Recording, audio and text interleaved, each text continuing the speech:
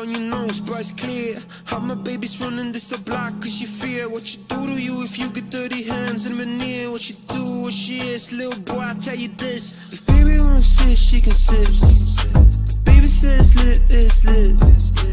Got your bank account and that cute. If she said it loud, it's the truth. If baby wanna ride, she can ride. If baby needs some time, she got time. Got your bank account and that cute. She can make it count, how about you? She would put you in the bag, wouldn't even need a planet. If she wanted, she a magnet. They should let her name a planet. Everything she drop like Corona, viral, make the world start over like I own her. She ain't about to set, but they really wanna throne her. Listen, she like Bay, she like Hova. Self-employed, moving paper better than some Billy boy. Made a choice on the regular, she bring a milli home. Click my phone, get my ass up, get a dinner going. Watch she out there, making sure that you all know. Baby wants sit, she can sit. Baby says lit, it's lit. Got your blank account and that cute. If she said it loud, it's the truth. If baby wanna ride, she can ride. Baby needs some time, she got time. Got your bank account and that cute. She can make it count, how about you? She be always making money. If it's raining, if it's sunny, she make time to call me honey every day. Drop a couple bands on the cook, then he pay. Then a couple more on the tip, baby saves. Body 60 every day, imagine holiday. If I get the 50 cent, she get me holidays. Signing with the fly, if you meet her, know it's true. So if she ever asks you, you know that baby wants sit, she can sit. What's up, everybody, and welcome to another episode of Unapologetic with Mandrell. I got with me a special guest co-host, Tommy B. Tommy, what up, man? What's going on? What's going on, man? Did you catch a broadcast from last week? I did not. You did not? I think that's the one I missed, isn't it? Probably so. Yeah. Well, here's the thing. Last week, the episode was called The Image Solution, right? Where I was trying to find solutions to, you know, the image of black people, what people think of us, how people see us, and that's because of image, right? All right. Yeah. So, and what sparked it was really the first episode I did with Sir Hill. He was saying that a lot of it is marketing. Yeah. And I said, yeah, that's exactly what it is. It's marketing. So I touched on a little bit about the movie from 1915. It's a silent movie called Birth of a Nation. Oh, yeah. Yeah, and that's really where all of it started. Yeah. That's really the bad image of black people. That's really where it all started right there with Birth of a Nation, right? And then it just kind of grew from there. Yeah. It grew. So then we had kind of a mock trial. I put a few of them jokers on trial, black people, you know. Oh, okay. Okay. I'm going to do the same thing with you because I want to hear what you got to say about these so-called good images in the black community, all right? Mm-hmm. And so well, here's the thing. Like I said, I'm looking for solutions. We always talk all the time about ideas about what's wrong with this, what's wrong. Mm-hmm. We don't ever talk about solutions much. Mm-hmm. What's up, Luke Caisley? Let's talk. Yeah, let's give a shout out to some of the people in the chat, man. People come out to support your boy. Everybody else seems to have something better to do. You know what I'm saying? Don GQ was never here. Exactly. The Don GQ. GQ be here. He be creeping though. GQ be every. That's one dude who's everywhere all at the same time. But GQ be on the low. Yeah, he did. Yeah, Don GQ. What up, man? Shout out to my boy. Shout out to Canadian boy Nigerian, aka Black David. Stephen Daly. You out here, shout out, man. Thanks for coming. Appreciate it. The beautiful Jenny Morena is here. Hey, Jenny. Hey, Jenny. How you doing? The Book of Genesis. Hey, y'all. Hey, Genesis. Look at him. Hey, he did not. You're right. She gonna be on you for that one. I know, but she way up in Illinois talk like that. She knows she's from down here. Luke Caisley in the house. Hey, Luke Caisley, thanks for coming to support your boy. I appreciate it. Hey, Luke Caisley. For real. Luke Caisley, that's another one that's everywhere. From the Bay. She from the Bay? Or I know she in the Bay. Oh, she in the Bay? I believe she in the Bay. I heard that. Luke Caisley, are you in the Bay? Are you from the Bay or in the Bay area on the West Coast?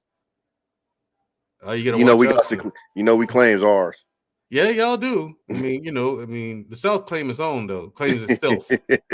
I ain't never seen nothing like that. Everybody else claim where they're from, but the South claims itself. I don't even understand how that works for real. It's like, wait, Sacramento. There you go. Wow, she actually closer than, because I'm in Stockton, so we're about 30 minutes apart. Okay. My daughter actually, my oldest daughter actually stays in Sacramento. I got her right now. Nice. It's one of those in her crosshairs now. But hey, you're the one in Illinois, sounding like you from Mississippi somewhere. She's all the way up there in Illinois, in Chicago area. Hey y'all! Illinois got a little country to them. Like if you ever hear them talk, especially like Chicago, like it's on certain words that they say. It comes out a little right. Everything else is straight laced, but then all of a sudden 2 or 3 words are coming. Yeah, you're like, that whoa, long where'd that come draw. from? Yeah, that long draw. Yeah.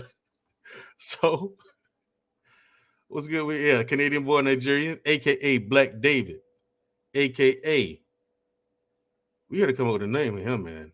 I forgot Bob. What the name was. Bob. Yeah. You forgot Bob. B.O.B. Yellow was good, man. Well, Black man said black oil, baby. Right. Black oil, baby. Bob. Von Bryant in here supporting me. Appreciate it. Thanks. Hey, what's going on, Mr. Bryant? Pasadena. Okay, that's Pasadena. Now. Look, you know what I'm saying? Cali showing out. You feel me? Right. Look, fellas, get off the West Coast. Nah, Genesis, we good. We connected by bikes. We good. Fellas, get off the West Coast. Okay, black people? That ain't where you belong. You know. Black Day. And then New York's just crazy. Give me one quick second. No problem. But yeah, everybody in the chat, thank you for coming again. Samantha Michelle. What's going on? Hey, thanks for coming, everybody. For real, I got another good one coming. That's going to be for the night. I got some good news and I got some bad news too. What's that? It's a trip because it's the stuff black people talk about all the time. Mm-hmm. But some black people, the real conservative types, they be like, that doesn't happen anymore. That's not how. It doesn't happen anymore. That's in the past. It's like, yeah. But I found this shit happening right, and that's why the now. Image thing for me is so funny when I talk to people, because they get with the whole, oh, we should dress like this, dress like that. I'm like, we was getting our ass whipped in suits back in the day. Right. I'm just saying. Bust Martin Luther King in the head with a brick while he's wearing a suit. So let's not act like it's just, so we dress in a certain way. So we can understand why black people would be like, well, why does it matter? Exactly. You wear a suit. Why? Exactly. I'm gonna get my ass beaten anything. I'm gonna be comfortable then. And they was pimping back in the day in what? Right. Suits. Like, come on, man. Alligator shoes and everything. Mm-hmm. All right. So last week I was looking for a solution to this whole black image thing. Ultimately, what I came down to is like, number one, market the good stuff about black people. And I was trying to look for an example of what to market and what other cities can do. You know what I'm saying? That they can replicate in other cities and market that too. Say, okay, it's not just happening there. It's happening over here. It's happening over there, over here. And in my research, again, I found another city that's not a Black Wall Street, but well on its way. These black people made all the right moves in all the right directions. Right? What's that? But before that, let's get to the trial. Boom, boom. I wish I had that Law and Order sound effect. All right. The first defendant, you will be, keep in mind, Tommy, you will be their defense counsel. Okay. Hey, listen, you defend them however you like. Okay. I got you. There you go. You can throw in the towel, give up on them, or you can defend them all night long if you want, right? Gotcha. Cool. First defendant, Kanye West. Oh shit. So how am I defending him? However you like. The century, Kanye West. Now, Kanye West has been accused of being a simp, being an overall embarrassment to the black community, being an embarrassment to himself, dishonoring his mother's memory with the actions he's been taking. Okay, putting another black man's life and family in danger by outing his address, airing the guy's address out. On he put Pete's address out there. No, he put D.L. Hughley's address out there. Oh, okay. Oh, I didn't know that. That's new. Oh, shit. That happened last week. So wow. He did that last week. And then one of his partners pulled up on him just a couple of days ago, pulled up on D.L. Hughley in the hotel room talking about that was fake. So what happened? He really put up on him. What happened was he put up on him at a restaurant and he just said what's up to him. Well, what he did was he captioned it as if he pulled up on him, but he didn't really pull up. Well, what about the dude who pulled up on D.L. Hughley in the hotel? No, that's what I'm saying. It wasn't a hotel though. It was Noble. Okay. It was a restaurant in LA called Noble. It's where the rich folks go. And he put up on him. So basically, he called him on the way to the bathroom, and took a picture. That's the picture where he took like this. Yeah. And then D.L. Hughley right there. And then I believe he went to a restaurant and either took video of him or took a picture of him there too. But he made it look like he actually pulled up on him. Okay, so I saw the video of a short clip of the video. Okay. Yeah. Now, what happens here is either when we build our black community, can they come with us, or we gonna leave them jokers there, wherever? You know what I'm saying? You talking about Kanye? Yeah. Defend this nonsense. We gonna leave $6 billion? Yes. Oh, you out of your mind? That's $6 billion. You out of your mind? You can leave this $6 billion. That man worth $6 billion. That man coming. No, he's not GP. helping. He coming. No, okay, he's not good for the black image. You do. Okay, so this is where I kind of get my issue with this community and say the black community, and then especially when it comes to like somebody like Kanye West. There we go. So Kanye is okay. The link will drop in 45 minutes. For everybody, the link will drop in 45 minutes. So Kanye is essentially fighting for his marriage. No, he's not. That marriage. How is he not? No, I'm the judge here. Okay. You don't think he is? So you have to convince me of this. He's not fighting for his family. He's doing this for ego. Let's be real. It's all about ego. Why would you air your dirty laundry out in public like this and embarrass your family and yourself? No, because he's dealing with people that can spin the media. You got to remember who he's dealing with. But nobody's spinning anything. He's the one talking. No, he's jumping in front of them before they try to spin it, because they've done it before. Like before, they done stuff and tried to make him look away, and that's why he's acting the way he's acting. Now, I think that's what a lot of people are missing. You dealing with people who are professionals with the media. They got friends in the media, and they can spin whatever narrative they want to. So what he does to be transparent is he puts all of that stuff on blast, so then they can't double back and go, oh no, this and this is what happened. Well, nah, here go the text messages right here. You see what I'm saying? Yeah. So so in one part, you can't tell me that the nuclear family is the most important thing for the black blah blah blah, and on the other hand, this man should just let his wife go. That doesn't add up to me. Well, now, I'm not saying whether I agree with him doing all this or not. I'm just saying you can't preach to me how. Listen, I'm not the one that preaches nuclear family stuff. They do. And I'm saying you can't preach nuclear family to me and the families the mother. Huh? You see what your man doing over there? He looking pretty bad.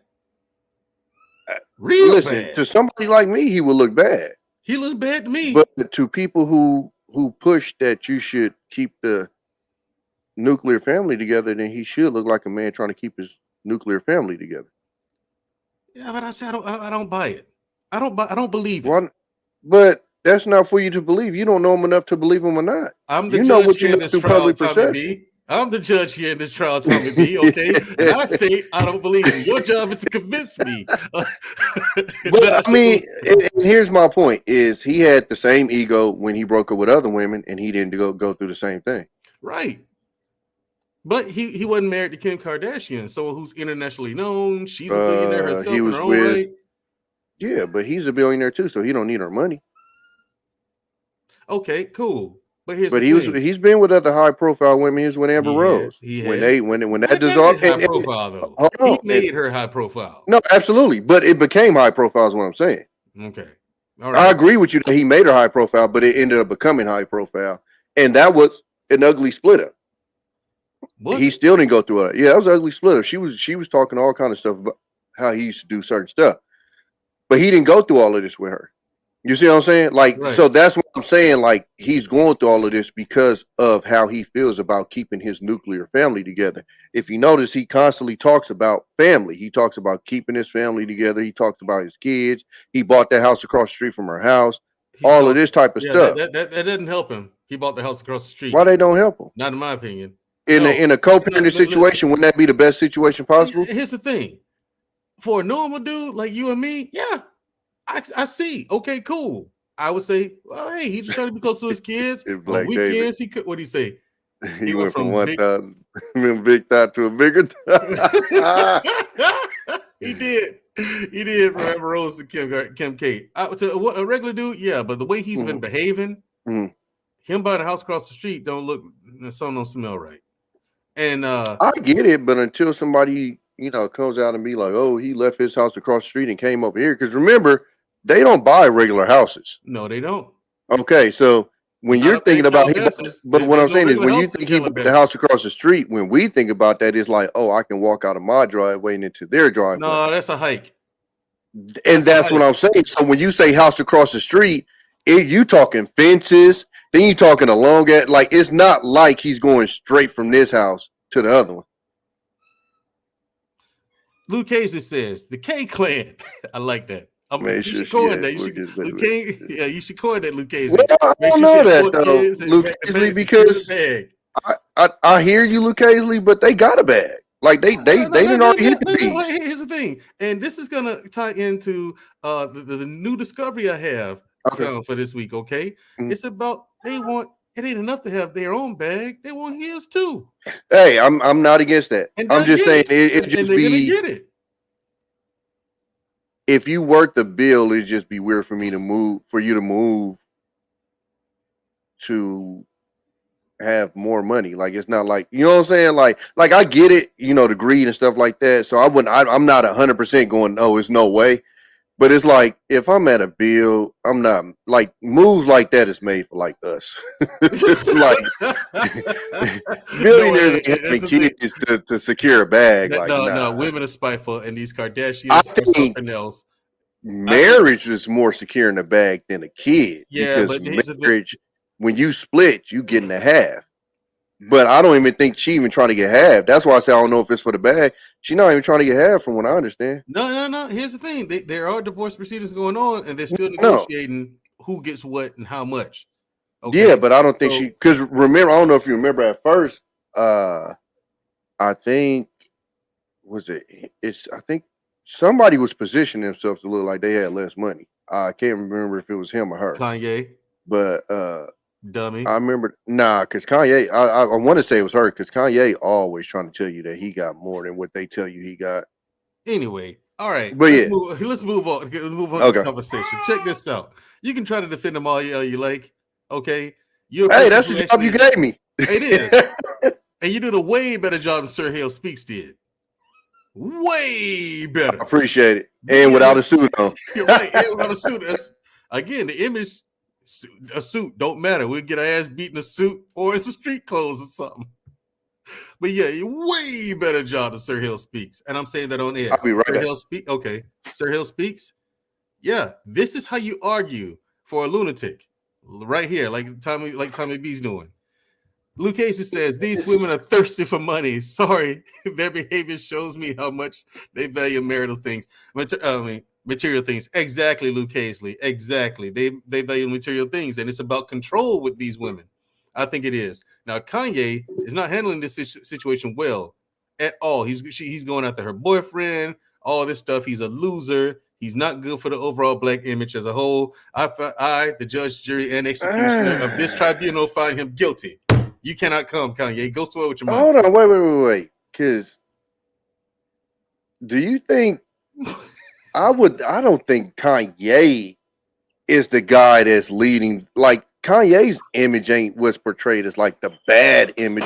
Remember, he's a whole Christian out here. He's dropping gospel albums. He's not a Christian. He's a lunatic. The man dropping gospel albums and all that. So I mean, when have you heard a Kanye gospel album? His last album was gospel album. There's no cussing on it. Listen to it. Yes, I did. It jammed. No, you didn't. Hey, Mandrell. Matter of fact, it was. I'm gonna put it on the air. It's better than Drake album. Yes. Look, Tommy. No, it was better than Drake album. Drake's last album. Yes. With the pregnant chicks on there? Absolutely. Tommy, you making some bold Donda was better. You making some bold statements. Donda was better than what was it called? I forget what it's called. I ain't even no big fan of Drake's like that, but that last album that shit went hard. Bro, that was one of his most mid albums ever, bro. All Drake shit bumps. Nah, hell no. Nah, I can't believe Mandrell saying this. Okay, we need to clip this. That man said all the Drake. Hey, listen, I'm not saying these ain't my words. These ain't my words. Oh, okay. I'm the judge. The jury. Oh, got you. Well, we need a new jury then. Hey, listen, you're telling me, bro. I'm like, good grief. I don't see how they like all this stuff. So I like some of Drake's songs. Yeah, me too. Here and there, but whole albums, I have yet to find a whole album. I'm like, that whole joint right here is just. Hey, they'd be mad at me if they knew my favorite Drake song. All right, our next one here is Juicy Smoulier, aka Juicy Lord, yeah, no, he don't get to go. Okay, he out. Your own attorney threw you out. No, I ain't even. Yeah, dismiss me from this case, Your Honor. Next one. Here's a good one for you. Will Smith. Oh, he in there. He in there? Hell yeah. All the way in? 100%. Oh no, man. What Will do? The whole Jada shit. How that look? I ain't saying I got anything against it. Bro, marriage, do what you want to do. It's gonna happen. That ain't like that's just it's gonna happen. I agree. But yeah, Jussie, that's right, Luke Hazley. Jussie. Again, no, keeping his family together, keeping it like. And this is my thing, though. If that's what you believe, then I can't do nothing but respect it. Them kids grown, Tommy. It don't matter. How you keep the family together? He married a thought. He tried to turn a hoe into a housewife, and he wanted a traditional marriage. She did not. Okay, she told him he didn't. She didn't. And so he get married to her. He tried to turn again. We going into territories that I'm just saying what they said. I can only tell you what Will and Jada have said. Okay, in public. That's all I can do. So this is the evidence you're hearing now. Okay, because they aired this stuff. I hear you, but listen. Fresh Prince of Bel-Air, not just the TV show. DJ. That's why it's so hard for me to speak on celebrities though, because celebrities is like. Yeah, it's fake. I get it. We think we know, but it's so much stuff that go on behind the scenes that we really don't be knowing. That's true. I agree. Like all the swingers parties they attend, allegedly. Oh, Lord. Allegedly. But anyway. Ain't no allegedly to that. They be doing that. I hereby sentence the defendant, Will Smith, to probation until Will in there, man. Will on probation. He in there. Will got cheated. Will got cheated on. Will ain't did nothing wrong. Yeah, that's why he's in. Will is in. But you saying but you saying the image, like Will Smith don't give us a bad image. He gives us the excellent image. That's why until this last shit here lately. I'm like, man, that shit old news. Ain't nobody thinking about that no more. Okay, how about just a couple of weeks ago? He says there's no infidelity in my marriage. It ain't none because they got an understanding. Infidelity is if it ain't understanding. Again, Tommy, you're talking to me, so I get why you're saying that. I know that, and I agree with that.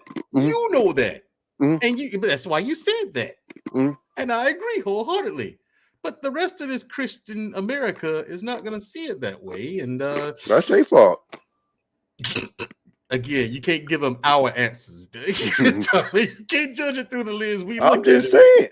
But I mean, clearly the world need to start thinking more like us than them because the way they're thinking now, they going off a damn cliff. They just keep it funky. Right. Oh, hold on. Jenny Morena says, hey, Mandrell, stop. Jada is a leader lacking in real thoughts. I agree. Y'all gotta relax. Will Smith, the ultimate simp. Y'all gotta relax, G. Reason for being on probation. Being the ultimate step. See, this is my thing, bro. Is y'all can't be on here promoting because if you want to keep it funky, Like, y'all, man, look, man, y'all can't be calling people that's quote unquote doing the right thing. Like, y'all can't be preaching one thing and then one dude that's literally doing exactly what y'all saying do. Keeping the marriage together. And then, he's a simp. Like, y'all can't play both sides of the fence, bro. I got you. All right. Now, I'm not talking about you. I'm talking about Blake David. Blake David said reason for being on probation being the ultimate simp. The ultimate simp? Come on, no, that's bro. Kanye, right? That's Kanye, Blake David. Kanye's the ultimate simp. I don't think neither one of them the ultimate simp. Yeah, come on. No, I don't. Tommy. Kanye, though, bro. That's niggas. I'm embarrassed for him. Not even for him. I'm embarrassed just to be. He black, and this is what he doing. I'm embarrassed. You got us out here looking bad, man. As a whole, I am not cool with that. Yeah, and then all the shit, slavery was a choice, and all this other crazy shit. Harriet Tubman didn't free the slaves. Like David, I don't even know what the hell that word means. Archfiend. What? I'm on the dictionary right now. Archfiend.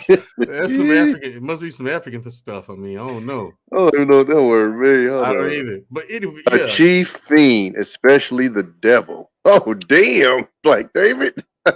Wow. What's going on, Mr. Bryant? Mr. Bennett. What's going on, Mr. Bennett? What's going on? All right. I think Mr. Bryant in here too, or he left. Tiger Woods. Oh yeah, throw him away. Tiger out of here. Tiger being out of here. Tiger don't even mess with us like that. He don't. Nah. That's why I brought him up. Now, honorable mentions, Tommy. Honorable mentions would be what's her name? Oprah. Oh, I found her guilty. Why are you trying to throw all the money away, man? Mandrell, we gonna be broke as hell going to wherever you trying to take us. What the hell? No, we still got Bill Cosby though. We got the Cosby on this way out. We don't know where that money about to be dispersed to. That's why we inherit the money. We don't even know if he got his affairs in order. Yeah, that's true. That's why we inherit it, because it goes to the state, which is us. So you can come, Cosby. He said, "Why you trying to Thank you. Luke Hazley is on my side, my California sister." Kanye, he's really Luke Hazley. I disagree. I don't think it's about his kids. I think it's about ego with him. Bro, listen to what he said. He didn't want his kid on TikTok. I get it. I agree. They went against his words. They put him on TikTok. You know what? Kardashian. You know what? Okay, Mr. Bryant's still here. What's going on, Mr. Bryant? Mr. Bryant, what's going on? The very first TikTok she posts, you know what they on there talking about? What? Hey, here's my Cash App. Send me some money. Hey, like just exactly why you wouldn't want your kid that famous to be on damn TikTok. Like the comments literally proved this point. Okay, I agree. It's not just on some ego stuff. It's on some. Listen. You got to remember, he watched this woman or this woman's mom pimp out her little sisters. He ain't trying to have his kids pimped out, bro. You married a Kardashian. He did. I can't argue against that. He did. And every man who's going into that house, Luke Hazley. Here's where I agree with you and Luke Hazley at. Every man who's going into that house, Soup said it best when he was on the Breakfast Club. They don't come out right. Okay? Every dude who goes in that house comes out messed up. Now, Bruce Jenner, I don't know what kind of thing they putting on them dudes. Now, Bruce Jenner said that, hey, that thing was so good, I'm going to give me one. And he did. No, he said he's going to become one. Yeah, right.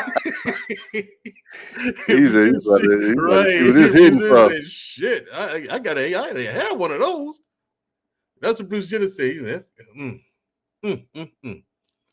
But Kanye, why did you marry Kim? You knew what you were signing up for. Maybe. Anyway, it's the coon shit for me. Why Kanye's out. You're out. He's out. Okay. He said, Black David said, Oprah double agent more dangerous than the black widow. Yeah. Oprah's a double agent. Listen. Oprah's a double agent. Paul Mooney warned you about him now, Tommy. Now, Paul Mooney did. Yeah, now that snake come back and bite us in the ass. I'm just saying. I know there's money there. See, this is my thing, like the whole mentally unstable thing. Like, I can't listen. He ain't mentally unstable. Listen. We don't know these people. It's that simple. Like, we got people in our family ain't mentally unstable that we don't, acknowledge or like, I'm just being real. Like, we don't know these people. We know these people from the couple of seconds that you see them on somebody's screen. That's it. But Don GQ is correct. Shout out to the Dunn, by the way. Oh, he married a married 304? 304. And Luke Hazley down here says that everyone gets messed up in the head when they deal with those witches. Absolutely. Yes. The K Clan is a modern version of that evil family from the movie Get Out. There you go. Listen, I ain't defending that family. I'm just talking about him. They is what they is, and yeah, it is his fault for marrying into it. Absolutely. Can't take that away from him. But we got to stop with like putting these labels on people that we don't know like that. I'm just being 100. Oh, like, look, we don't know these people. They putting it out in public like that, Tommy. So they put no, it in public like again, that, even what they put out in public, it's the same, bro. We on YouTube with people, 4, 5, 6 days a week. We still don't know them. That's true. But since thinking don't cost nothing, I can think it, and I do. No, absolutely, no, absolutely. But what I'm just saying is just because a lot of people, when they think it, they active off of. Right, they act. I get what you're saying. That he doesn't take his medication. Okay, got you. Okay, cool. Okay. Now let's move on to the next thing. All right, I'm gonna do something like this again too, because I like this whole putting people on trial thing. I like that. I'm gonna refine it too and get better with this one. All right. Here's the solution I found. Right, everyone talk about there's no black community because, like I said, last week's episode is gonna sound like an obituary. It's gonna sound like I'm burying all black people in the black community. It was sad, but in Pine Bluff, Arkansas, I found an actual. I found an actual black community. I remember you talking about that. Yeah, they call it the New Wall Street. Like I say, it has a real partnership with its citizens, business leaders, and local government. Affordable housing to bolster generational wealth. Over the past 3 years, the leadership has voted for the passing of legislation to inject millions of dollars into community investments. The community is both involved and on board. Now, Tommy, how involved is the community, you might ask? They have a black police chief, a black mayor, a black state representative, all black state representatives, black state senators, black fire chief. The list goes on, Tommy. It's black everything. The street lights black. The sidewalk black. There's a black, literally, there's a black business on every corner, and there's like 5 on every street. Give me 1 second, Mandrell. Go ahead. While Tommy does that, let's see. Bless up, Canadian born Virginia. Remember that Luke Casey says, remember that Hollywood will make those that do not conform to their stuff crazy on purpose. Once they label people something, it is hard to remove the label. True. Facts, Luke Hazley.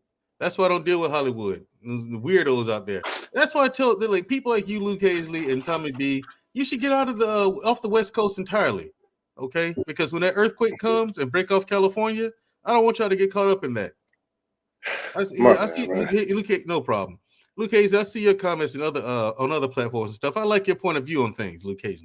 You're gonna have to come up here and do the show with me one day if you got time, because Luke Hazley like moderates like 8,000 platforms at the same time. Sometimes, man, it's crazy. They got day out here. My son and all that act out there, man. So anyway, here it is, Tommy B. All black leadership in government. All black. No, that's super dope. Yeah, judges, lawyers, doctors, dentists, everything, right? Yeah. You think that's super dope, right? Ain't it? I thought so too. And absolutely. All black businesses and stuff, and they're doing it. This was going to be my solution. I was going to make an outline on how to do this, but they doing it. So instead of me taking the time to make an outline on how to do it, that's the outline right there. Yeah, that's it right there. Exactly right. I mean. So, and plus, like last week, I posted a link to the article, and I found some stuff on a whole YouTube story about it. You know what I'm saying? And it's new, a new YouTube thing. Some people went down there and checked it out, cameras and everything out there, and a whole 9 yards. Oh, okay.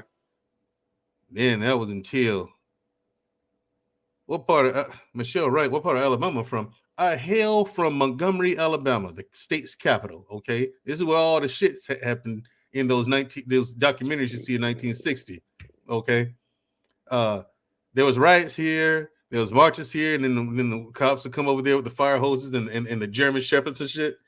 Tommy, yeah, that stuff happened right downtown, right here, man. It's stuff crazy. I was looking up Pine Bluff, 49,000, so about 50,000 people in there.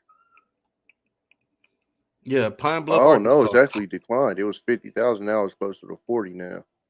Yeah, well, white people moving out. It is 76% black. Yeah. Sheesh. 17% white. And everybody else is but 1% Hispanic, 2% other mixed. Wow. And you know what else taught me? What I found fascinating? Huh. I didn't find fascinating. I mean, I just thought I'd throw this out here for the naysayers. Apparently, crime not really a thing over there. It's not rampant with crime or anything like that. People ain't, but this is what it is. People, everybody too busy getting to the bag. Yeah.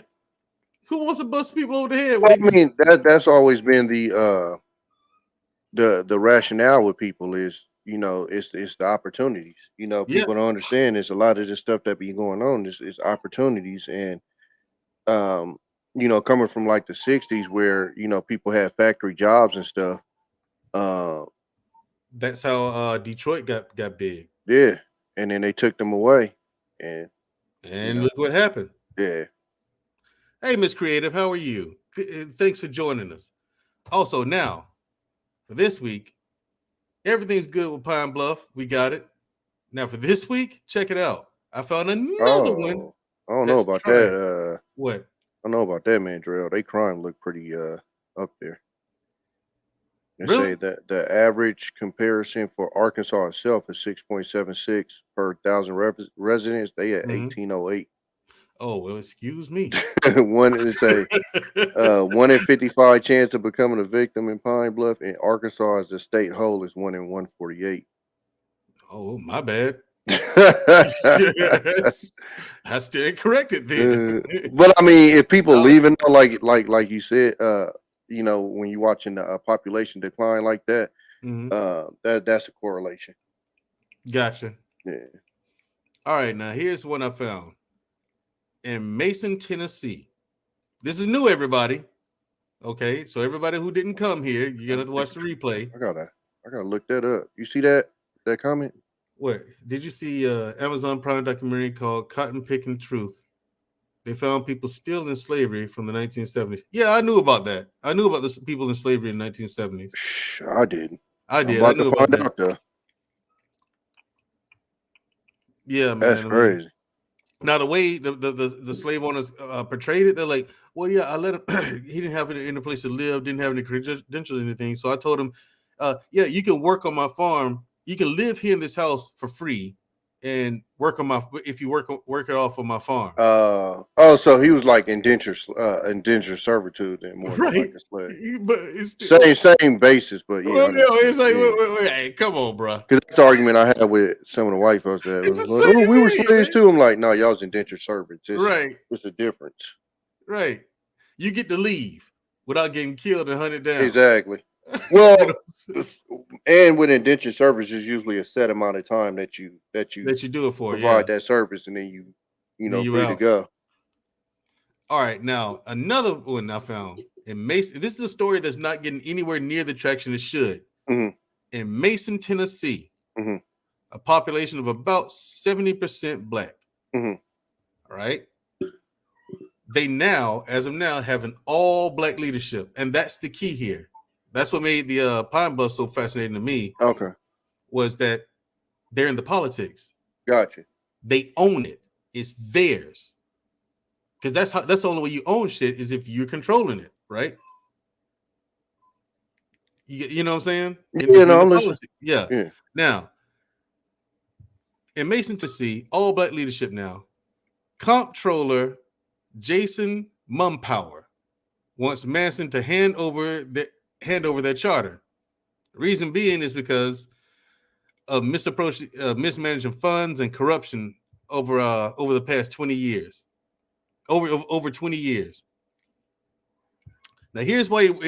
Now that's his famed reason, everybody. Okay. Remember, Mason, Tennessee. This is his famed reason. Now, here's a real reason why he wants Mason to hand over their charter. Ford Motor Company, you know, as we all know, Ford is now switching to moving on to making electric vehicles and the like, right? So they got to open up new plants for this, right? Ford has decided to invest in Tennessee and is building a plant just 4.5 miles outside of Mason, Tennessee. A deal that the black leadership of Basin, Tennessee ironed out. Now, and we all know what that'll lead to, you know what I'm saying? Bolstering the economy, high-paying jobs. And when people get high-paying jobs, they start opening up businesses, you know what I'm saying? Which will eventually lead to another Black Wall Street, just like Pine Bluff, Arkansas. All right. Now, here's the thing. The debt and all the corruption, that came from the previous administration under an all-white leadership. But all of a sudden, Comptroller Jason Mumpower says, oh, no, Mason, they need help. You're not good with managing the money. You need help. Yeah, but they ain't even been in office 2 years yet.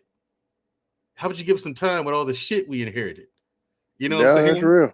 Right? So he wants to take it. And that's the thing. That's political game, so. Right. He wants them to hand over that's what I was talking about earlier. I said the bullshit of us putting ourselves up by bootstraps, and then we either get completely annihilated or it all gets taken from us. It's going on right now, and that's what this story is. Right? And that's what this story is. They're literally trying to do that right now to this community. Absolutely. Because again, they ironed out this deal with Ford, and Ford agreed 4.5 miles outside of the city.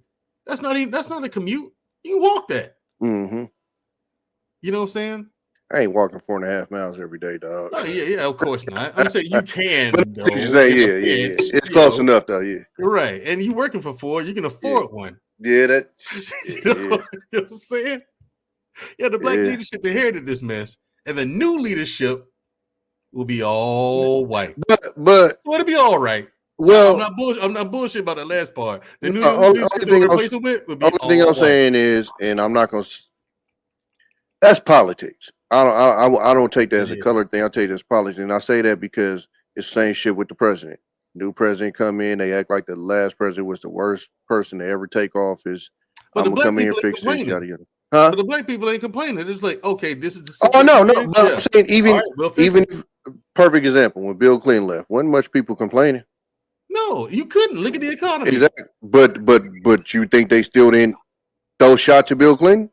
You know what I'm saying? Like, listen, man, he shouldn't have been in the White House doing what he's doing. No, I understand that. Even though every president ever has done. I'm not talking about that. I'm talking policy wise. They still threw their darts. You know what I'm saying? Like, it's just political strategy. You know, you step on others to make yourself look better. Yeah, but this is robbery, though. They taking shit. No, 100%. But again, political. That's what politicians do. Because it's about control. Because if white people come back in and just replace the new leadership, they're just taking it. Like, and it gives them control. That's what I'm saying. It's the same thing with Republicans.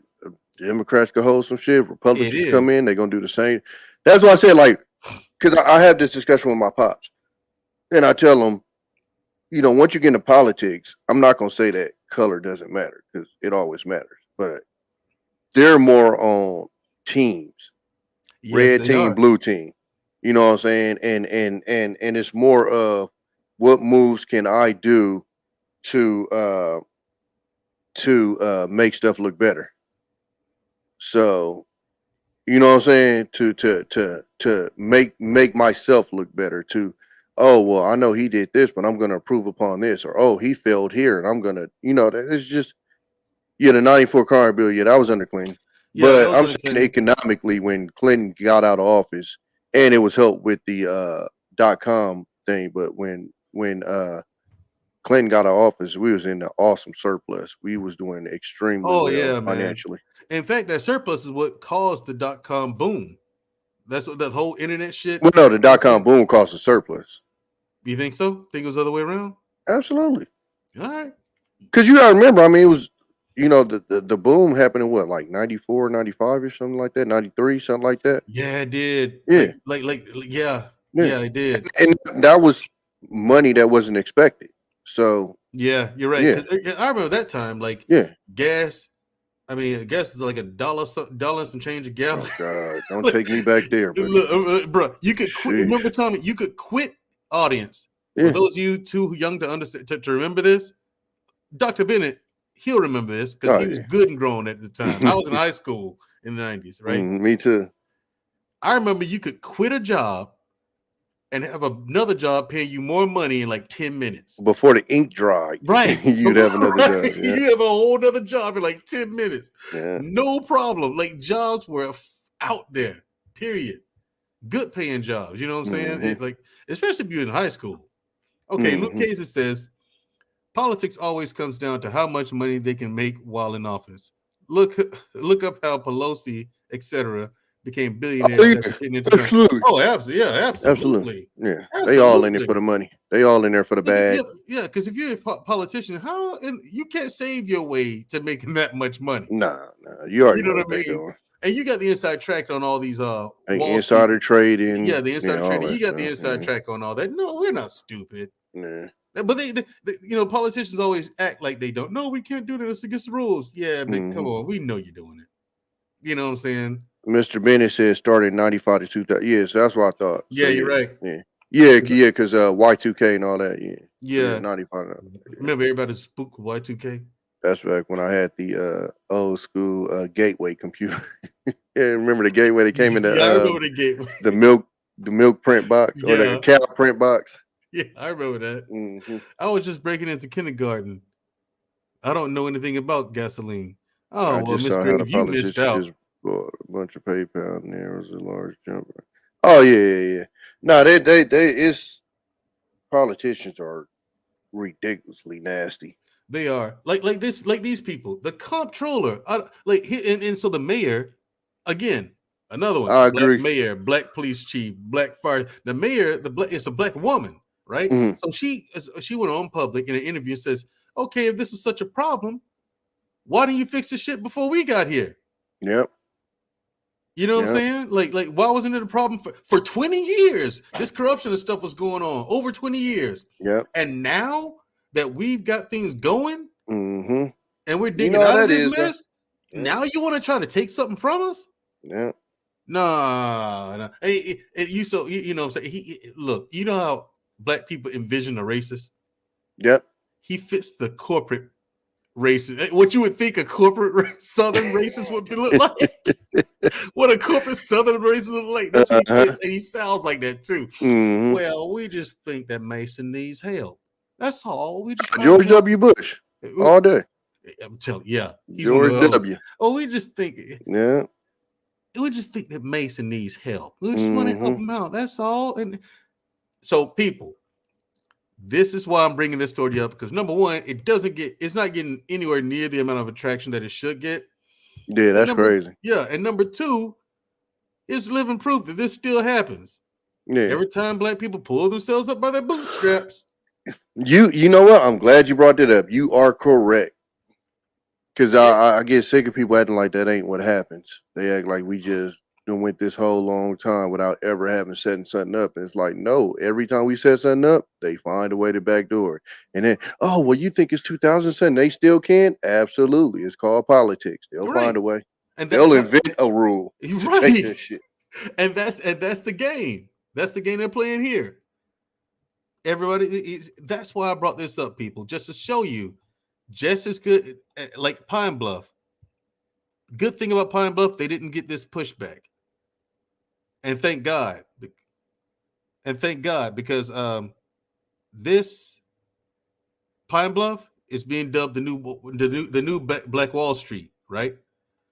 All right, let's get to this comment. Politicians who are millionaire politicians who say they want tax for the rich, 100% full of shit.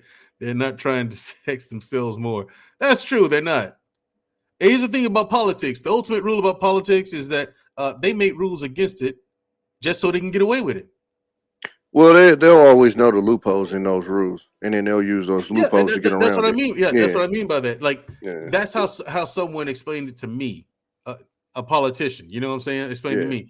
Hell, we make rules against it just so we can get away with it. I was like, yo, really? Tawana G, hey, how you doing? Thanks for joining us. Sir Hill Speaks has finally joined us. Don was still rocking with your boy, Big Bad Bull. There you go. Black Man just dropped the link if anybody want to come up. Takashi, what's going on, Takashi? That was all. That was all your court, your trials for the day. Okay. No, but listen, I've been writing down a list of these jokers and writing down their crimes so I can. Go ahead, and let Sir Hill know I was a better lawyer than him. Yeah, I will. Sir Hills, you got as a defense attorney, Sir Hills, you suck. I wouldn't hire you at all. I would hire Tommy B all day. Tommy B brought that fire, Sir Hills. I don't know what you were doing. And he had Sir Hills. Tommy B had just as a matter of fact, Tommy B had a much smaller notice than you did. It's much smaller notice than you did. Tommy B called right on, boom, went to work. What's up with it, Jay? What's going on, Blake David? Takashi, what's going on, man? That was a good sports discussion we had earlier. Oh yeah, we didn't had an 80-degree day out here, dog. My kids the court section was good. Having you over here, man. Starting to warm up. Getting stuck outside. Well, what y'all think about these towns he was talking about? About Kanye West and all. Well, that too. No, not the Kanye. No, he was talking about the little towns. He was talking about like they kind of like little black mini Black Wall Streets. He's saying that if we could get more of those together, that possibly we could kind of get some change going.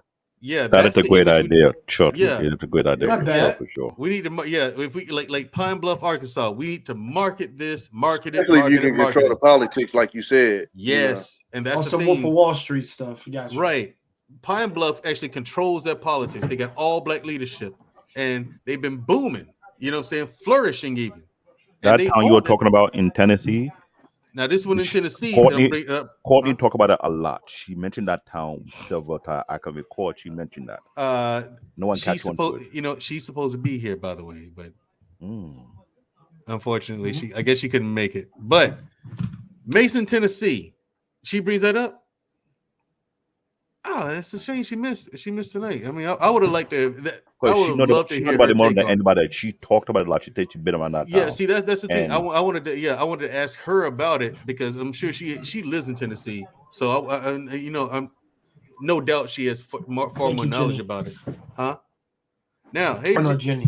Jenny Morena. Yeah, everybody check out Takashi's channel. Also, check out if you haven't yet. Y'all need to check out my boy Tommy B's sports channel. It's called We Argue Sports. Yeah, it's good. All right, it is good.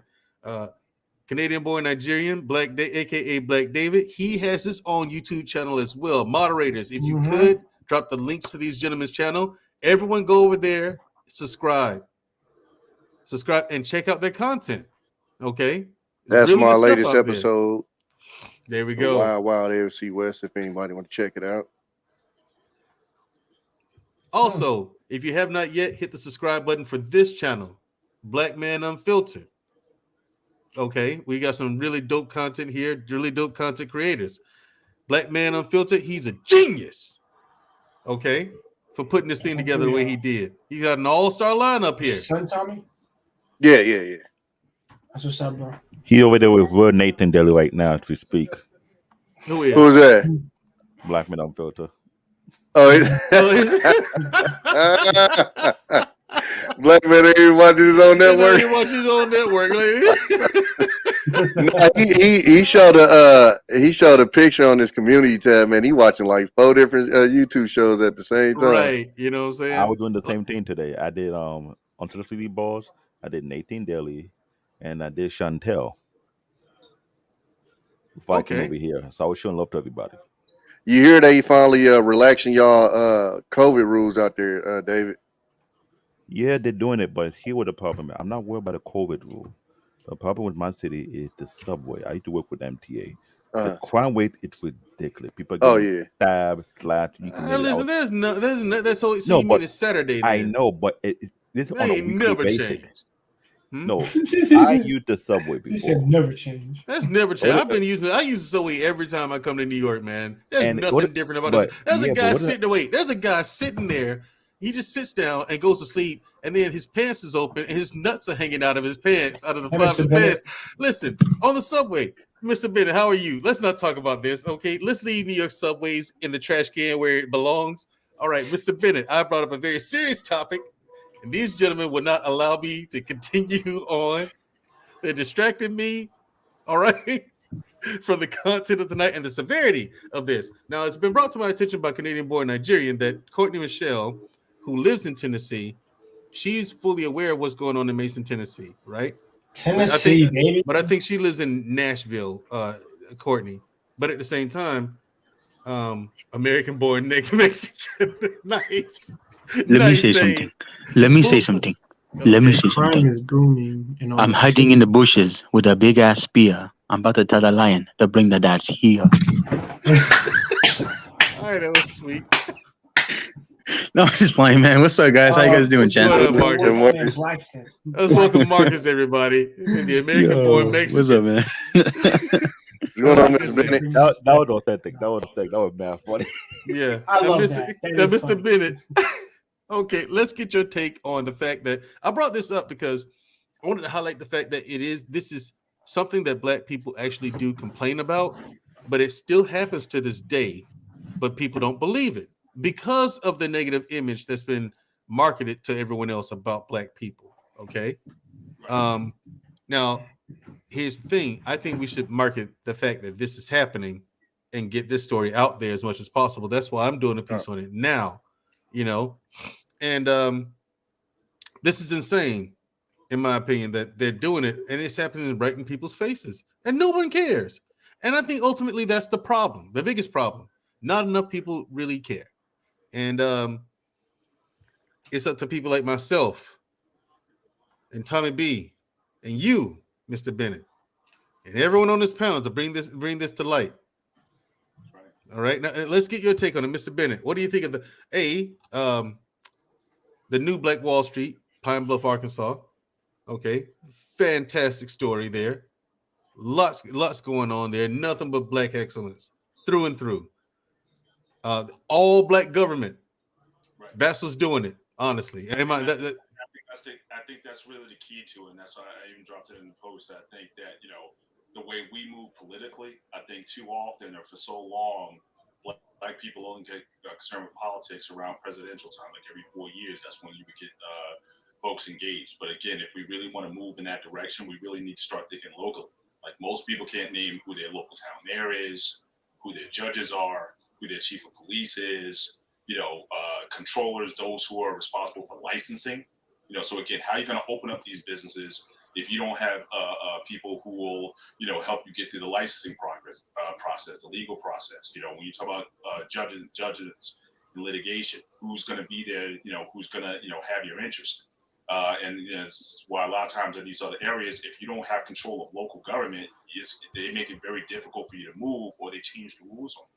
So I think just as a people, I think we need to start thinking more locally. Forget about, what happens in Washington, D.C., that may come and affect you, kind of down the line, but what can have more immediate effect on what happens to you is your local politicians and your local leadership. So really, let's put the emphasis on that.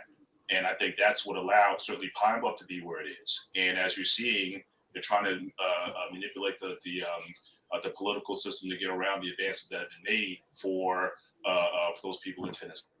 So I think we have to start thinking locally when it comes to our politics and really about electing people that's going to allow for these opportunities to open up. And then as far as the issues, we know what's going on with redlining and what a lot of conservatives are looking to do to redline and redistrict these communities to affect the minority vote.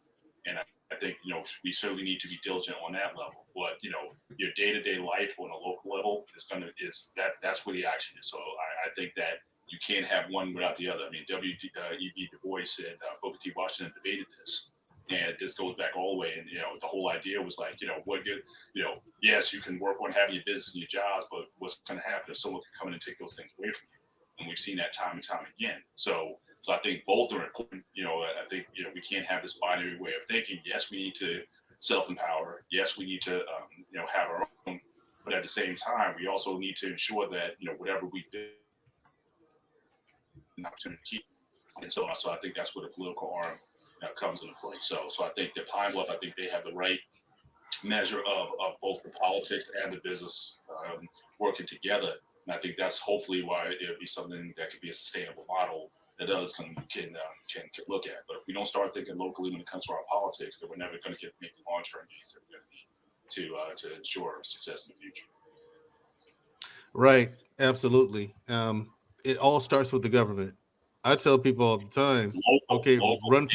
Make sure you put it's a big local. So again, if big local, large federal or state, but again, the local has to be the big local. Yes, big local is where it's at. Then, yes. I tell people this all the time. Why don't you run for office? Run for office. You know, and you know, people just don't want to do it. People don't want to be bothered. You know what I'm saying? And that's the thing. Most people just want it to work. That's it. Most people just want it to work. They just want the system to work. They want to go home and they want to go to a job and provide for their families and go home. Right. Most people don't want to be bothered with making because men are simple. Because men are simple. Most people don't want to be bothered with making real decisions. So that's why most people, period, don't run for office. You know what I'm saying? Right. Let alone you got a minority. Then you're talking about a minority group like African Americans. No, they don't run for office. Number one, we're a minority, so not a lot of us going to run. By default. I mean, guys just want to go home, pay the bill, have a little savings, have a little build up right there, have enough for their family, just chill for a bit, not have to worry about, hey, we're gonna have to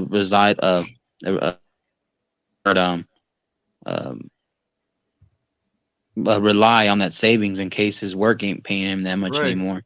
You know, they want to have consistent, but they just want to be like, all right, we don't have to worry about inflation. We don't have to worry about the stock market. We don't have to worry about real estate. We don't have to worry about property, state tax, you know, being so damn high. But hey, man, inflation, supply and demand, a lot of these things. Yo, people were fighting for toilet paper and Popeye's chicken sandwiches like 2 years ago. That's ridiculous. That's ridiculous. Yeah. It's amazing what moves, what creates movements and have people. You're never gonna let that go. But Mandrell, you were also talking about. I jumped a little bit late, but you were also talking about in that same city there was some major company was looking to coming to build a large plant sometimes. Ford Motor Company, yeah, because you know their Ford Motor Company is now making electric vehicles, right? And so they're about to build a plant. I got it right here. Is 4.5 miles right outside of Mason, Tennessee. I'm like, okay, you know what that means, right? Like you got a company like that building a manufacturing plant right there, and you know, electric vehicles are not going anywhere. That's the future. True, but potentially. But I think that people still need to look at that situation. Yes, it's an opportunity for economic growth, but at the same time, I think you still need to be moving ahead of it because I'm here in the Northeast. And I've seen a lot of, especially if you go up to like upstate New York, you had a lot of these towns that were called company towns. I've been up like Syracuse, Kodak, like basically it was like the main heartbeat of town. Because they didn't change with the times, the whole place is kind of like it's just run down because everybody was dependent on the big company to take care of everything. And so I think I still. Even though it creates opportunity for employment, but I still think you need to start thinking outside the box as well, and don't necessarily rely on the big company in your town. Because if that company leaves, and again, it's over. Go throughout New York State, go to Pennsylvania. Remember back in the day in the 70s, the steel mills and all that. So, and even in Detroit, when the automakers when they went through their restructuring, it decimated the cities. So you have to have a mindset. You just can't just rely on that company's always going to be there. Ultimately, I think you have to start taking some initiative yourself. So if it creates the ability to earn finances so that you can then go and start your own, I think that's also an attitude that I think we would certainly benefit from. That's the attitude I take from it. That's all. I made that point with Tom. And I said, now think of how many people are going to go over there and start working from Mason, Tennessee, and then you know what happens? People are going to go over there, get those jobs, and take that money, open up businesses. You know what I'm saying? You're going to open up, of course, restaurants, of course. You could open up grocery stores. You can open up private prisons. Gymnasiums. No, not private prisons. We won't get any money from that. Believe me, bro. They make money. I know they do. We don't. They do, though. But, yeah, that's the thing. You take the money you earn from these high-paying jobs like this, good-paying jobs like this, and you open up your own business. Then you have something to fall back on full time if you don't just move over to it segue over to it full time, you know. That way you also have something to leave for your kids and things like that. And it helps build a community, you know. And it's an amazing opportunity, and it's a shame that it's being stolen from them, and it's been done right in everyone's face. Yeah. So definitely, like I said, the local politics is key to that. Yeah. But listen, gentlemen, I can't stay on long tonight. Again, I just want to say hello to everybody. Again, that you were saying last night, support the show. So yes, I will be in the background listening. Secondly, Tommy, first of all, how are you? How's your fam? We still haven't got an update because the police got her in custody, so they not letting nobody go see her. But yeah, she's still holding on though. Gotcha. Okay, that's good. Last night, got off the call. Definitely lifting thoughts and prayers with you and your family. I appreciate it. Most definitely. Yeah. And the last thing, I'm sorry I missed your show tonight. I was actually going to call in. I got to ask you. Now, you're born and raised in Oakland? Yep. Okay, so I got to ask you this. What's that? All right. So you got the glove. Mm-hmm. All right. And you got my man, and I'm having a brain freeze right now. Jason Kidd. What's that? Jason Kidd. Who you picking as your point guard? Oh, that's a hard one. Jason Kidd. Because Jason Kidd, you get the offense, but the glove, you get. I say the glove because the glove gave you both. Right. You get 20 a game with the glove, and he was gonna lock somebody up. So it got to be the glove. He's the OG. Okay. But if you want to go past that, it'll probably be Hook Williams, who none of y'all know about. But he was the one that was giving Jason Kidd and Gary Payton work back in the hood, and then he got caught up in the streets and stuff. But Hook Mitchell, my bad, Hook Mitchell. I got you. If you look him up, they got a whole documentary and everything. Boy was 5'8", jumping over cars. Oh my gosh, free. Yeah, total free. All right, now last day before I go. All right, so again, so you got those two. Now you said you're going with the glove. Mm-hmm. You also got Dame Dollar. So best NBA player. Now, some people will say like Bill Russell and all that, but again, listen, I got to take myself out of that. So not only is he from my city, he from my hood.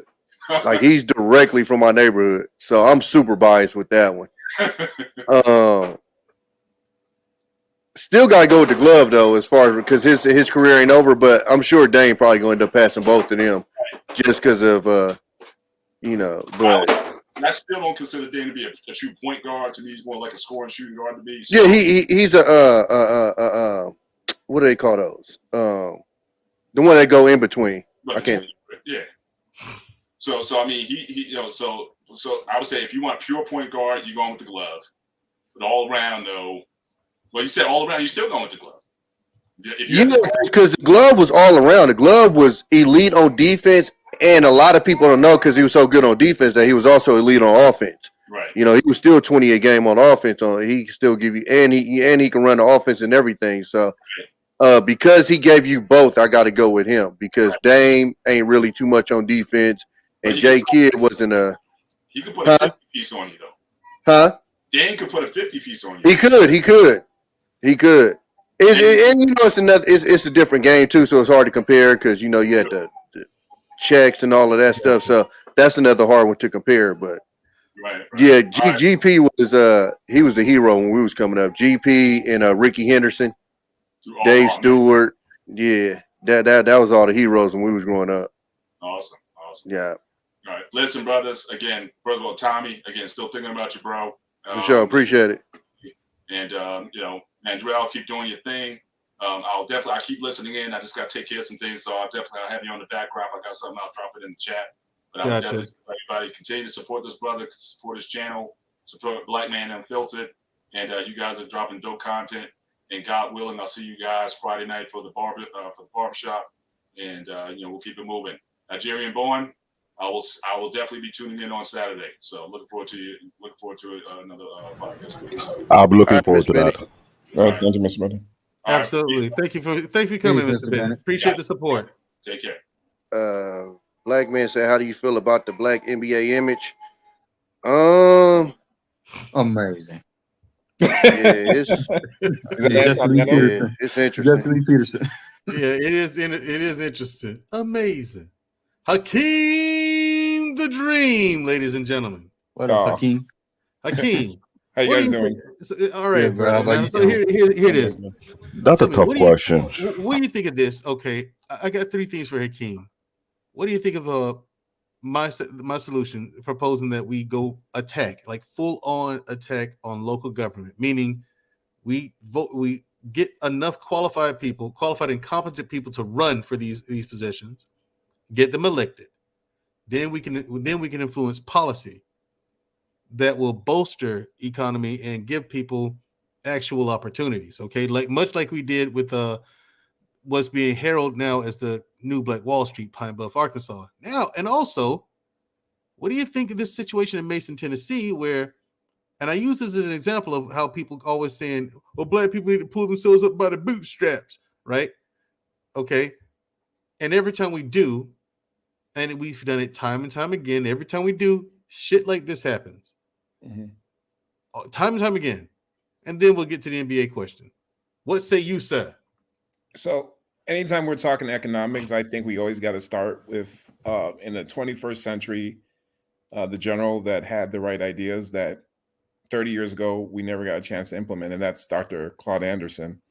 And he covers the 7 layers of government that Blacks should consider as far as if there was any movement to be made, we should attack those. And I think there has to be spots, just like you mentioned in Arkansas and these different states, that we have to give consideration to.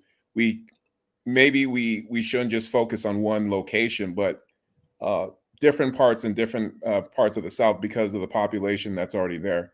So if we implement some of his ideas and we do it on the city and state levels at especially the city levels at some of these locations, I think that's a good start. Yeah, that was one of the points I made last week as well. Like, this is something that could be Pine Bluff, Arkansas. That situation can be replicated time and time again in different cities across the South, just like you mentioned, right? Yeah, I made this point last week when I first brought it up.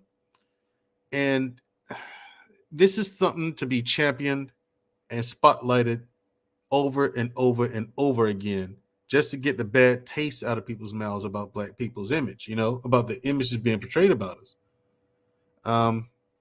It's a success story, Pine Bluff, Arkansas. I think it's fantastic. Now, on to Mason, Tennessee. Give us your thoughts on that one, bro. I'm not too familiar with that. I know Courtney, as Black David said, may have mentioned that a few times or so. So I need to do more research. I'm not as familiar with that as I am with Arkansas. But Tennessee definitely does seem like a location-wise as well. I think Tennessee, if I'm not mistaken, it's not only a good place strategically, but I think it's like there's this term for it where it's, if you divide it, the United States in half or something like that, it's located at the right sector, if I'm not mistaken. So I just got to do more digging on that, but it's good to hear that it's not just one city. And I think there's also a place in Maryland. I forgot which county it is. Maybe PG County I'm thinking of. Mm-hmm.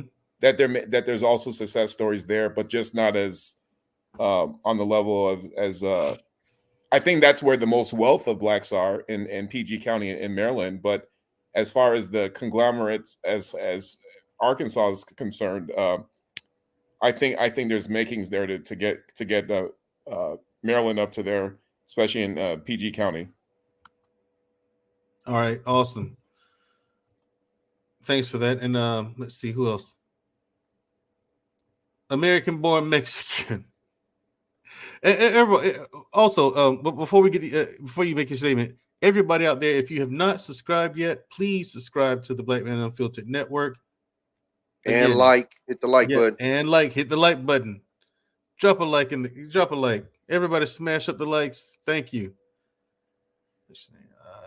Now, American-born Mexican, because your name changes like every 10 minutes. Give me your thoughts on the situation. Fraud has entered the chat. Give me your thoughts on the situation in Mason, Tennessee.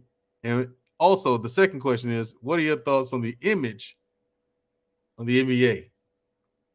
Well, I'm gonna answer the second question because that's what I know. The first question, I don't know what you're talking about. I gotta educate brought it myself up on that. today. What are you talking about? I wasn't here all day. I wasn't here all day, respectfully, Mandrell. But I can answer the second question. Oh, so you just like everybody else. You just found some better shit to do, huh? All the attention to all the other platforms and jack shit for Mandrell. That's what. Well, let me answer your second question that I do know of. And this is your brother in arms, Marcus. What's up, man? I'm saying, man, Mandrell, get a car seat. All right, shut up. Anyways, let me answer the second question. All right, what do I think of the image of black men in the NBA or black image in general? Car seat. Yes. Excellence. Black excellence. In the NBA, you think of black excellence. Well, you don't know because you're 5'6", Mandrell, so you can never touch a hoop. I'm 5'8". 5'4". 5'8" inches. 5'8". 5'4". Okay. Anyways, I think it's excellent because what they're doing, they've accomplished so much. The athletes are getting better and better as they go. Obviously, it's a more softer league. You know, they got the ticky-tack fouls now. You can't even look at a referee's way or they'll kick you out. But yeah, I mean, you got people that are, you know, advocating, doing their causes. They're fighting for their awareness, their charities. They're making schools. So I think they're doing good. They're doing great, you know, but they ain't coming nowhere near the amount of money that Major League Baseball and golf is getting. They make a lot of money. You think golf gets more than the NBA? Yes, they are, buddy. You think golf is getting more than the NBA? They're about to be on a $50 million a year contract. Yeah, and plus, I mean, not all baseball players make tons of dough like that. Like that. They make a lot of money. Don't get me wrong. If you're in the he's talking about the top of the top, of course. Oh yeah, yeah, that's what I meant. Yeah, yeah. Well, Marcus has a point. They are that is stupid money. No, absolutely. But I'm saying, basketball is definitely trending that way. It is. Like I said, Steph next contract, he'll probably be doing 50 a year. Patrick Mahomes, his contract is what, like 10 year, 500 mil? Yeah, 500 mil. Yeah. Okay, so NBA, you think black excellence. This situation in Mason, Tennessee, though, is what I want to highlight. I mean, because I don't know. Okay, the population is about 70% black, right? And for over 20 years, that place has been rife with corruption, misappropriation of funds, just people blowing the money up, right? Spending it on all the wrong things, stealing it, and all that. Now, currently, this town, Mason, Tennessee, has an all-black leadership, and they've been kicking ass, getting this budget thing down, fixing all the problems and the loopholes that cause the issues that place has in the first place, right? And now they've struck a deal with Ford Motor Company, and as you know, Ford is moving on to making electric vehicles now as well. You know, they put a brand new plant there about 4.5 miles outside of Mason, Tennessee. Only 4.5 miles outside of Mason. And now the comptroller, Jason Mumpower, wants Mason to hand over their charter because of mismanagement of funds and corruption for over 20 years. Now, keep in mind, Mason now has all black leadership. So everyone, including the black leadership, is asking, okay, if this is such a problem, why didn't you fix it a long time ago? Why is it an issue now? Are you saying they're not getting enough nationwide coverage to help expose this, or? Exactly. That's what I'm saying. Okay. Why don't you start with that? I said that like 8 times. All right. Well, all right. So the nationwide coverage, right? It's going to be always selective depending on whatever major Fox News or CNN. They're going to be based a certain way to handle and deliver the message. All right. It's always been like that. So obviously the agenda is because there's other cities, other towns that are cowboy country that have been, what's the word? They've been labeled as bankrupt, right? The whole, like Detroit, for example, it's been labeled bankrupt. They've been filed for bankruptcy multiple times. It's cowboy country. It's kind of like Mexico. A lot of these extortion routes where like people will like steal your stuff. They'll shake you down, everything like that, right? That's another town that needs help. What about what happened in Flint? What about what happened in Flint, Michigan? Yeah, and that place still hasn't been fixed for real. They still got jacked up water. Yep. And then you got Oakland. Oakland was shout out to the Bay Area because Tommy's from Oakland, right? So Yeah, like Oakland has been through some stuff. Let him put his headphones on so he can hear what you're saying. What you say about Oakland now? I said because I grew up in the Bay Area. So Oakland has been a place that has been abused a lot by corruption. All right. True. Oakland has. And then you have other towns like what's that one in it's like a southern state. It's one of the like more Confederate states. There's a lot of those: Tennessee, Alabama, Arkansas, Mississippi, all of Florida, them. Georgia, Mississippi, Arkansas. You talking about the real racist one? You talking about the racist of the racist? He's talking about the real. Yeah, he's talking about the real racist. Well, with racism, there's going to be corruption, right? Oh, absolutely. Racism is going to be corruption. Oh yeah. But specifically, a lot of these towns that still push those old school like sundown. The sundown towns they're going to choose a certain community or a certain gender racial bias over one type of person over the other, and they're going to hold them down, hold them back. You know, it is what it is. Arizona does the same thing. Arizona does the same thing to Hispanics, Native Americans. Yeah, they don't put them like that. Facts. So I hear you what you're saying, man, but at the end of the day, it comes down to Uncle Sam, and Uncle Sam is the one that holds the money with the Treasury, the Federal Reserve money. Like, there are issues that I don't know, man. You have to go through the proper channels. What proper channels, man? Do what white people do. Make a post. I don't think that's the problem. What I'm getting right now is this. You mentioned a lot of other cities who got it worse than that particular town. The fact that it completely run the black individual, black community alone, they are targeting it. They don't like the fact that they're doing well. And they're about to explode. Once that plant opens up, that area is going to explode with prosperity, right? And they know that. Yeah, and they know that. And the thing is, that's why they want to take control of the leadership, because once you have leadership, in government, once you have control of the local government, you control everything that goes on there. It's about control. You know, the black people there, you can have a job, you can be an employee, but you can't be an owner. You can't start opening up. You can't get these jobs from this Ford company and then use that money to come over here and start opening up businesses, opening up schools. Getting too big for your britches. Right. Recruiting nurses, recruiting doctors. And that's the reason why I found something fishy. What's wrong with y'all? Because they didn't do that to Flint. They didn't say, let me take control of that plate and let's fix that. No, they left it to the niggas. It's fucked up and y'all keep it. You're right, Blake David. Yeah, but didn't the KKK run through Flint and take it over? No, this is why I said at black men, we cannot use our emotion. You got to be logical and be tactical with our approach. When I hear all the argument, the only thing I point out to me is this. All these other towns that got it bad, financially speaking, they didn't rush out there to fix it. But in one particular black Wall Street town that is striving, not only striving, it's getting better and better over time and expanding properly. Now, all of a sudden, you don't want to get on the recognition that they did something great. You want to take control so you can collect credit for the work they done. You try and do what I call a Mark Jackson on him. That's what I would call it. Mark Jackson built up something and take it away from him and give it to Mark somebody Jackson else. Get his credit, dog. No, I know he get his credit, but that would look. I gotta agree with Tommy. But that would look like to me because that black community built themselves up from the ground up and did a proper job, and they're expanding. And the fact that they're expanding, now all to say you want to come in and want to take control, no, do me a favor, go take control of another town. And you fix it from there. Don't try and take credit of the work they put in. And now you say, oh, they're corruption. There are multiple cities in the country that have corruption. Why didn't you point out to that one first? Yeah. Whenever you see a group of black people, quote unquote, they pull themselves on the bootstrap and they're doing it very, very well. Now, all this I want to jump in, please, that look like boo-boo the food to you?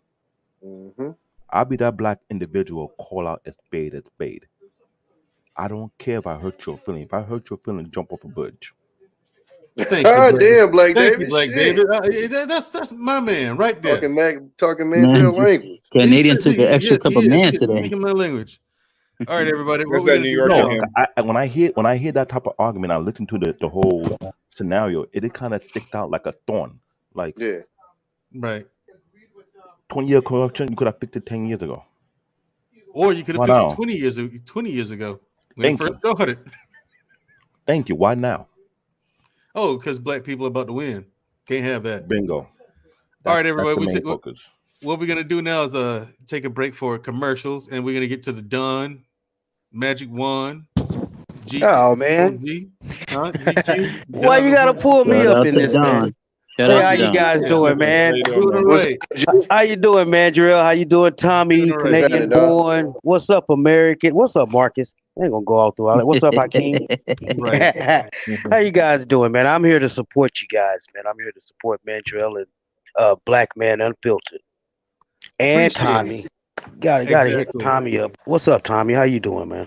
I'm good now. I'm helping Mandrell out. He's supposed to have another guest, and I just hopped in for him. That's good. Hey, Canadian born, you working on that restream? You like it? I love it. Me and my partner use it, and we were able to do a collaboration together. We did our first live last week, so we do another one this week. We can do live every week going forward. It's better than Stream Deck?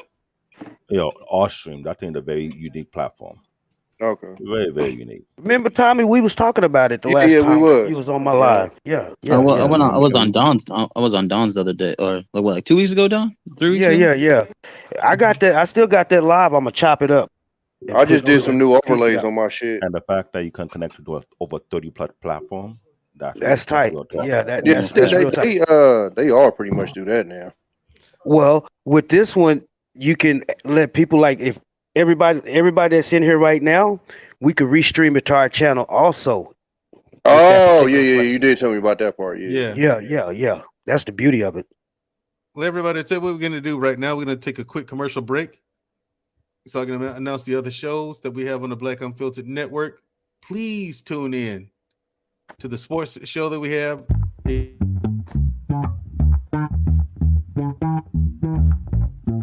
What's up, ladies and gentlemen? Welcome to Black Man Unfiltered Network. Get your popcorn ready. Ladies, get your glass of wine together right now. Sip it, because we're about to take you on an emotional journey that you've never been on in your life. You're going to laugh, you're going to cry, you're going to be mad, you're going to be happy, you're going to agree, you're going to disagree, and that's what Black Man Unfiltered is about. We want all of you to have a voice, and this is the place where voices are heard. So thank you guys, because we're going to have the conversations that nobody else wants to have, and we're going to come to a medium, we're going to come to solutions, or we're going to agree to disagree, but you're in the right place to do it. Hit that subscribe button, hit that like button, and I want to introduce you guys to all the shows that's on the network coming up on this next slide. Peace!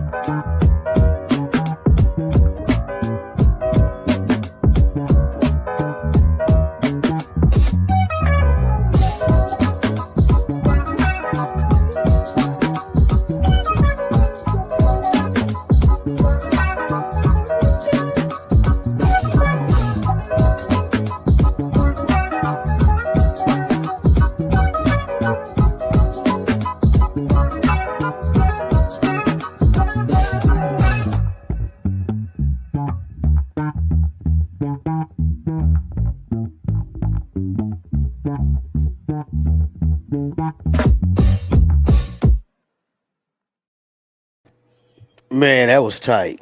Yeah, it was. Let me make an announcement here. Another announcement.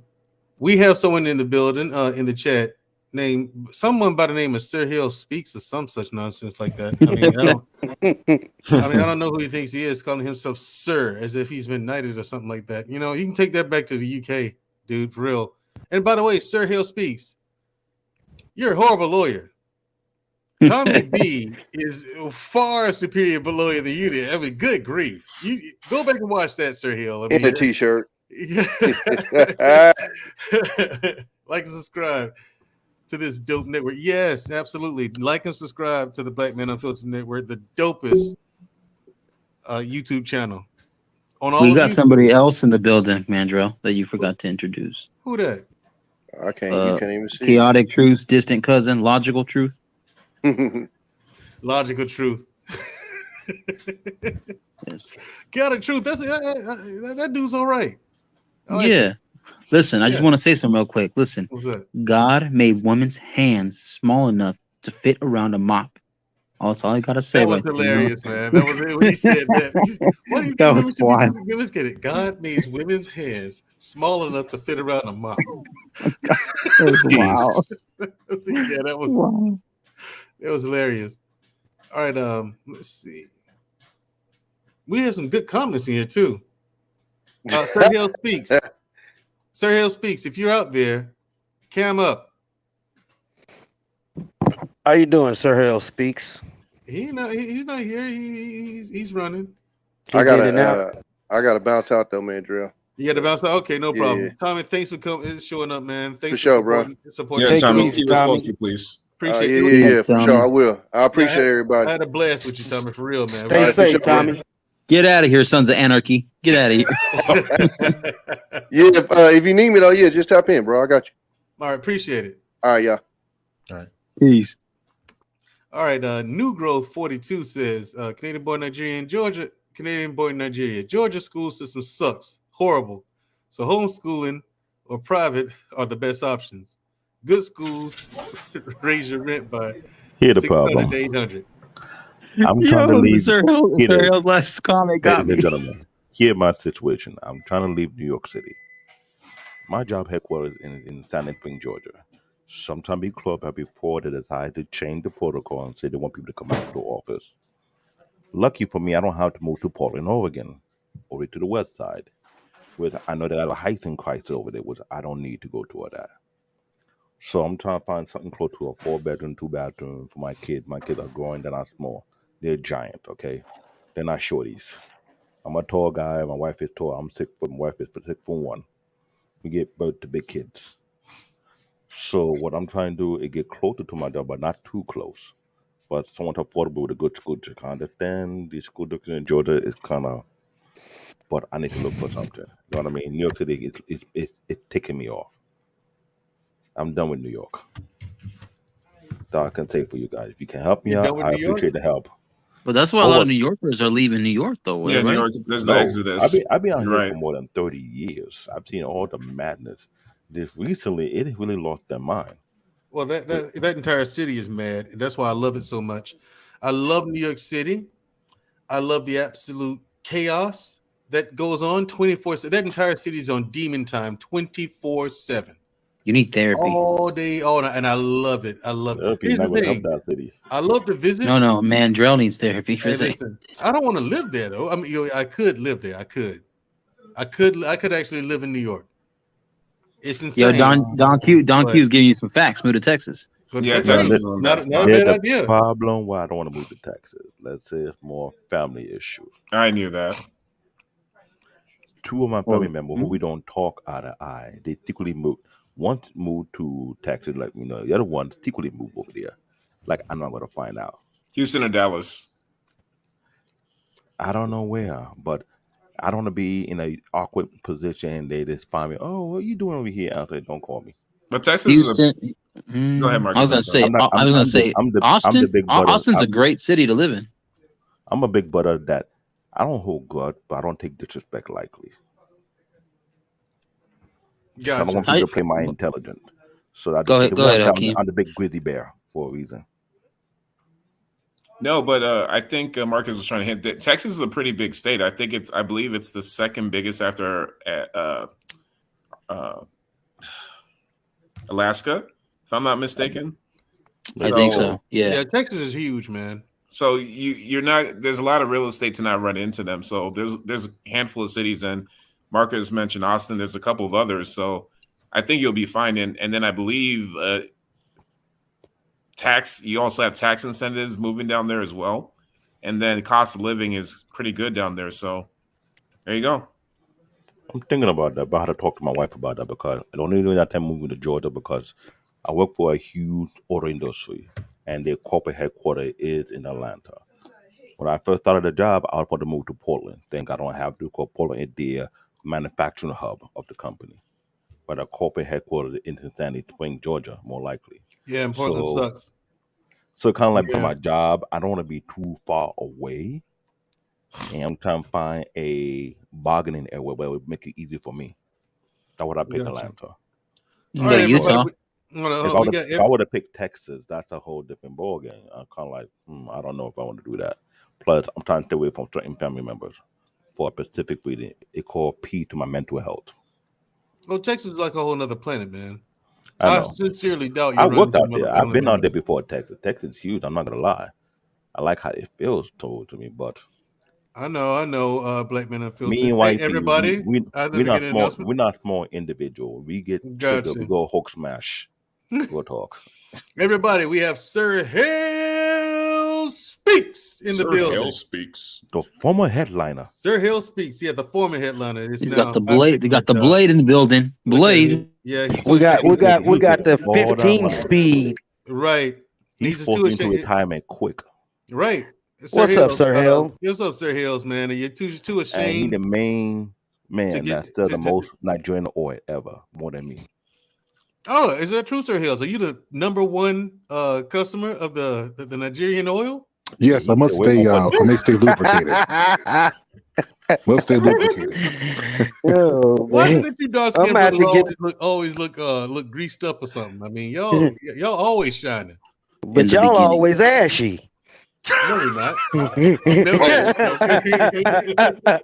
Yo, he went there. So, Sir Hale, did you get to catch any of the broadcast? I know you're busy tonight. I know you had a previous engagement, and I'm still a bit salty about it. But anyway, like I said, and I'm not letting this go, Sir Hales. You're gonna pay for this one, okay? I got you, Sir Hales. I know you did man. Disrespect. You my guy, and I gotta stop through for Mandrell. You, security boss, all of y'all, you let me down. Oh, anyway, I'm kidding. But hey, did you get a chance to catch any of the broadcasts tonight? No, I actually just got settled in, and so I had to tune into Mandrell. So I'm here now, Doc. Okay, yeah. Well, you remember how last week's episode we went over? You know, we had to give some examples of some solutions to the image problem, right? And I brought up Pine Bluff, Arkansas. That entire area, we should market it, right? Well, as tonight is part 2, I kept digging, looking for other ones, and I found another one that was well on its way. But in this area, Whitey is not having it. Would you like to know why? It sounds like Sir Hale's still not quite settled in yet. Sir Hills, I would like to have a conversation with you if you don't mind. Hey, listen, I'm on my phone today, so it's a little bit oil different. for the show. You understand? It take a lot of preparation. Get an oil for the show. Use a Nigerian magic oil. Sir Hills, it take a lot of preparation for you to get oiled up for the show. Sir Hills. Sorry about that. Magic Mike, me Magic Hale. Yeah, but Sir Hill, Mason, Tennessee. Now, it's been brought to my attention that Courtney Michelle has mentioned this place before. I did not know that. Yep, she sure did. Yep. Yeah, I didn't know this, but I crossed this story today, and this is not getting anywhere near the traction that it should.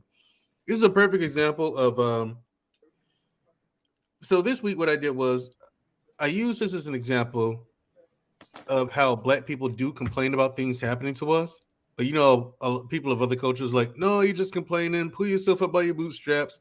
Stop complaining, stop whining, and all that nonsense, right? Well, I found this, and again, I didn't know Courtney had done a story, had been talking about it or anything, and I wish she could have made it tonight, but unfortunately, she couldn't either. So I mean, hopefully, she can come on at another time, and we can at least brush over this and get as many ears on this story as we can. Yeah, what do you think of this? Since you're familiar with it already. I think it's amazing. I think it's just a testament to what we talked about last week, where these things exist. They're just not getting the type of attention that they need. So I think I'm glad that you've seen it, but I think we need to continue pushing things like this. Like you said, you would do. so that people know that this is not an anomaly, but this is starting to become a norm where we're making what used to be a vision 10 years ago a reality now. Absolutely. And the problem with this story is that comptroller Jason Mumpower wants Mason to hand over their charter because of mismanagement, misappropriation of funds, and corruption. Over 20 years of corruption. The problem with this is that Mason, Tennessee now has all black leadership, right? And all the misappropriation of funds and all the corruption happened under the previous leadership, which was all white. Now he wants to replace the current leadership, which is all black, with new leadership, which will be all white. Why, you might ask? Ford Motor Company has decided to invest in Tennessee. And as you know, Sir Hales, Ford Motor Company is making electric cars now, electric cars, trucks, and everything. They even have a electric F-150 that they're talking about making. Anyway, Miss Creative. So anyway, they're building a plant just 4.5 miles outside of Mason, right? So this is a problem. If that happens, that plant gets built there, which it will be. There's no stopping it now. You know what happens, Sir Hills? A new Black Wall Street pops up because now you have income. Now you have real jobs in the area. You have people with real opportunities now. So people are going to take the money that they earn from that plant and open businesses up in Mason. And it's just going to grow from there, And so this is a perfect example of black people pulling themselves up by their bootstraps and making it happen, and white people coming along and either destroying it or taking it away from us. That's the thing. And this is another image that we need to promote as well.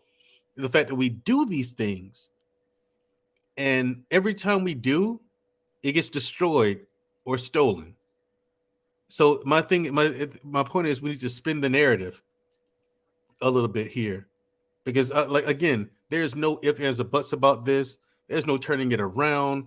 There's no spin on it. None of that. This just simply is what it is, right in our faces, and no one knows. So apparently, me and Courtney. All right, ladies and gentlemen, we got another special guest, the Nathan Daly, y'all. What up, Nathan Daly? Hey, what's going on? What's going on, man? What's going on? Man, I finally made it. I missed the first one that you did. I think I was probably streaming or making a video or something, but I just got off of my stream and I was like, I had to hurry up and get over here before you end it. You got you, no problem, man. I mean, hey, I understand. Like, I invite people, and I understand no one really knows me anyway, but I at least ask, and I understand also you guys have lives too. Now I'm gonna pick at you, Nathan. Okay, I'm gonna pick at you. Sir Hales already knows. He gets it from me all the time. But I'm gonna pick at you. But it's all love and it's all fun. Absolutely. I totally understand. Look, brother, you got a life. I had a question that I wanted to come on your live stream and ask. If I may ask you now. Yeah, go ahead. This situation with Jussie Smollett, right? Right. Do you think that this will set a precedent for other cases where, because essentially all he did was lie to the cops? Correct. Do you think that this will set a precedent for women who lie about assault cases and the like? Absolutely not, because I didn't think so either. I was hoping, but nah, it won't, because man, the problem that we're facing as men, and this is kind of what we're touching on even on our side, is that men don't have a marketing plan. There's no organized effort to push male related issues in the media. We just don't have the same momentum. Look at the LGBT community. They're fairly new. They're a new minority group, and they've galvanized, they've marketed, they put their dollars together, they came together, they've unified a common goal, common issue, no matter what their skin color is, religion, or ethnicity. And they've made laws change, right? They've gotten laws changed off of them collectively. They have presidents talking about their issues, and Chicago really brought up a point. He said, Obama made a statement about, black men, black boys, and black families. And the brother ain't do not a law change active, nothing. He ain't march, he ain't show up nowhere. He made a statement and that was it. There was no follow through, you know. But then he made a statement about the LGBT community, and some legislation came out of that, right? So, you know, it's money.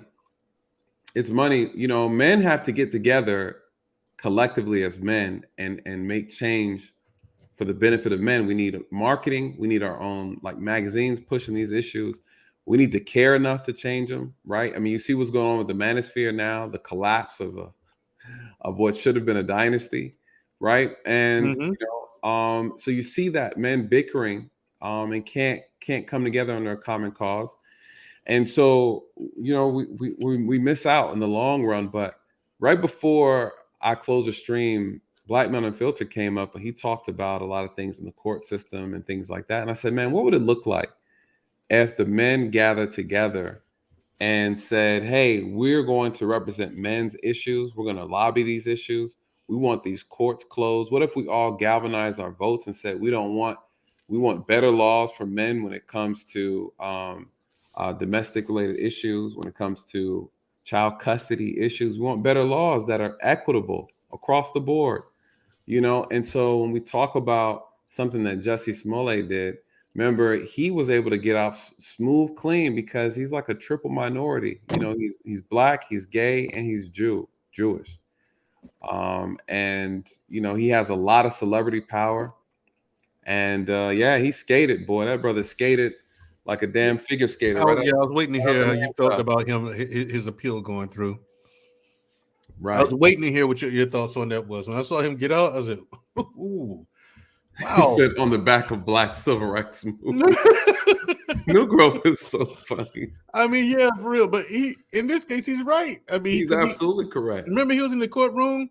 This means I put my fist in the face of black people and the struggles of black people in the LGBTQ community. And I was like, at that point, Nathan, I was like, please shut up. You're making it worse. Didn't you hear? Didn't he say, if anything happens to me, just know I didn't do it to myself? Like little Epstein, little letter. He was dropped a little Epstein hint. What I mean, he was making reference to Epstein. The fact that there are some black people, like a woman in Texas who she was a teacher, found a new job, moving to Texas. A police officer, you know. Oh, Sandra Bland. Yeah, he wanted her to stop smoking. I'm like, no, she's in her car. Cop, you that can't cop make her was stop an idiot. smoking. He was an idiot. He was an idiot. He was all the way wrong.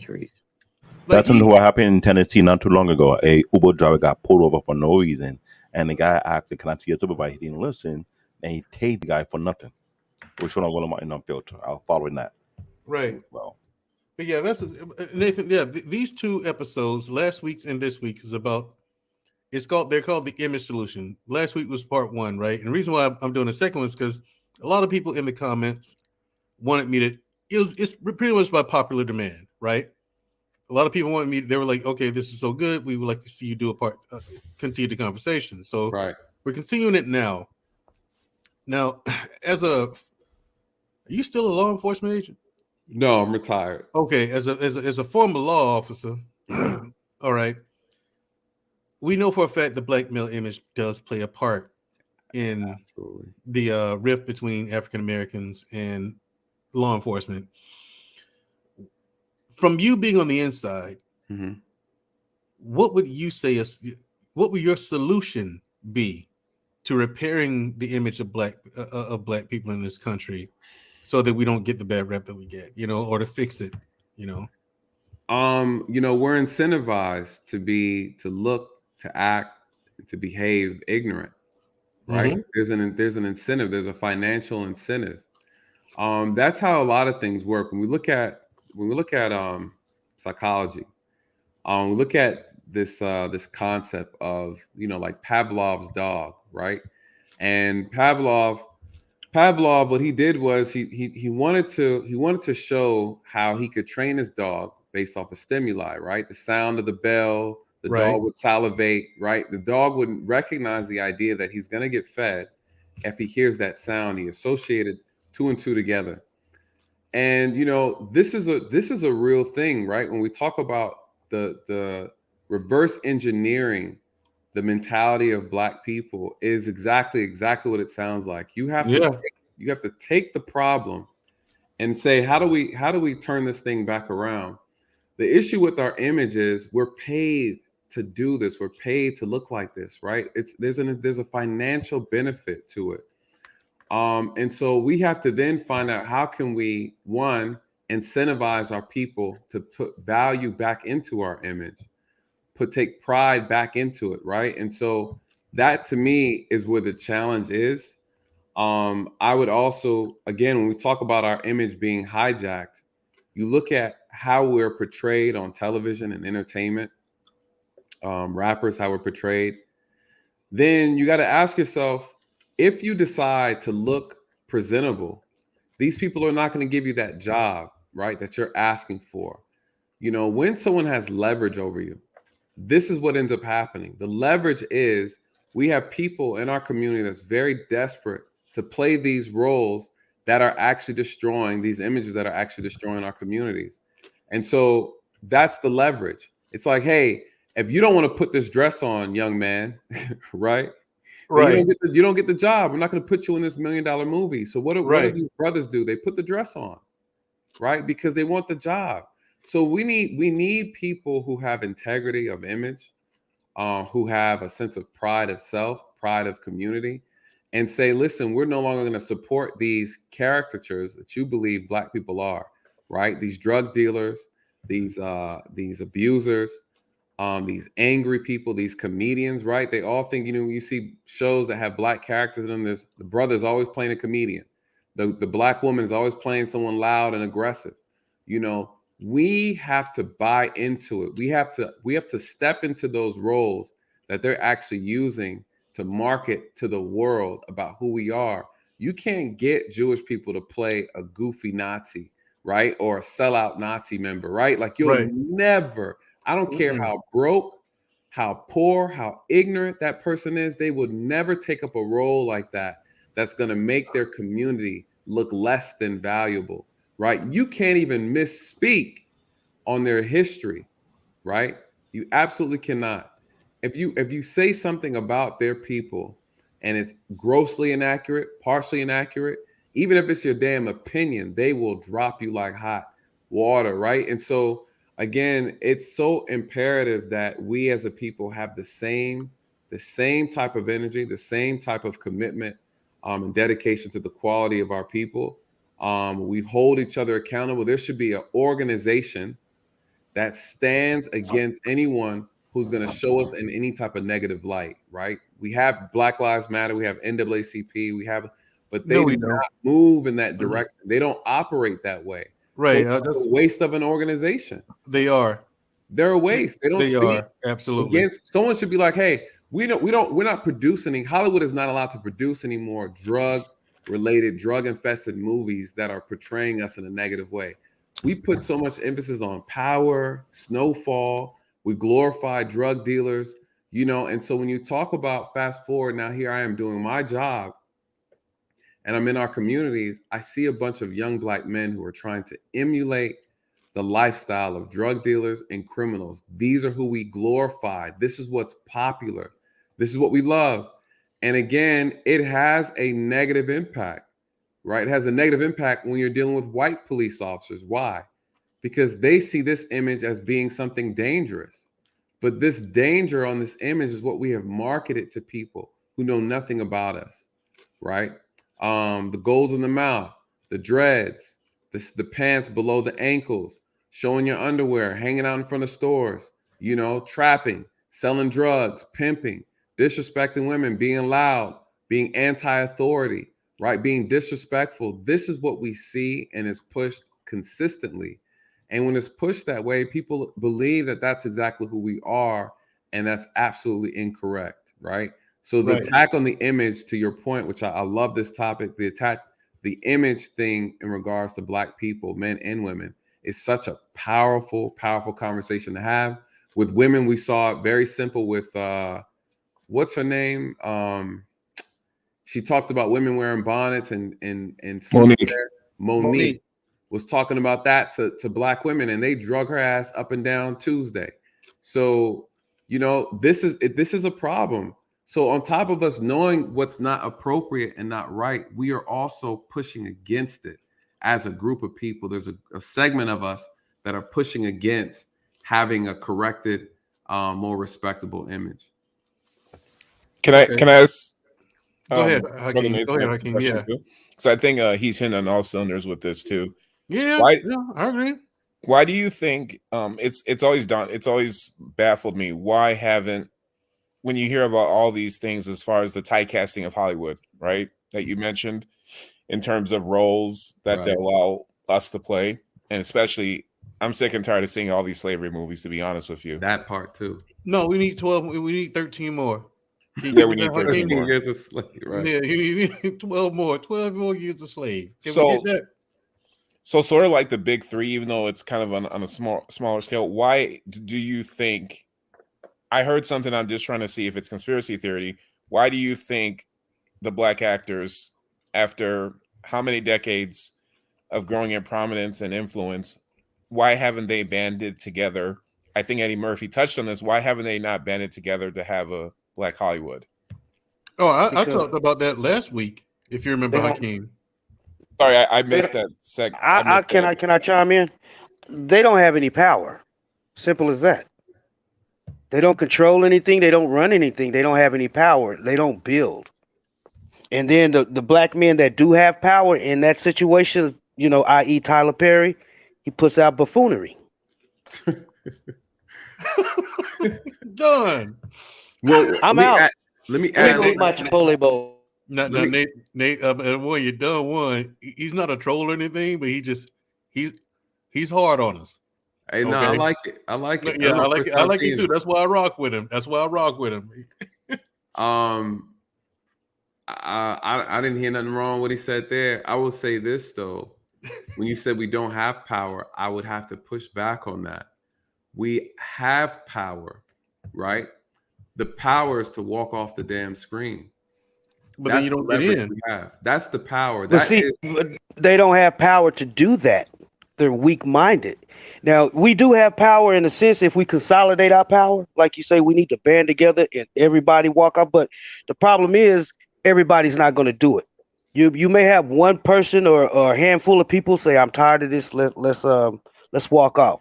But the majority of them, if you do walk off, there's 10 more to take your place. There's the problem. There's the problem right there. And this comes back. How do you train up a group of men and women? How do you train them up? This is why the conversation will always lead back to families, because it's the only place where you can actually teach and educate culture, love, appreciation, respect, self-respect, collective understanding. Right there, we need to have a group mindset when it comes to power and influence, where we will not allow ourselves to be disrespected by anyone, on screen, off screen, behind the scenes, radio, social media. There has to be a concerted effort and understanding. There has to be pride. There's a lack of pride, and there's an increase in love of money. And so when you have that, because it's very pervasive in our community, we'll sell each other out for a $1 bill. This is the key component to the issue. When you see Dave Chappelle walk away for what was it, like $20 million or something? $53 million. $3 million. The brother walked off. That's how we need. We've seen it with Muhammad Ali, right? We've seen it with these actors, with Dick Gregory. They're like, listen, you don't own me, you don't control me. And what they use now, again, they use the power of fame, the $1 bill. They use those things to influence and get us to act out of our character, and we do it. And like you said, if I walk off, what is the fear? There's fear of scarcity. Look what they did to Nick Cannon. Didn't even get a final episode. But no, he didn't. But here's the problem with that. When he started that show, he didn't try to get ownership. He sold the show to Viacom. And I realized what he doing that he put and ball a chip on his ankle. And I realized he played himself. Plus, the idea of the show wasn't here to begin with. Took it from another brother. The brother allowed him to have it. And look what happened now.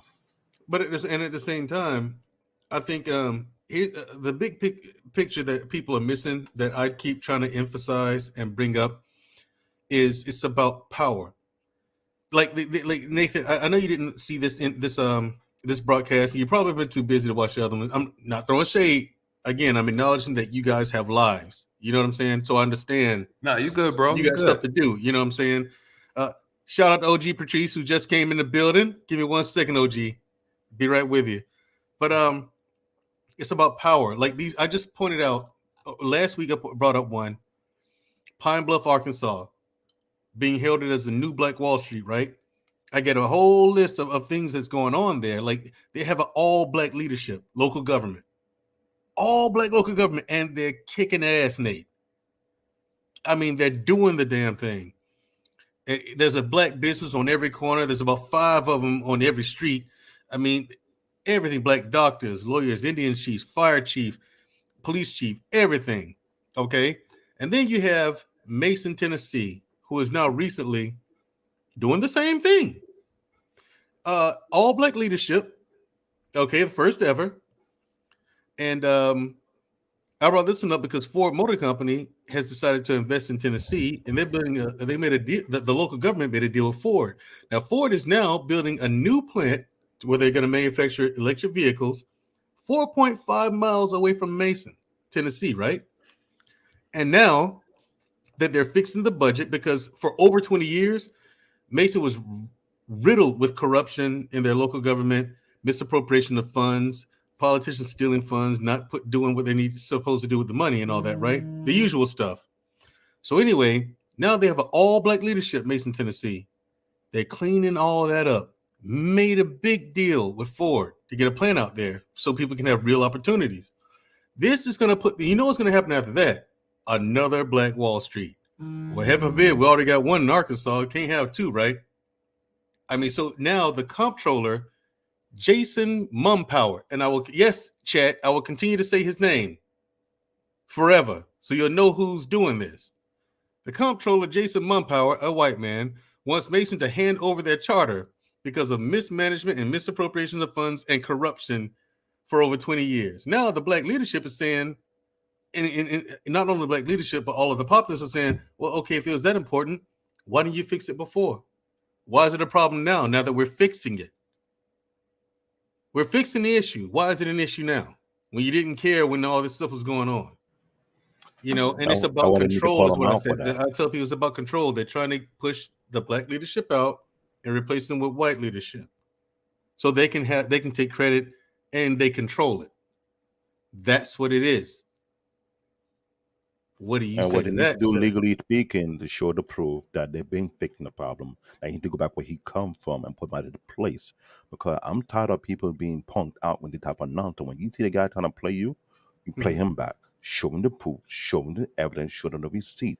Say, yeah, there have been corruption, but yet we've been fixing the problem. Yeah, and I came here before we got here to fix this first. So now while we are fixing the problem, making it better, we don't need you here to turn around, tuck your tail between your legs, go back where you came from, or go back under the rock where you came from as well. And other than that, just shut the hell up. We don't need you here. Bingo. Ooh. Yeah. Yeah, I gotta say, we ain't signing shit. I love that guy. That's my adversary right there. We ain't signing your adversary? Yeah. What he said was right though. He said when you pull up his comment, he said we ain't training centers and black corporations are much more important than Black Wall Street. Training centers. Oh yeah. We ain't signing says training centers and thank you. Yeah, training centers and black corporations are much more important than Black Wall Street.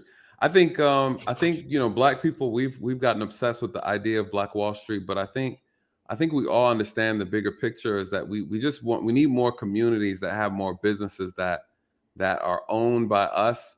And I know We Ain't Signing has a very strong economic perspective when it comes to these things. And one thing he mentioned a long time ago, we had a discussion. He talked about the idea of we need to just make great companies that are black owned but service everybody. He's absolutely correct. Yeah. And so we need that aspect of it, and we also need to make sure that the ones who are in our communities having these businesses, there needs to be a balance, right? So I'm not saying I'm the type of person I believe we need to kick everybody out of our communities, but at the end of the day, there shouldn't just be one beauty supply store that's ran by Asians, right? There should be a black woman. There should be a black-owned beauty supply store as well, where there's equitable ownership, right? Or none at all, and it should be all black. That's how I feel about it. But for the sake of love, peace, and war, there's another thing though. I want to touch on real quick. New Growth brought up. He made a statement about Snowfall. I didn't know Snowfall was a story about Freeway Ricky. Yeah, it was, but they don't give Freeway Ricky any credit. They kind of stole his story. That's jacked up. He already sued Rick Ross for taking his damn name, and he sued John Singleton for this one. And they just denied it, and it was crazy. The courts allowed them to steal this dude's black name people do. And his story and the story of his life. He's getting not 1 cent. That's so disrespectful. That's so disrespectful because one, here's two problems with this. One, you have rappers who take on the persona of top tier drug dealers. You know, man, I don't even want to go down the road. But the whole idea is that, you know, New Girl said that it's a story of Freeway Ricky. Says we have to change our history to make the movie subject change.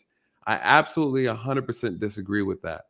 We are acknowledging, we are investing in, and we are glorifying the subject matter or the characters, the lifestyles and behaviors of dangerous people in our communities. Of our communities. You know, that's the problem that I have with that. Out of all the amazing black men and women throughout history, these clowns decide they want to make a TV series about a damn drug dealer, as if we don't have enough of that already. And I think it speaks to two issues. One, what black people and just people who love our content, they invest this money into these type of things. We glorify it. We put it on a pedestal. If you were to do a show about, I don't know, the story about, let's say, Dr. Ben Dam Carson, right? That's a story of a hero. Look what he did. Look what he accomplished. Look what he's doing now. What do you like? About to leave his political career out of it. No, I mean, listen, no matter what side of the political fence he falls on, the things it's an accomplishment, but it's an accomplishment nonetheless. Yeah, it is. We don't, you know, whether you're blue or red, it doesn't matter, right? The idea is that he's a man who started off as a damn doctor, a surgeon, right? He could have ended his legacy there. He pushed past that and decided to do something in politics. His story is noteworthy. His story is worthy to be told, and a lot of people can learn from it, no matter what side of the fence he falls on. The idea is that is something that young kids, black girls, black boys would benefit from, not a damn drug dealer. You get what I'm saying? I get it. Let me get OG Patrice in here. She showed up, and then we're gonna move on to We Ain't Signing and whoever. I got a question. I got a question. All right, but before that, I want to say, officially on the record, I want to say this: Ben Carson, in my opinion, is the greatest surgeon in all of human history. Facts. In all of human history, he's the greatest surgeon ever. Facts. So I agree with you, Nate. Yeah, that's a story. Hats off to him. Yeah, that's a story you need to be telling. I agree. No matter where he falls on the political spectrum, doesn't take away that. Correct. And let's just be clear: the things that he's advocating for the community, for black people, though he is on the red side, is still beneficial to black people, right? So let's, you know, I've seen some things he talked about. I've read proposals on HUD and on housing, you know, things that he's contributing to. His voice is still valuable and still helpful to black people, though he's attached to a party that black people, for whatever reason, feel like are the devil. It is what Mandrell, remember that when you're talking about your boy Kanye? That's saying. Don't make me start cussing. Let me ask a question. Don't forget a damn thing. Let's acknowledge New Girl's memory. No, I was talking about Kanye tonight, Nate. Oh, okay, never mind. Yeah, done on GQ. You had a question. Then we got to move. Yeah. We have to acknowledge OG Patrice. Okay, how you doing, OG Patrice? I just want to expand on what Nathan was saying earlier. He was saying about black businesses and not just in servicing the black community, but servicing other communities, you know, starting a black business. Now, how many, or are there anybody in here that have started a black business? Is there anybody in here that has actually started a black business? Me. Who is me? I just started a black online business. Okay. I did it. We ain't signing. I just did it. And just to let you guys know, I have 3 businesses that I started, black owned, and I service the world basically. I don't service just black communities. But and that's what we ain't signing made that point last week, and I agree with him wholeheartedly. You make a black-owned business, which is service everyone, because if you market yourself as a black-owned business or black-owned or something like that, you will lose customership. Unfortunately, I don't even tell people I own the business. Right, there you go. That's a smart way. That's even better. OJ Patrice, how you doing, man? How you doing, ma'am? OJ Patrice. I said OG Patrice. Oh, I thought you said OJ. No. I wouldn't do you like that. Now. Yeah, I wouldn't do you like that. Black, she's I'm going to say what? Right, you know. How you doing? How you gentlemen doing this evening? I'm up here with all this testosterone. That's right. Ready for it? Listen, I am. I'm always ready for conversations like this. I think a lot of things that you guys are saying definitely make sense. We have to think when you talk about the black image because of what has been allowed to transpire in our culture now with media, reality TV, social media, etc. It is so far away from what it used to be, what that black image looked like. Those names that I put up of those actors, not only were they actors, but they were activists as well, because these were people that actually fought, marched, protested, and fought with Dr. King, with Malcolm X. So you had both sides of the spectrum with that. Now when these people, celebrities try to do it, they lose their sponsorship, they lose a lot of momentum with their business. So they kind of like are forced to like not do it. They are told by the people that signing their checks, you can't be both. You got to pick one. You're either going to be an activist or you're going to be a comedian. You're either going to be an activist. So you can't be Muhammad Ali. You can't be Dick Gregory. You can't be these people that was able to be both of these things all at the same time and fight.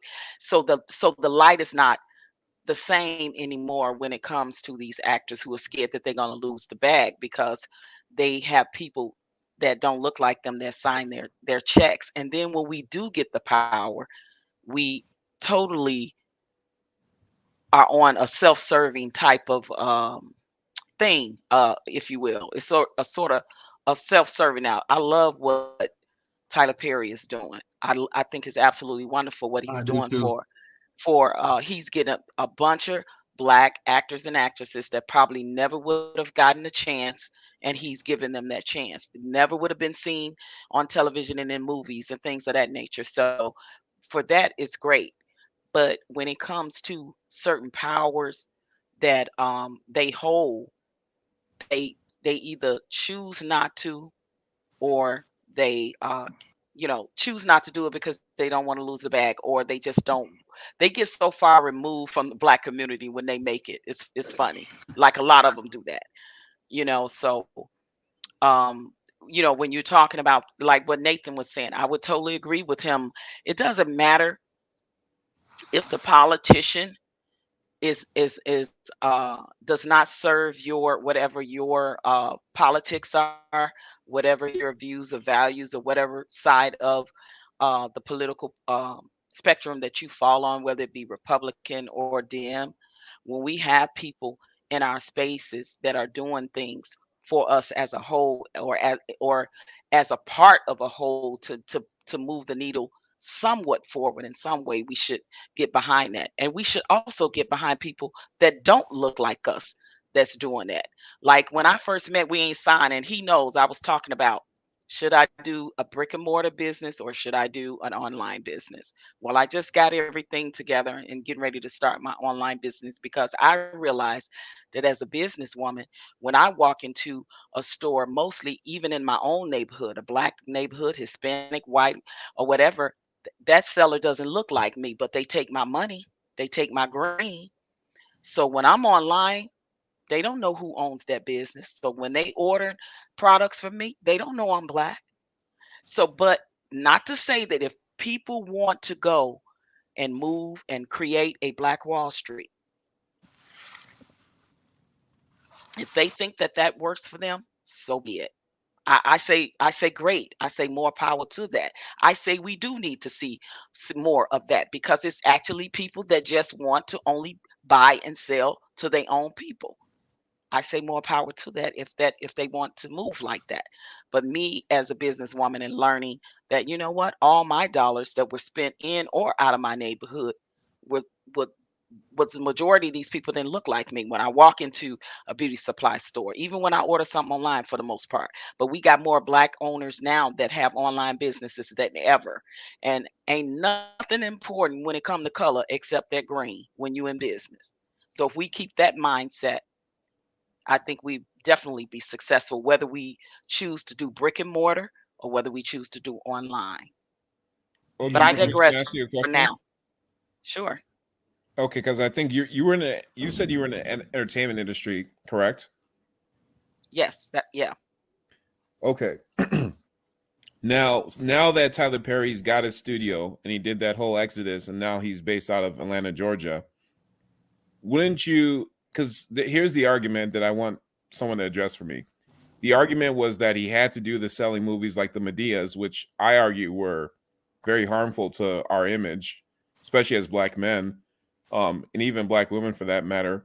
Wouldn't the argument be that now that he's laid the foundation down and now that he's maybe virtually on his own, that the narratives of his movies and his projects moving forward should be much different than what he's been promoting before this point? I actually think that they are slowly but surely. I think that, Tyler Perry came at a time when, the doors wasn't opening for a black man to get into Hollywood. He had many doors closed to him. They didn't see the vision. They didn't, whatever the vision was that he saw.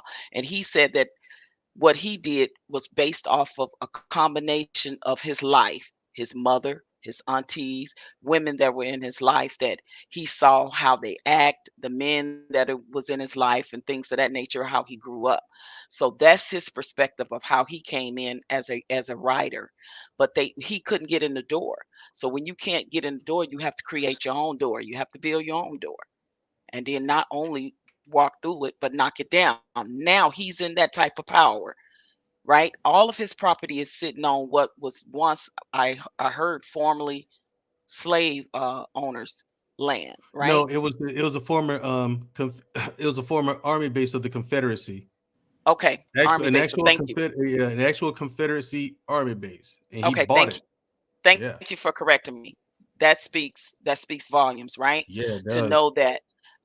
know that black people are being able to move in these spaces. And the things that he is doing, he is giving a lot of black actors and actresses jobs where they probably never would have had that chance of the light of day to ever see television or film. They would probably still be starving artists, as they say. Now he has that opportunity. He has that power because he is the man. He don't have to. He cuts the check now.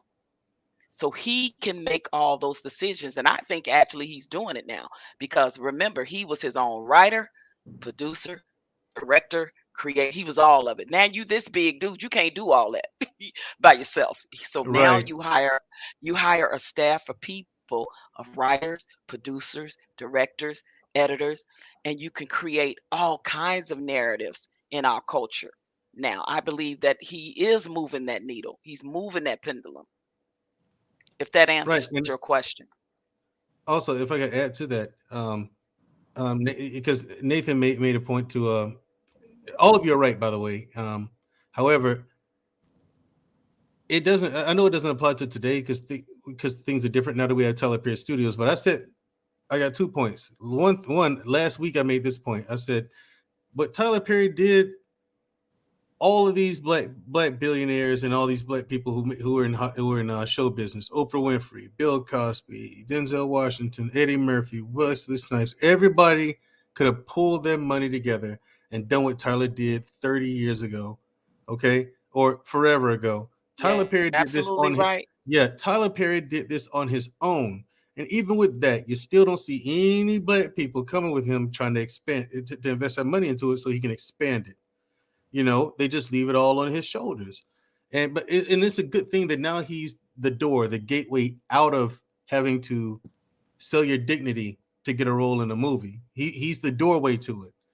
And that's why I said when he first did it, I made this point last week on part 1 of this topic.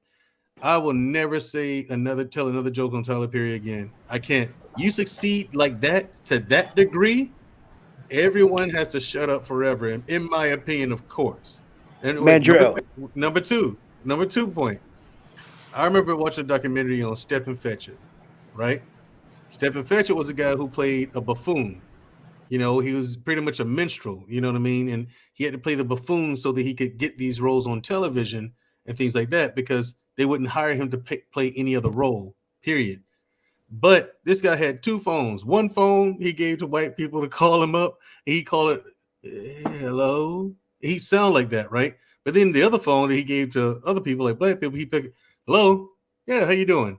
He talked regular, you know, but he had to play the buffoon even in his private life when it came to business, so that he can get his foot in the door and get in these roles.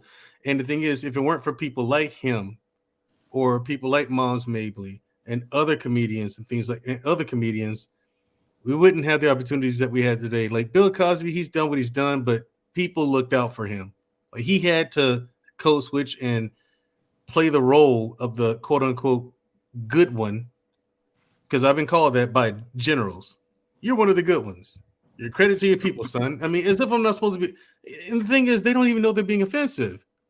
It's crazy how it is these days, but it's still to this day. But yeah, people who used to do that, they had to. And it's just a shame that because of Tyler Perry, only now do we get these opportunities where we don't have to do that kind of stuff now. I got a question. Oh, let's get a Canadian born real quick. Then we go to Don Juan. Now, let me say this. Concerning Tyler Perry, what he did was very huge. I respect that. People were telling me before there were black Hollywood before him, which I do understand and I get it, but not at the magnitude that he created. That what he did first. Then he gave honor to those before him. He had a studio named after Oprah, a studio named after Denzel Washington, and many others. Now, what I find unusual is the fact that, yeah, people clown him for wearing a dress. He did that for a purpose. It was a mean to get to somewhere. Now that he created this studio, people can come over there and produce their TV show and a movie, etc., which is fine. What you point out is very, very logical. Why can't these other celebrities who have been pioneered in the industry, why can't they join forth and make it expand? I don't see that happening a lot. This is why I have a problem. Like, for example, P. Diddy, that is the total idiot in my eyes. A person who milk his own people just for the sake of profit, and when he done with them, thrown to the wayside. Our problem is we need to hold people like Tyler Perry and protect those. Even though I understand what he's doing is different. He brag about doing everything by himself, which is fine, but he can only bring himself out for so long. He need to create a team where I fully get that. But the problem is this. Before he got there, where was the help that he needed? Yet Oprah endorsed him. He did a lot on his own. Many others could have joined forth with him, but did they want to? You got to think about that. Yeah, that's a good question. I'm a logical thinker. I look at what's going on from the inside out, and I ask question. You're doing all this by yourself. How come all the people not come and join hand with you? Do more. What's the problem? Yeah, and things I want to get an answer to that after Don GQ asks his question. Well, basically that was what I wanted to expand on. Now, like you say, Oprah may have helped him, but she only helped him because she needed help. You know what I mean? So my question is why not the other black people that have money in a position of power? How come they didn't come and help? That's what I want to know. Why we as a people, when we do achieve certain status, how come we don't go help somebody else? Why we don't do that? Because each of those people at the large scale have handlers. And the minute that they do help out, this sounds conspiracy theorist, but there actually are people that have written about this. The minute that they step out of that light, they're threatened by their handlers who report back to their overseers to strip their power away. So it's done out of fear. That's why they don't do it. I'm not saying that's a good reason, but there is a book. I can't remember the name of it right now, but that's the exact reason why they don't do it. You're right. You're right. And see, that's what I say. We don't have any power. Yeah. Okay. Go ahead, Don. Go ahead, Don. I'm through. Okay. OG, you work in entertainment industry, and Nathan, I want to hear your point of view on this as well, because you're right there. And I used to live in Atlanta, but you've been there far longer than I lived there. Okay. So I want to get your point of view on this as well. OG, you work in the entertainment industry. Is this the case from your experience? Yes, some of it. Yeah. Okay. I can't elaborate too much on certain stuff, you guys, because totally I'm still in that industry. Right. Yeah, you and I've had discussions previously. I totally get it. I don't want to put you in any kind of compromising situation. When it comes to certain subjects, I'm kind of in that. I'm actually knee deep in that wheelhouse too. There's certain things I can say, certain things I can't even comment on. You know what I'm saying? So I totally understand. Leah, let me touch on. Wait a minute. I just want to say, I'll say this much. The gatekeeping part is real. Okay? Mm-hmm. It's real. The cancel culture is real. I'll just say that. I digress. Yeah. Okay. Let me speak on what she can't speak on. And the question is, do we have power? The real issue is, what do they have power over? They have power over your image. They have power through money. This is where their leverage is. But you have to give a person leverage over you for them to enforce leverage, you guys. And that is how it works at the end of the day. Now, Don Q says, who signs the checks? If you're a slave to the check, then you are a slave to the check writer, right? If you are, if you put yourself in an uncompromising position, i.e., you're doing some sexual favors, behaviors, antics, you're doing things that are contrary to your religious beliefs, you're doing things outside of your character to fit in. The go along to get along gang is, as they like to call it now. This is the problem. They feed on people. They feed on people who have an appetite for fame. They have an appetite for money, for popularity. If these things are your weaknesses, then of course they definitely have control. I know people in the entertainment industry who did not compromise their integrity, and they never got a call back. They have talent, they're gifted, but because they weren't willing to compromise who they are as an individual, they weren't allowed in the innermost circle, right? They weren't allowed to take it to the next level. I think this goes back to the question of, what do we own? What do we have control over in order to give our own people a job, right? I think we believe, shout out to We Ain't Signing Shit. I love this saying he said this a while back. He said, we believe that the white man's ice is colder. Yeah. And as long as we still have that mentality, we will forever have leverage upon us. And again, we're not powerless. We're just, in some situations, can be very cowardice. And this coward thinking is what puts us in chains. And I tell people all the time, are we slaves to anything? Absolutely not. You look down and you wake up and realize that the things that are actually holding you back, you are actually the one holding on to the chains that you believe are chaining you down. And if you simply just let go of them, you'll realize that you're actually free. No one has power over us. It's a figment of our imagination, and so it's as real as we allow it to be. Right on. Okay, so hey, Mandrell. Yes, Mandrell, ma'am. let me know Yes, if you ma'am. could. Let me know if you could see this picture I'm getting ready to show you. Okay. Okay.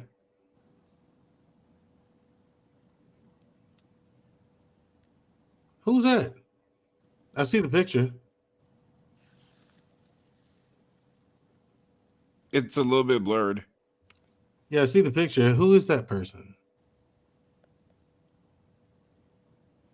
Huh. That's Rihanna's father. He just started a entertainment company. Okay. Yeah. So when I say, some of my connections are deep. Yeah, I believe you. Absolutely. And Like that's real talk. Now, New Growth, we haven't heard much from you tonight. You're in the comments a lot, though. As you know, this is as you guys know. Well, Nathan and OG may not, but this is a solutions-based show. Mm-hmm. And the reason why this is, I say that, Nathan, because this is your first time being on the panel. Don't know how much of my content you've seen. This is only the third episode. And I told OG Patrice this before I even started. I want to make a solutions-based show where we talk about solutions, because every channel you go on YouTube, everyone's talking about the issues, or everyone's talking about a problem. Yep. No one's talking about a solution. That's why I bring up things like this, this, Pine Bluff, Arkansas, a success story. And like last week I made the case of doing that, but scaling it. You know what I'm saying? And doing it we can do that in other cities as well. But first, I was saying my first solution would be to groom people for politics, to run for office, and to succeed in those spaces as well. So, New Growth. Yes, sir. What do you have on the topic, and what solutions would you suggest? The topic basically talking about the image of the black man, or the black community. It's a lot of things. We can't really be concerned too much with the imagery of our so-called opposition. I don't want to say oppressive, but opposition, who we playing against. Race is a game, right? I mean, I heard Nathan say that being the time. Everybody's competing for their spot, for their place in society.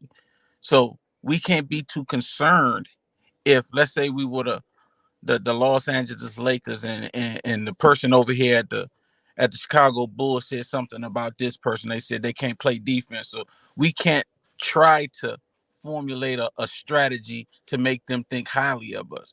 We just got to go out there and whoop their ass. And that's what a lot of us aren't playing chess. We say that a lot. Right there. We're not playing chess. Like, we have to look at the opponents. We have to look at other people, like Asians. We see a lot of them. I go into communities. I'm like, wow, what community? It's a whole Asian community. But I don't see them on the Channel 5 news bragging about it's an all Asian community. I don't see them this and telling, and so forth with the imagery, or, like in the movies, a lot of us say, well, I don't want to see no more slave movies. Guess what? We don't have anything else. That's our history. What kind of history are we going to write up until this point? Our history is based in oppression in America. So what do we want to do? Just erase that and create some make-believe? Like, yeah, that's what they do. I mean, because here's the thing: we could make black superheroes, we can make black Wakanda, whatever.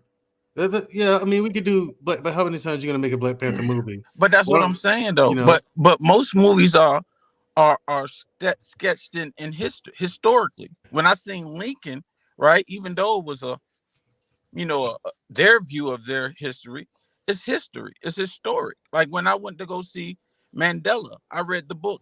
This is our history. We can't erase that and say, I don't want to see any more oppression.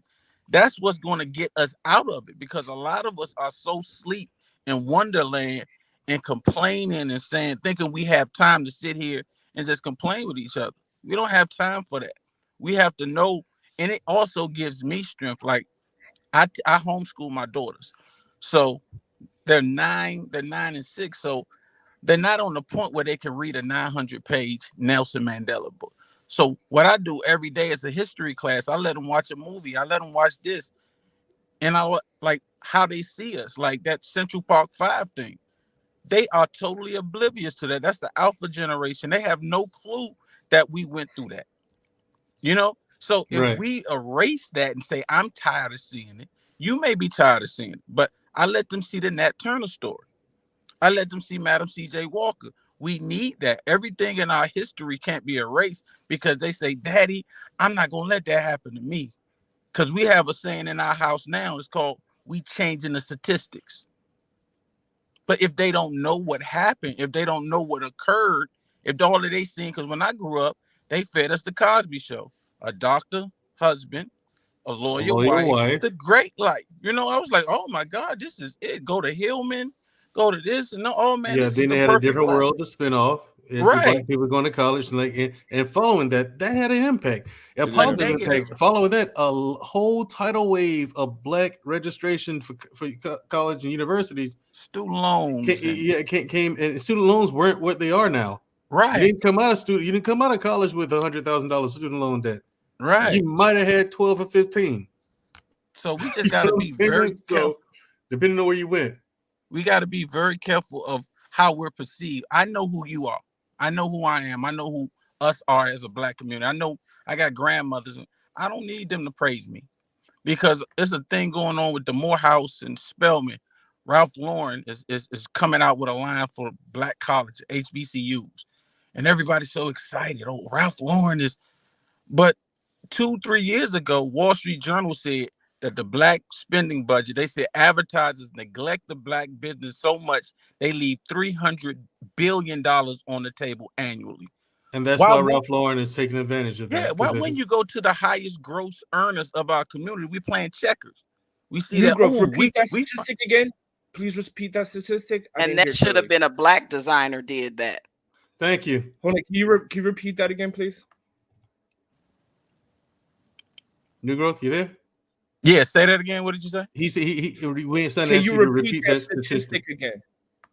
I said they said that Wall Street Journal reported that a lot of these big companies neglect the black consumer and they end up losing $300 billion annually by not advertising to these communities. Because if you look at New Era, like a couple months ago, New Era dropped some HBCU hats, CAU hats, Hampton hats. All of a sudden, now Ralph Lauren is doing it. That's where the money at. Those are the biggest wealth build. That's the talented 10th of our community. Of course, they're going to rob them. And we don't see it as a power play. Like, I know we ain't signing, you went to Harvard, but it's a thing called the Harvard Reports, right? Where all of these big time record labels got together when Motown and Curtis Mayfield had Buddha Records, and down south, they had a lot of independent black labels.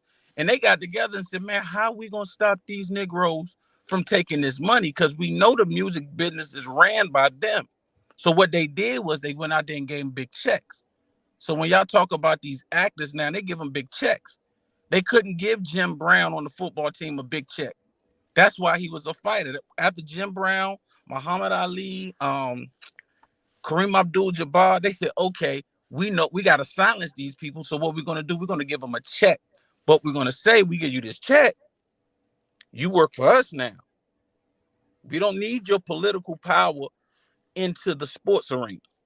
So our image is conducive to us, really, because they're going to see us how they want to see us anyway.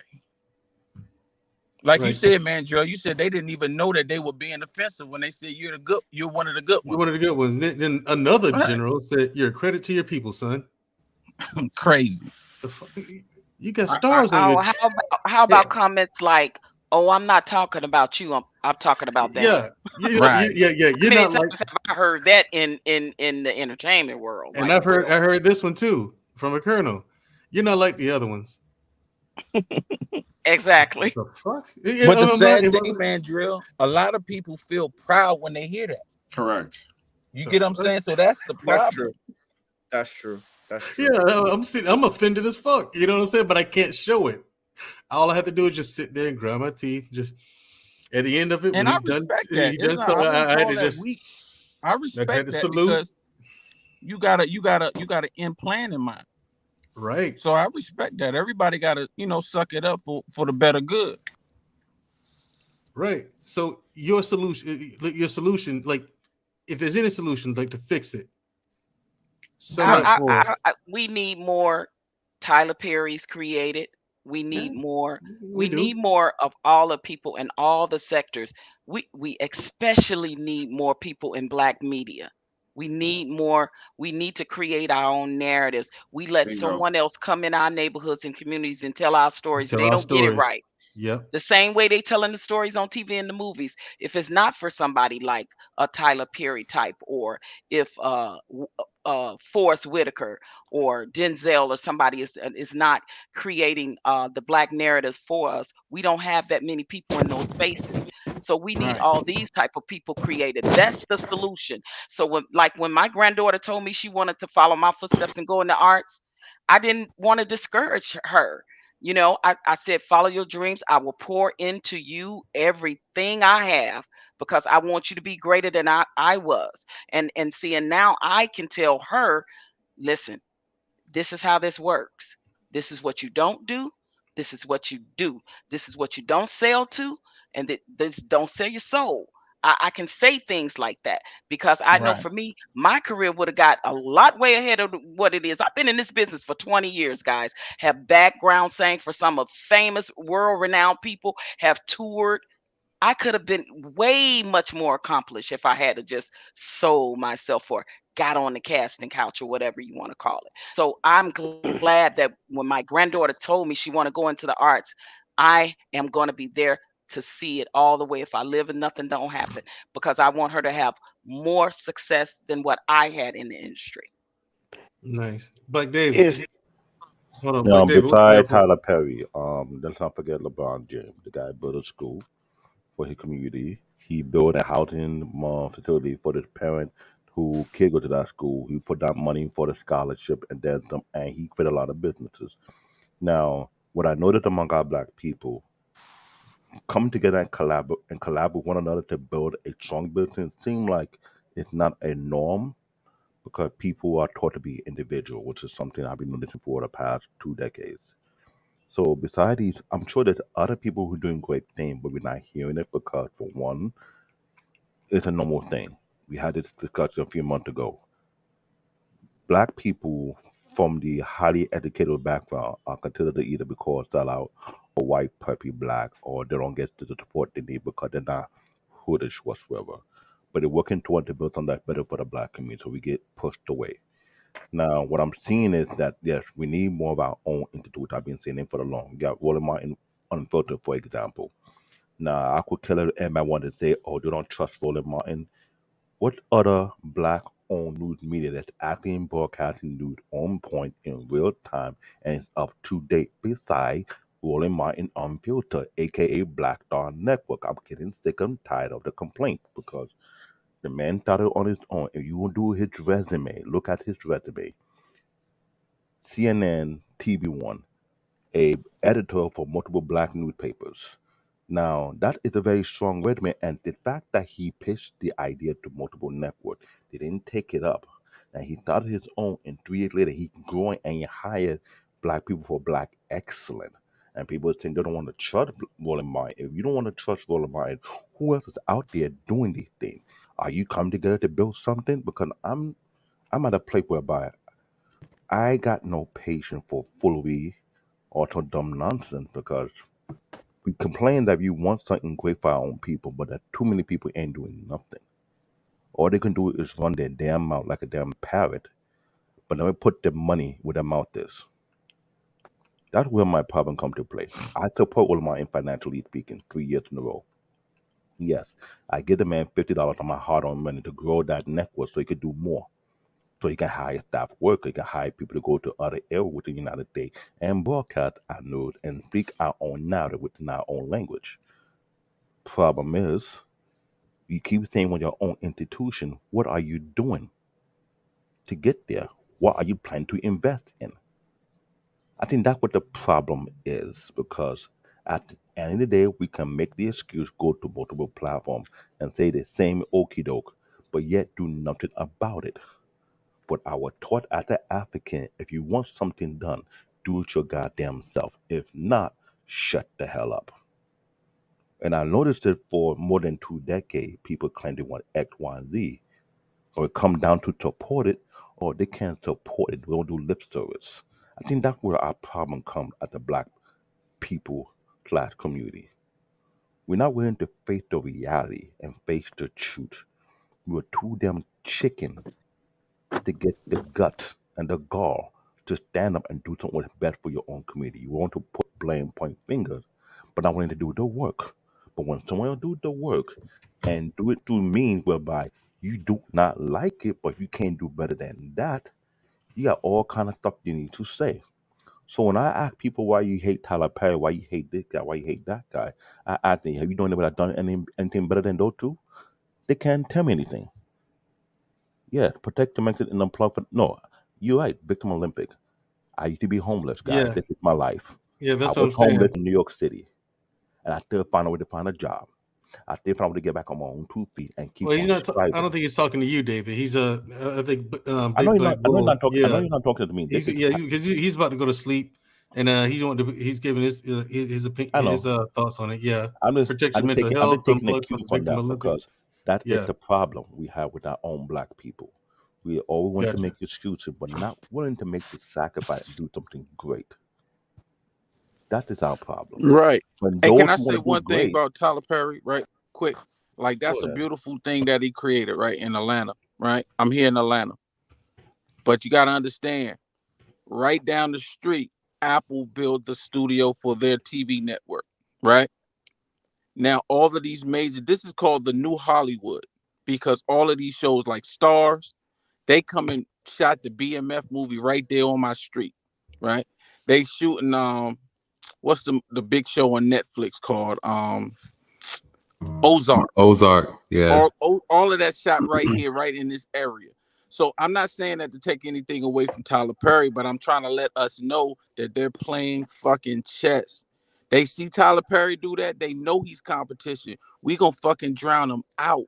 That's why we got to be very aware and very conscious of where we spending our money and what we're doing.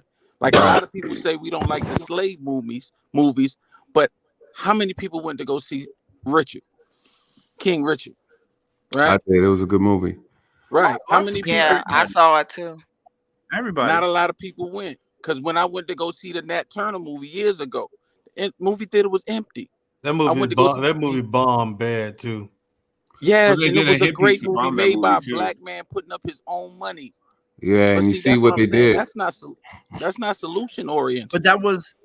But that was a hit piece right there, right? Because not only white people boycotted that, like also a lot of black women boycotted on that. Correct. Because of his And they boycotted it because his white wife, which I think is crazy. Like No. This was about the sexual assault issue that happened in college. Oh yeah, that's right. It sure was. That he was found not guilty for.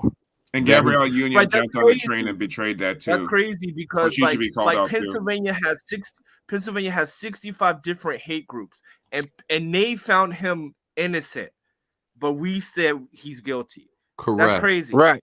Correct. Now who took charge, right? A lot of our sisters did that. You know, and that you have to speak towards that this internalized hate between genders in our community. They decided that it was more important to attack him as a person instead of actually promote the value and the content he was promoting in that movie. You know what I mean? Right. And our sisters fell for it. Unfortunately, they fell for it. And it did us a disservice because that movie should have been played and it would have bombed in the box office, right? It would have did amazing numbers. Right. But people did not go and see it simply because they wanted to fit in with the in crowd, right? And that's the problem. That's why, right? How many seen the Fred Hampton story, The Black Vanguard? That was good. Yeah, everybody saw that. I saw that here in China, so yeah. I'm not saying not everybody. And to be honest, I was disappointed in that movie. To be honest, because because I know, a lot of the history. Like I grew up in that era. Two of my uncles were Black Panthers. I wanted the focus to be more on The the good. good thing. That Yes. I'm tired of the imagery that they portray. Majority, the focus of the concentration was the COINTELPRO, and how the black guy went in and infiltrated. Like I'm like they made Well, that showing in the that was black the light Fred instead of Hampton story. right. But that's what I'm saying. Why didn't they show the good part of the Fred Hampton story, the good part of what Fred Hampton did with the Black Panther Party and the whole He movement, did, the, yeah, the because he did a breakfast ton program, of good. I believe I believe the they He did legal a showed aid ton of they good. program. showed the great parts He because did it a showed ton him of how the he. director black? Was the director black? Yeah, who's the brain trust I behind don't that know. project? OG, here's the problem. When you're going to talk about our narrative, the Look it positive up. side of us is not marketable. Only the negative side of us. And what There I you say this go. for years. That's the What about problem right there. China? China, through history, got torn down by the U.S., by the British, by the Spain, and the Portuguese. And they say, you know what? No longer again. They'll not let nobody speak their narrative. They speak their own narrative and brought themselves up. But when it comes to black people, we allow people to speak our own narrative through their own language and tear it down to the point whereby they make money off us. This is why I tell people, if anyone to say crap about rolling out unfiltered, you're talking about your damn self. They may have been trying to educate the black community for 3 long years and no one want to get it. The man But have again, people internationally speaking to come here and speak knowledge. He have more than 50 plus medical professional doctors for the past 2 years to keep us informed what the heck is going on. Not many Gotcha. people are able to do that, such a thing. And then you have people who don't even barely watch this show say all kind of garbage. My uncle was a journalist. I grew up watching this guy, risking his life to do nothing but write and publish the truth. If you don't know what a journalist really is, then you need to go to school and learn what journalism really is all about. The man is a true journalist. I don't care what you feel about him, but he doing his best to keep you completely informed what's going on all across the board. That is our own black owned news media. But yet everybody talk we need our own this, our own that. That is why I have a fit at a pure black African man.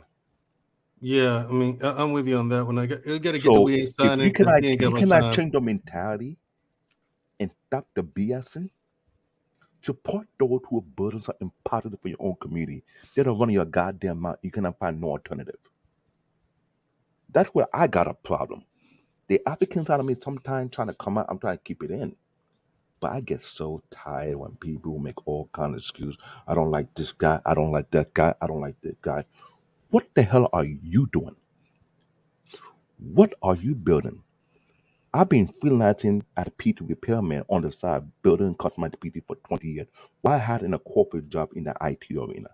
And I see people who rather go to Best Buy and waste their money and get scammed than go to the person who can fix their PT and educate them and then some. This from our own people. And you wonder why I look down on certain people in a certain degree. I'm being logical about it. Because you don't see what you're doing to your damn self, but you want to point finger at everybody else. How Gotcha. wonderful can that be? Let me get the we ain't signing. We ain't signing. Yep, I'm here. You're up, So brother. first, I want to say congratulations to Patrice. That's amazing. And if you Yeah, ever it need is. some free advice, let me know. I'm happy to help wherever I can. Don't trust him. He's from China. I'm just messing. Go ahead. Go ahead. Shout out to the Thank panel you so and much.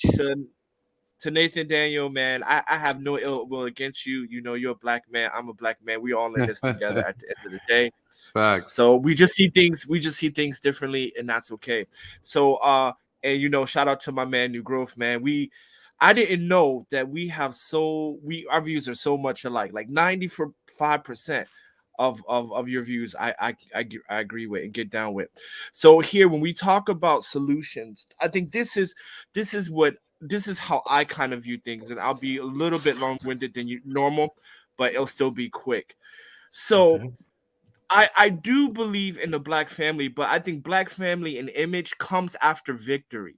right? What New Growth said is facts, right? We gotta change the mindset to compete and kick ass, right? Just like when we walk on the basketball court, if any other race walks on the basketball court with a black man, everybody regardless of whatever, the black guy's gonna most likely win, right? And we come and we play like that. Like we play like we're going to kick ass, right? And we need to do that in the corporate, well, not in the corporate world, but we need to do that in the business world and competitiveness, right? And the reason, and I'll give you a quick story. In ancient times, China was the most developed country in the world, right? Then they closed their borders. And then about 2,000 years later, 1968, Richard Nixon visit China. Kind of looked outside and said, wow, the world has passed us. Now, I'm giving you that analogy to talk about Black Wall Street, how we want to kind of insulate ourselves. If we do that, again, we'll make the same mistakes as the Chinese did. The world has passed us. We have to dominate. We have to control our culture, market and sell our cultures to others, but it's in our control.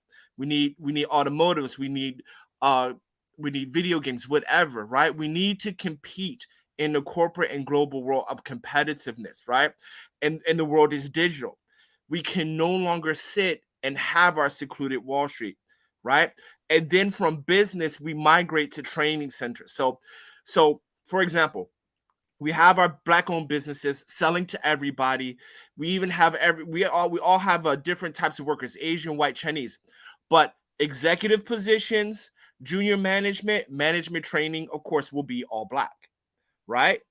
Others can work because they can teach you how to market to their own people.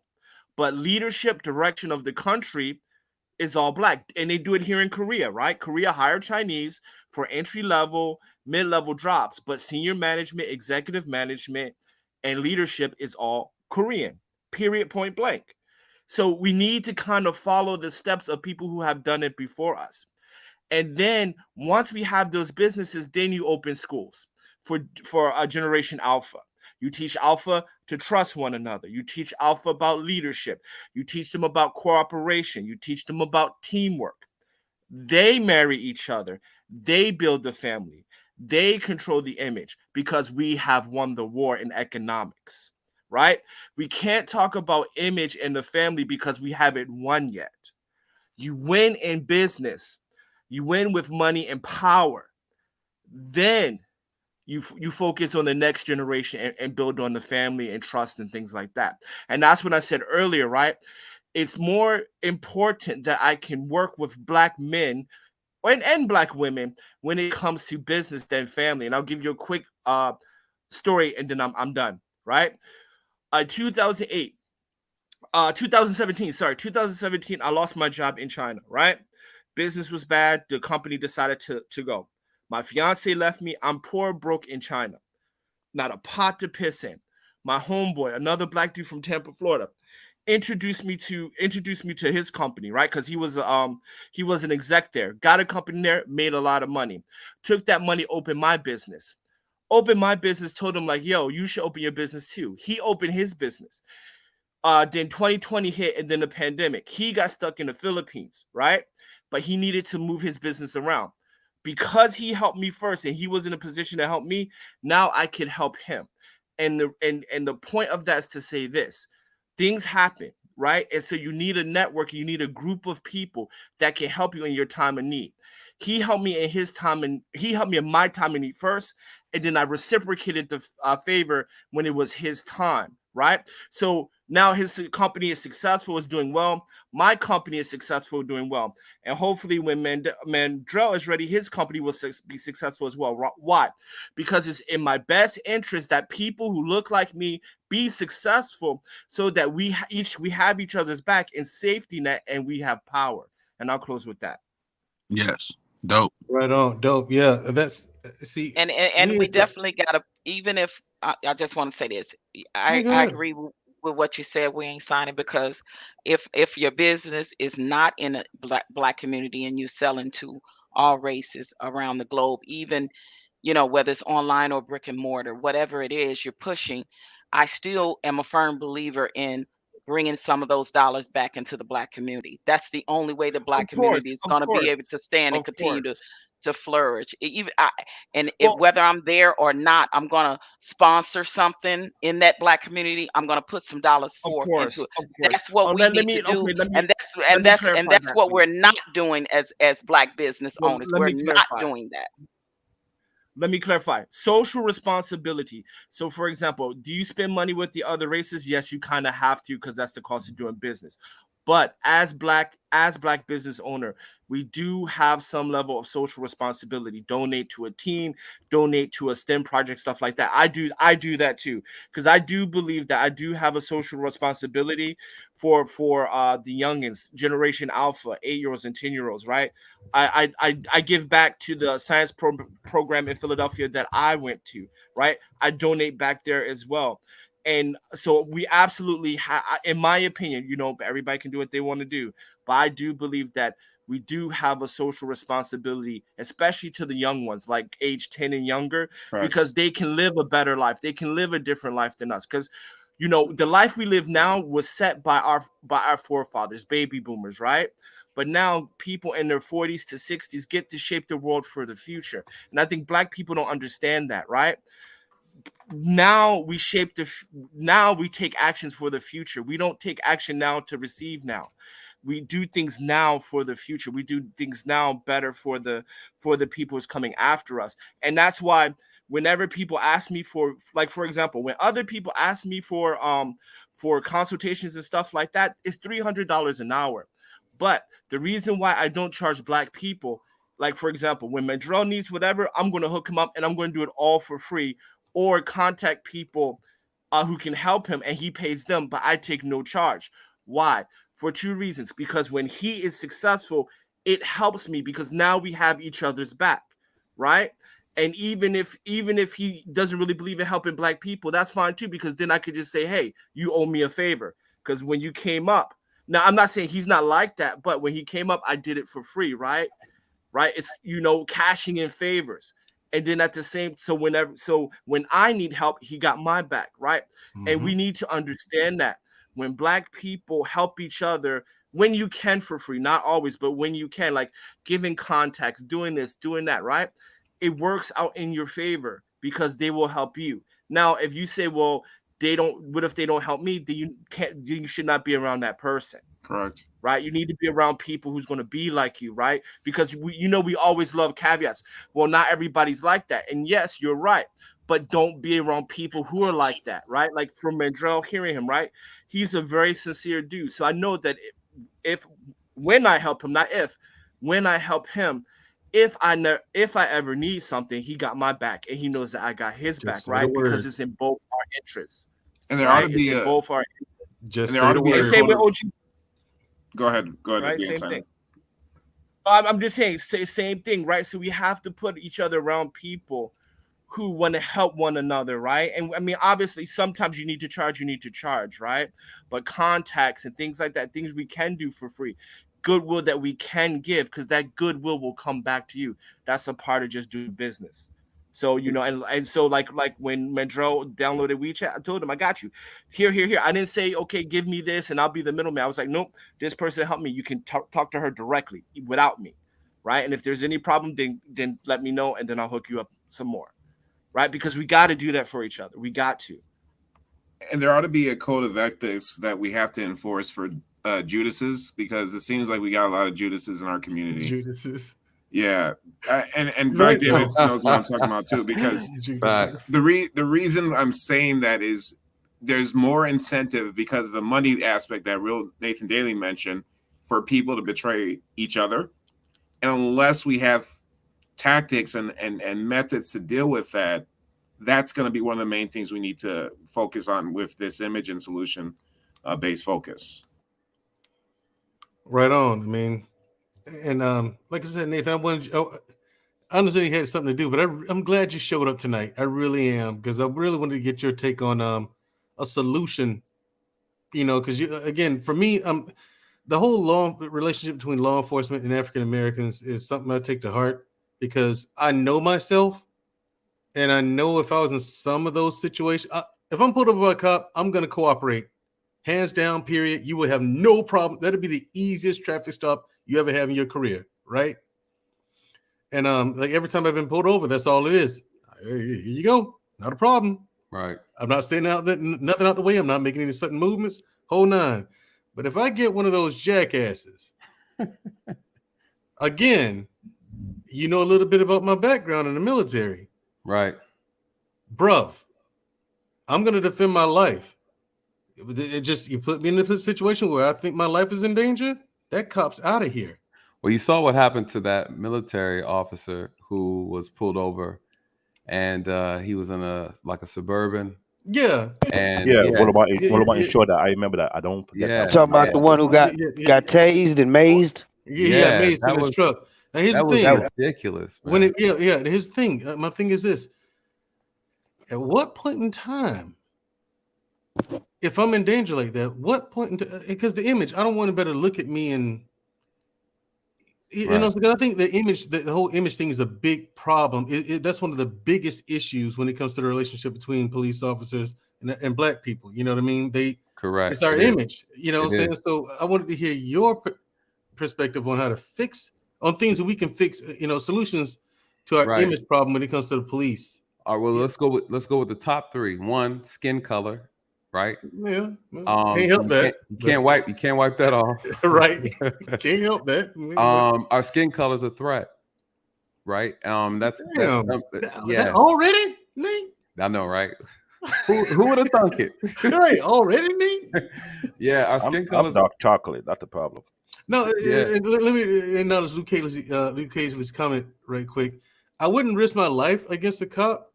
You know, who's probably called for backup, Luke Caseley. But what I'm saying is, we've seen videos, you know, that have gone public now where these police officers just go for the gun. I mean, just ridiculous stuff. You know what I mean? No rhyme, no reason, no nothing. They just go for the gun. Now, my thing is, if someone pulls a gun, I don't have one, I'm at a severe disadvantage. I'm probably out of here. You know what I'm saying? So that's what I mean. Like, my mentality is that if you pull the gun, I'm probably dead anyway. No, that's so not why accurate. not? That's not accurate. That's not. Why accurate. not? Listen, you pull a gun on me, I'm probably out of here anyway. You don't pull a gun unless you mean to use it, and especially with cops with these trigger fingers out here. Listen, you pull that gun, you threaten my life. I've given you no reason to do so. I'm going to defend myself with lethal force if need be. I know where I'm going after that. Don't get me wrong. I know. I mean, come on. That's fine. They're gonna lock you. They're gonna lock me up for 100 years. I know, but I'm alive. What'll happen is Black Lives Matter will march in your name, right? They would make 10%. No, correction. They make what? 33%. How much of the attorney fees are civil service? Is it 33%? I believe it's a lot. Yeah, it's around 33. So like 33, maybe 33 and a third, something like that. There we go. So they'll make 33% on your behalf, right? We'll spread it across, give it to your family, you know, whatever's left over, and then you become a distant memory. Exactly. And don't forget about those ambulance chasers. Oh yeah, that's who made the 33%. Yeah, that's who made the 33%. Yeah, that's who made 33%. Exactly. Nothing is gonna happen at all. These ridiculous, non-existent organizations. The problem is the media has taught you to be afraid, right? People's anecdotal experiences have taught you to be afraid. I think what people don't realize is that when people have bad outcomes with the police, they only tell half of the story. Now, there is a percentage where the officers are just completely wrong. There's no way around it. They're absolutely wrong. We've seen that with Kim Potter when she was, I don't know what she thought she was doing, but she pulled her gun and thought she had her taser when she shot and killed Dante Wright. You know, you have a situation like that. That's based on pure, reckless, untrained, pathetic officers. And they are sprinkled all throughout this country. It is always in our best interest if you're being placed under arrest or you're being told what to do, that you follow instructions. It's just that simple. I have only seen maybe one or two videos where someone was not resisting arrest and ended up getting shot and was wrongfully shot by the police. Well, George Floyd didn't I've seen several. I've seen several. Right, George on Floyd video.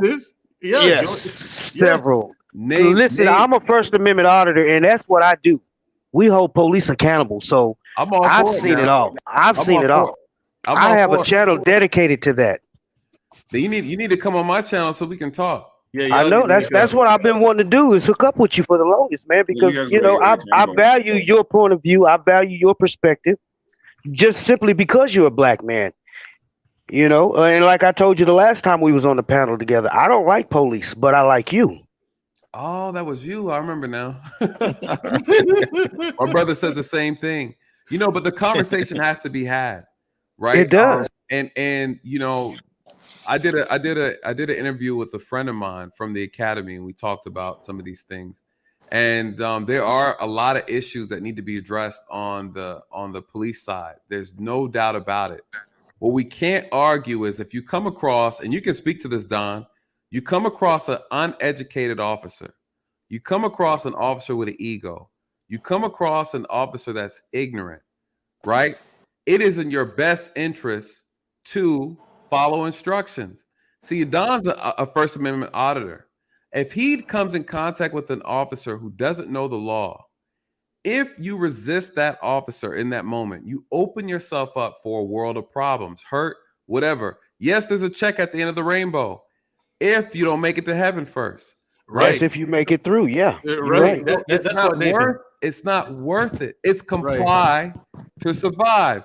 Then you come back and you fight the battle afterwards. This is the information I tell my loved ones, my nephews. I don't have kids yet. I'll be telling their ass the same thing. You comply to survive. Then we come and we fight the battle afterwards. It makes no sense to resist arrest when you're dealing with an ignorant officer who has a problem. Absolutely. Period. Like I told you, Nate, I told you, Nate, I'm gonna comply completely. I'm gonna give that officer no reason to be nervous. You telling me what to do, I'm doing it. Now you get ignorant, and I feel like you're about to kill me anyway. It's me or you. Exactly. Well, unfortunately, that's the case for a lot of black men. I'm a combat veteran, Nate. The thing about there is a case. There's a case right now in Florida where a brother is on trial, fighting for his life for deleting a police officer, and he was part of the they were the militant.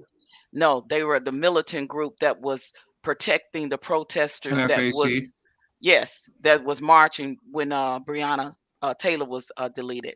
Mm-hmm. And so the police were in hot pursuit on them. And so this guy had got off work, sitting in front of his house, just sitting in his car before he goes up to his apartment, married man with children, protecting the people that are out there protesting.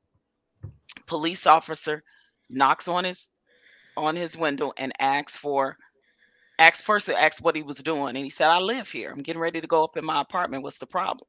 And the police officer, proceeded to ask him for license plate. He's like, I'm not driving. What do you need it for? I'm literally parked, getting ready to go into my apartment.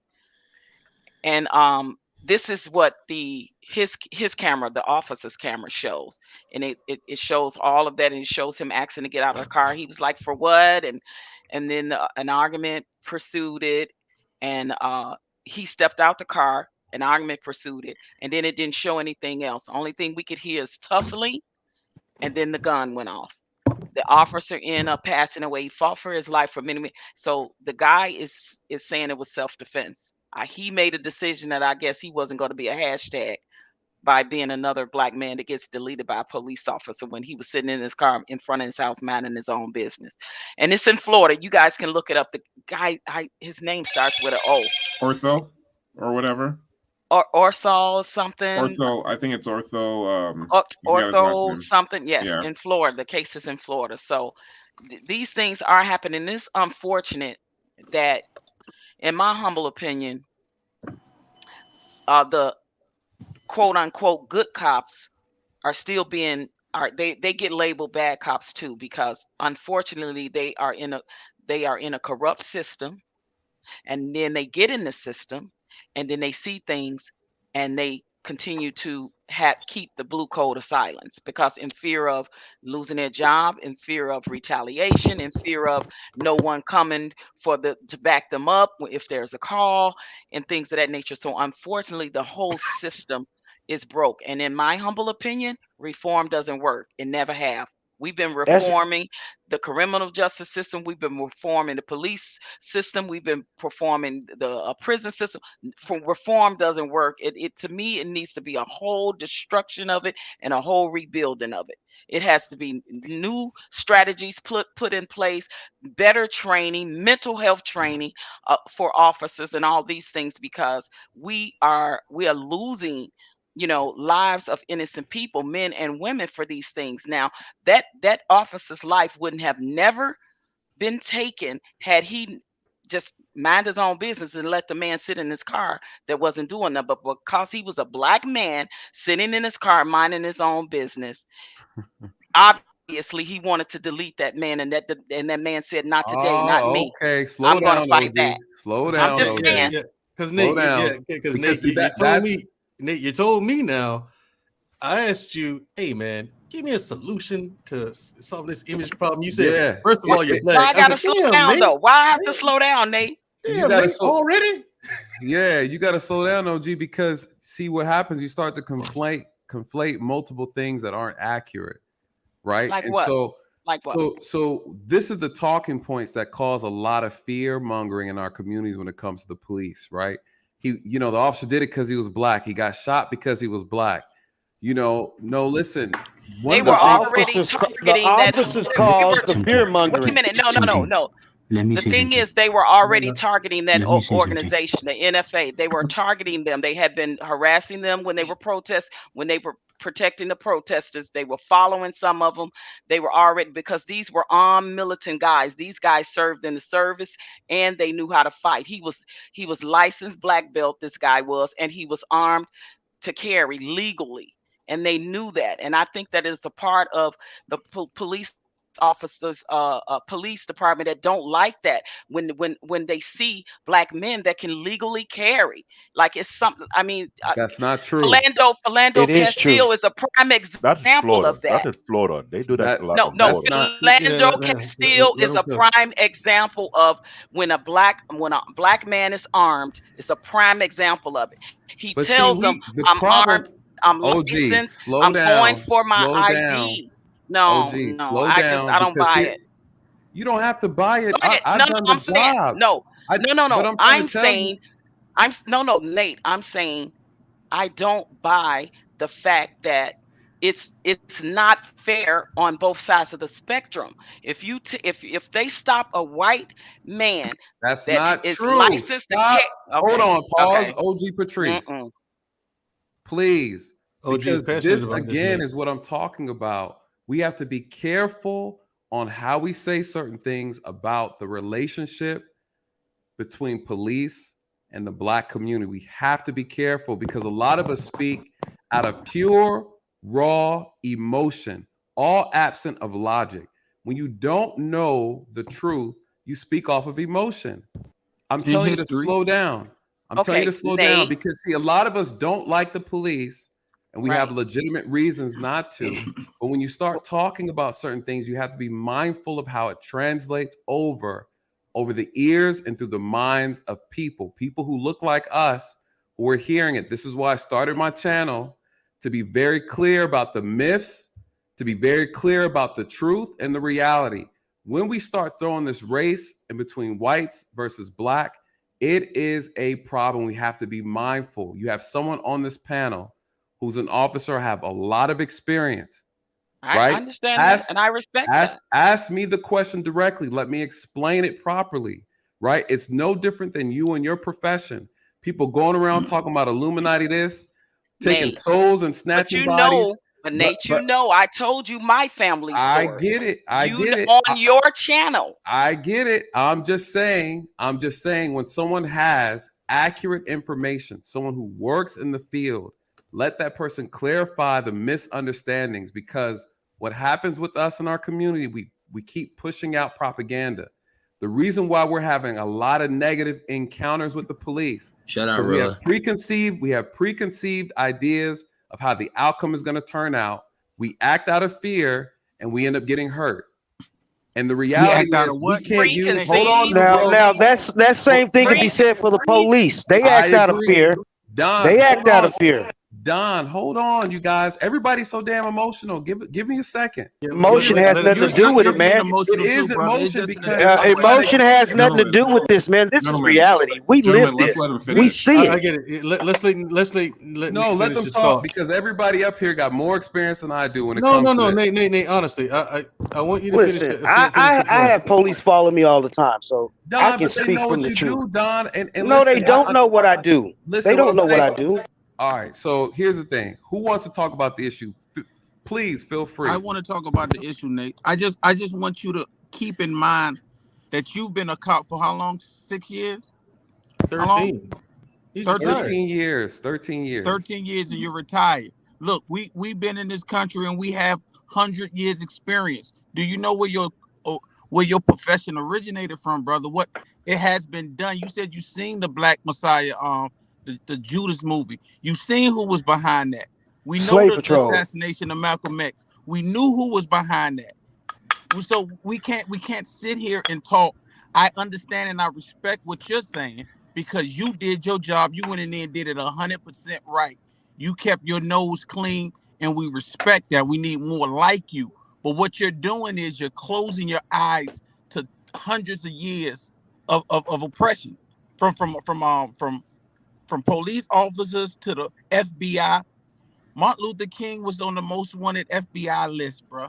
Like, come on. It's like we have a horrible history. So therefore, it's up to somebody. I'm not saying if it's us or if it's the police, but we have to make an intense effort to correct it. Correct the wrongs of the American government, which control the American policing department. Brother New. Now, I want to say something. Okay, go ahead. I live in a white neighborhood. Okay, I have 2 sons. Now, my son's walking down the street. Married a white girl. No, I didn't marry no white girl. I don't fuck with white girls. Okay, first of all, I don't fuck with white girls. Now, my children are black. Now, my son's walking down the street. Listen. My son's walking down the street in his own neighborhood. He has a fucking cop follow him for 10 minutes. He's just walking. Now, he's nervous. He don't know what to do. He's walking. Now, when he comes back and he makes it home and he tells me that, how do you think I feel as a black father? My son is being profiled by a white cop. Now, and the same thing happens to me all the time. Police don't know what I do. They don't know I own business. They don't know that I'm a tax-paying citizen, but they still profile me. So all the stuff that he's talking, that's not my reality. And that's the thing I wanted, Nate. That's why I wanted to have you on the show to clear things up and give us some solutions to clear up our image. But overall, in my opinion, just to know, I think the cops and the responsibility of all this, the fault lies on the police department, hands down, 100%, because they're the ones with the authority. You know what I'm saying, and the protection, and stuff like that scares people. And when officers do things like that, nothing's done about it for real. But I mean, and also I want you on for this topic because I know that image is a part of this, big time, on the side of the law enforcement. You know what I'm saying? That's what I want to get from your. Hold on a second, Marcus. I want to get from your perspective, like, yeah, dude, what do we do to fix it? Like I said, this is a solution-based show. It's fixable. Yeah. There's what do you recommend? You know, let me preference it by saying this. This conversation cannot be had with people who are overly emotional. 1. 2, this conversation cannot be had with people who don't listen.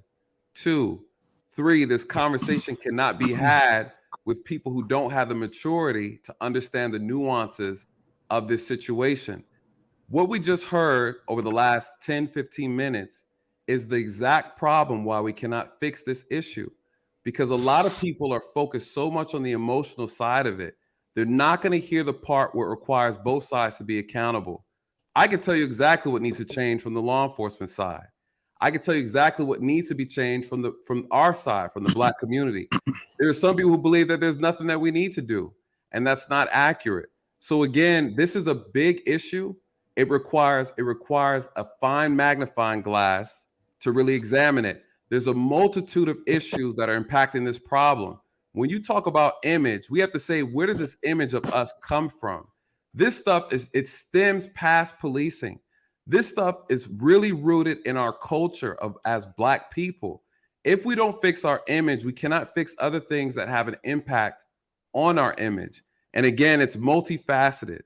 This conversation, I don't think the panel is ready to have it. I can tell right now the panel isn't ready and mature enough to handle this conversation. I am. See, that's a disrespectful comment. Hey, he think he's smarter than everybody because he's a cop. I haven't gone yet. Hold on. I haven't gone yet. I never said that. Please we're let me not. go. You guys wouldn't allow me to explain. I'm the only one. I'm the only one. You can't change a system that was created by the beast. You're just one cop.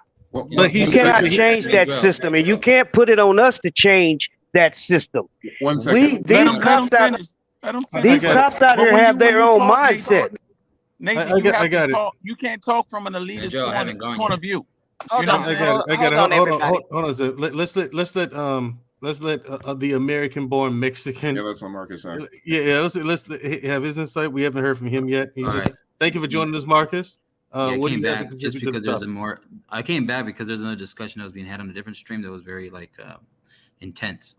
But I hear where Nathan Daly is coming from, but I also understand where the rest of the panel is coming from. Gabe and Mandrell, you and me have military experience, and then also Nathan Daly. I have some experience working with law enforcement as a U.S. government contractor across the border with Mexico, and I see the good and bad and the ugly in understanding where he's coming from. But the rest of the panel, my father raised me saying that the worst threat to another Mexican is another Mexican, and specifically when it was the Mexican cops. I had some issues with others. I didn't. It's also how you present yourself and how you take yourself with them. The three highest levels of corruption, extortion, bribing, racketeering are customs, border patrol, and COs, right? So those are all documented. Those are all under court systems, documented cases. So I get what you're saying. But I don't believe in abolishing the police, but I believe in police reform. Because if you were to say, hey, no more police, imagine the chaos and the stuff that would happen in the streets. Yeah, exactly. I'd rather have peace and a little less freedom than freedom and less peace. That's just my opinion. Nobody has to agree with me, but you got to at least understand and know where people are coming from. And I just came in, so I'm not the one being emotional. I know you're talking probably to the rest of the panel, maybe, but not me, because I was trying to be coming as fair to the panel as possible and hearing everybody's side. But that's just what I got to say real quick, because knowing what happens across the border to this border over here in America, way different, because over there you can bribe a cop and go on your merry way knowing that you're committing a crime. But here in America, if you dare try to bribe a cop, which you shouldn't if you're obviously committing a crime. Some of them go for it. Go to jail. Yeah, some of them go for it now. Go to jail. That was a that's joke. all I gotta say, man. Thanks, Nate. I got to go word here. I'm gonna have to try to wrap things up. Nate, I really want to. I really want to invite you back on here. On another broadcast if you have time. If you can make it on. Absolutely. Yeah, and the thing is, like I said, some of these subjects I'm going to cover on this show, they are going to trigger emotions, and people are passionate about something like that, about a subject like this when it comes to a law enforcement agent. That's why I wanted from your perspective as a person on that side of the fence, because like I said, no doubt in my mind, image is an issue there. Image is a factor here. You know what I'm saying? So, and also, like I said, this is a solutions-based show, people. I want to discuss solutions as opposed to issues. So, and the solutions have to come with respect from both sides. Exactly. I mean, I hear you, Nathan, but you being emotional too. Well, just because you said and disrespectful his voice, and I said this, but when you say that you're not mature enough, that's passive aggressiveness, brother. You're not. And it's a tactic. Listen, it's all a tactic cops are that is passive used. aggressive. Yes. It's a tactic. Listen, I want to say this. I just want to point it out. I want to point it out because I want to say this. This is hold on 1 second, OG Patrice. No, okay. Go ahead. This is what I mean when I say the maturity to have the conversation. I'm not stating it as an insult. It's not meant to be disrespectful. This is a highly sensitive conversation.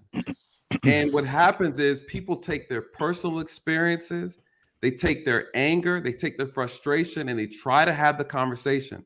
It's not an easy conversation to have. I don't hold any ill will towards our own people. I would not be doing this, right? Would not put myself on front street, front line, whatever you want to call it, on the front battlefield of this topic if I did not have every good intention to try to fix the problem or bring truth to a lot of these issues. I wouldn't reach out and ask people to come to my platform or reach out to someone like a First Amendment auditor. I've emailed several of them and said we need to have the discussion because there's an issue in law enforcement.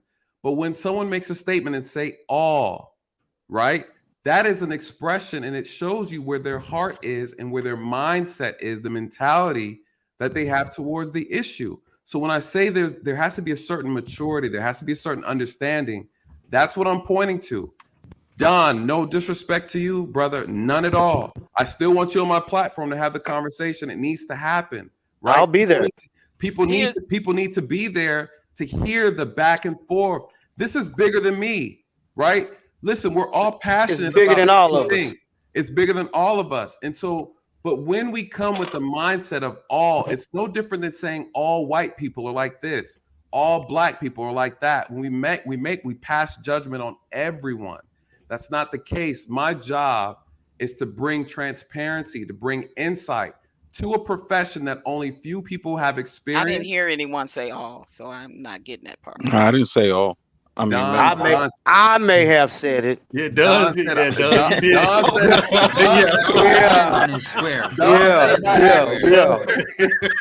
Because I feel like they all have the same mindset. It's like the get along, go along game. If there is any good cops, how come they're not arresting the bad cops?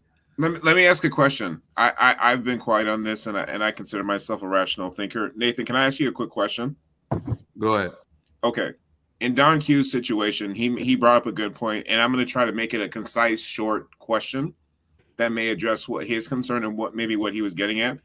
So we know that policing is different in the suburbs versus, crime rated communities, and such. Right. Am I correct by making that observation? Yes. Okay. Yeah. The policing will be different in all different types of communities. Okay, Absolutely.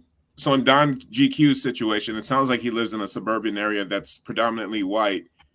I guess in his situation, if there is a cop that preys specifically on blacks, especially black children or whatever the case may be, different demographics of blacks. My question is, if there's corruption such as a repeat offender black cop, that may be the issue in Don GQ's situation. How does something like that common or what's I guess do you get my question?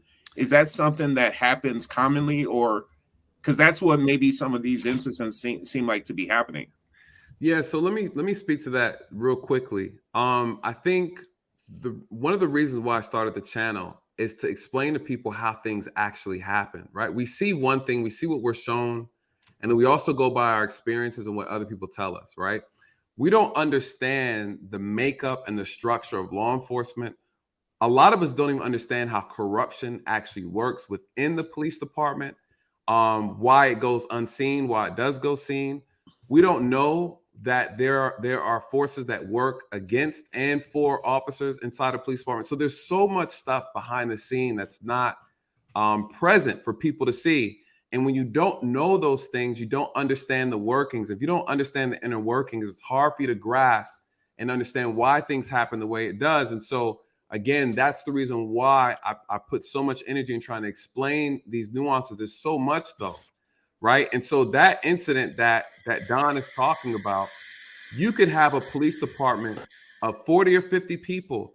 The size of the department matters. If you have a small department, that matters. Everything plays into what the culture of that police department is. You can have an entire police department that's amazing because they had a great leader. Then that leader changes, right? The police chief leaves, and then a new leader takes over, and then the department falls apart, right? And so it's so simple for things to go from bad to good within a department. That could be one officer amongst 30 in that department. that acts that way, that has that behavior, right? He could represent 3. There's no way to actually put a number on it, right? You have to examine the entire police department. You have to examine the paperwork, so we have to be mindful and careful of that, because again, it's almost again like saying that, hey, the army is full of all bad military soldiers, right? The Navy is full of all bad soldiers. You can't say that.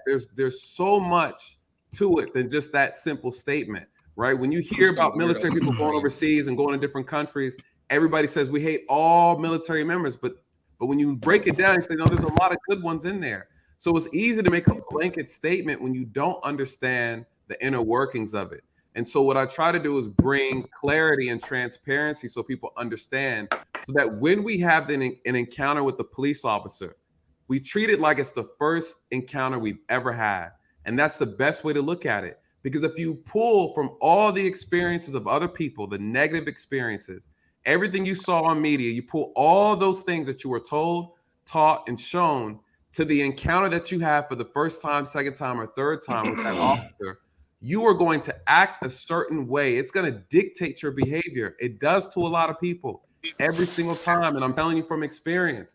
And if you're not careful with how you perceive an officer that you do not know, you will act in a way that can overcomplicate a situation that could have been extremely simple. There's a way to fight corruption.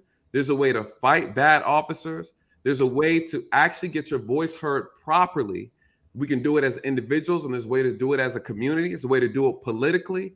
We're not doing those things. And when opportunities present themselves for us to come together and speak against these issues, we are not present as a community. So again, I'm telling you this because my channel is here and geared to show you guys and educate us on how we can actually bring about the change so we can have the impact that we want to have. We need to be present. We need to be there in these areas when these laws are being changed and moved, and we're hiring. And no disrespect, Nathan, man, I hear what you're saying, but you have to do more research on American history. Brother, you are totally lost. I know. Now check this out. Listen to this, Nate. Okay, now you say when you get pulled over, act like it's your first time, your first encounter. But what if it's your 50th encounter? How are you supposed to pretend that's your first encounter? Okay, then I got something else. Since you say we don't understand anything. One at a time. Let me address one at a time, Don. All respect. Wait, okay, hold on, Nate. Okay, Nate, because this conversation can go in another 5 hours. All right, Mandrell got to do his thing. Yeah, but hold on. I just want you to explain to us what is the fraternal order of police. I want to respect Mandrell's panel. I get it. Can I say something? Yeah, go ahead. I just want to say, I've been on Nate panel several times. Nate knows the story I told about my family. He knows the story I told about my black son just walking down the street, coming from the hospital, just having surgery and getting accosted by the police. They busted stitches from his surgery. He had to go and get them redone, all because he got stopped because he fit the description. I told him about how the police in the middle of the night had the wrong address and bust in my family's house at 3 o'clock in the morning and put guns in their face while they laid in the bed. And when they realized they had the wrong address, oh, sorry to bother you. And they just walked out. But they left children in shambles and kids in shambles. Nate knows that I am in my community. He knows I go to the community meetings for the police. And guess what I see there? He's right. I don't see many that look like me, but you know what I do see? I see a bunch of emotional people. You know why we're emotional? Because we're tired. So when people try to tell us how to check our emotions or try to shut us down when we want to speak, that's all that has been done to Black people our whole life. Has told us, tell us to shut up, don't speak. You're too emotional. You know what? When we seeing our people get deleted in the streets every day, get beat every day, getting wrongfully jailed every day, when we see these things happening on and on and on and on for years, and then when it hits your family, oh yeah, we're emotional because it's a real thing. So when I'm in these meetings and emotions get heightened, yeah, we told to calm down, to cool down, but no disrespect, right? Because we have a right to say tell our stories and to say our side of what we see in real life, in real time, in our communities. I read every Tuesday. I go into the urban community and I read every Tuesday to the young boys and girls that are living in impoverished communities. And you know what I see there? I see police officers in those schools already harassing 8-year-old, 9-year-old, 10-year-old boys, literally setting them up for the school to prison pipeline. I see this with my own eyes. So when I go into those community meetings and I say, hey, why do you have all these police officers in here for 8, 9, and 10-year-old boys harassing them because they coming from the bathroom or walking down the hall? See, so when I was out there marching, and protesting and saw what was going on in real life, in real time, is how the police even treated Black women out there. They were beating up Black women out there. That's real. So when you are in your emotion, your feelings, that's a real thing. That is a real thing. And people and Black people especially need to quit trying to shut other Black people down when they are trying to say what they need to say by their own experiences. This is a real thing. It's been happening in real life for a very long time. Ever since I can remember growing up in the 70s. And when my uncles joined the Black Panther Party, police damn near chased them home every day. Just because they joined. And that's what I say. He needs to know history more. Well, the thing is, know history more. Well, the thing is, to be fair, yeah, and we're about to move to final thoughts here. To my knowledge, I mean, Nathan is well versed in American history, but and all the things you're saying is true, and that's why I wanted him for the for the image solution episode. I'm probably going to need to do a part 3, not next week, but sometime in the future, because this is a real one. It really is, because perception is key. And that's, in my experience, perception is 90% of it, of anything, what you perceive things to be. So I want to thank everyone for coming, and appreciate it. Thank you for supporting the show. This is episode 3, and it's been another banger. Nate, I really wanted you to come and be like a co-host so we can get your get your point of view out early, because I knew if you showed up, I knew. I just want to tell you, for real. We can do it again. Nate, Nate, you sound for real like a politician. You need to just go ahead on and go. He sure does. He sure does. Don, that sounded like a negative. Sure does. Yeah, that's very negative. Because for the simple fact, if we're having a conversation and somebody is telling you something, why would you say they're emotional? Because it's true. When you're the one who keeps telling people to shut up, calm down, this and that, you're the one who's emotional. Okay, hold on. Okay, I promise you, Nate. I don't care about them saying emotion, because emotion is a real thing. Nate, I enjoyed the back and forth with you because I'm learning, because I understand. I understand my viewpoint is not the only viewpoint, Nate. So I appreciate you. Truly. No, and I appreciate you too, brother. And I'll say this, your viewpoint reflects a lot of people in our community, which is why I say I need to speak to you. Again, yes. You guys, I'm not your enemy, you guys. I say it on my channel all the time. I'm not your enemy. We know that, Nate. And we are not the enemy. But the police treat us as the enemy. Final words. I got final words. Here we go. For Nathan and Don. Yeah, let's move on to final words. We're going to start with American boy Mexican. I'll make it quick. Okay. Y'all put raisins in your potato salads? American boy Mexican. Let me do it before. Nathan and Don, y'all put raisins in potato salads? It's a show that is much needed because you're working towards a solution, and I see it's worth the while. That is why I suggested to have part 3. Let me say something. Little bro, cut it out. Yeah, let him finish this. Let him finish this final thought. I'm enjoying what I'm hearing because we need the type of platform so we can deal with the issue that we're dealing on an everyday basis. I too got followed by a police officer several times in New York. I understand what Don is going through. I don't understand what Nathan goes. I had to follow those same tactics as well. It did work for me in many cases. The problem is we need to have this dialogue so that our people learn, adjust, and understand and be tactical with their approach. Because if not, we'll be repeating the same cycle over and over. Well, Nathan, I was just going to say this. Struggle pack matters, okay? Let me say something. As Canadian born cousin, American born Mexican. Listen, in Nigeria, we ride with zebras. We don't do the regular horses. We ride with zebras and we capture our prey. Okay, in the wild. Okay. All right, we got it from him now. Hakeem the Dream, your final thoughts. Thank you for coming up to support the platform. Thank you for supporting my show. Everyone in the chat and everyone watching this broadcast after the fact, please drop a like and subscribe to the platform. It does help us out, and it does help us with the algorithm. Please, we need all the support we can get. Again, this is a solutions-based show. Okay, and I want to keep it that way every week, because the best way to get this done is to get people to think in a different fashion as opposed to thinking towards problems. Let's start thinking about solutions.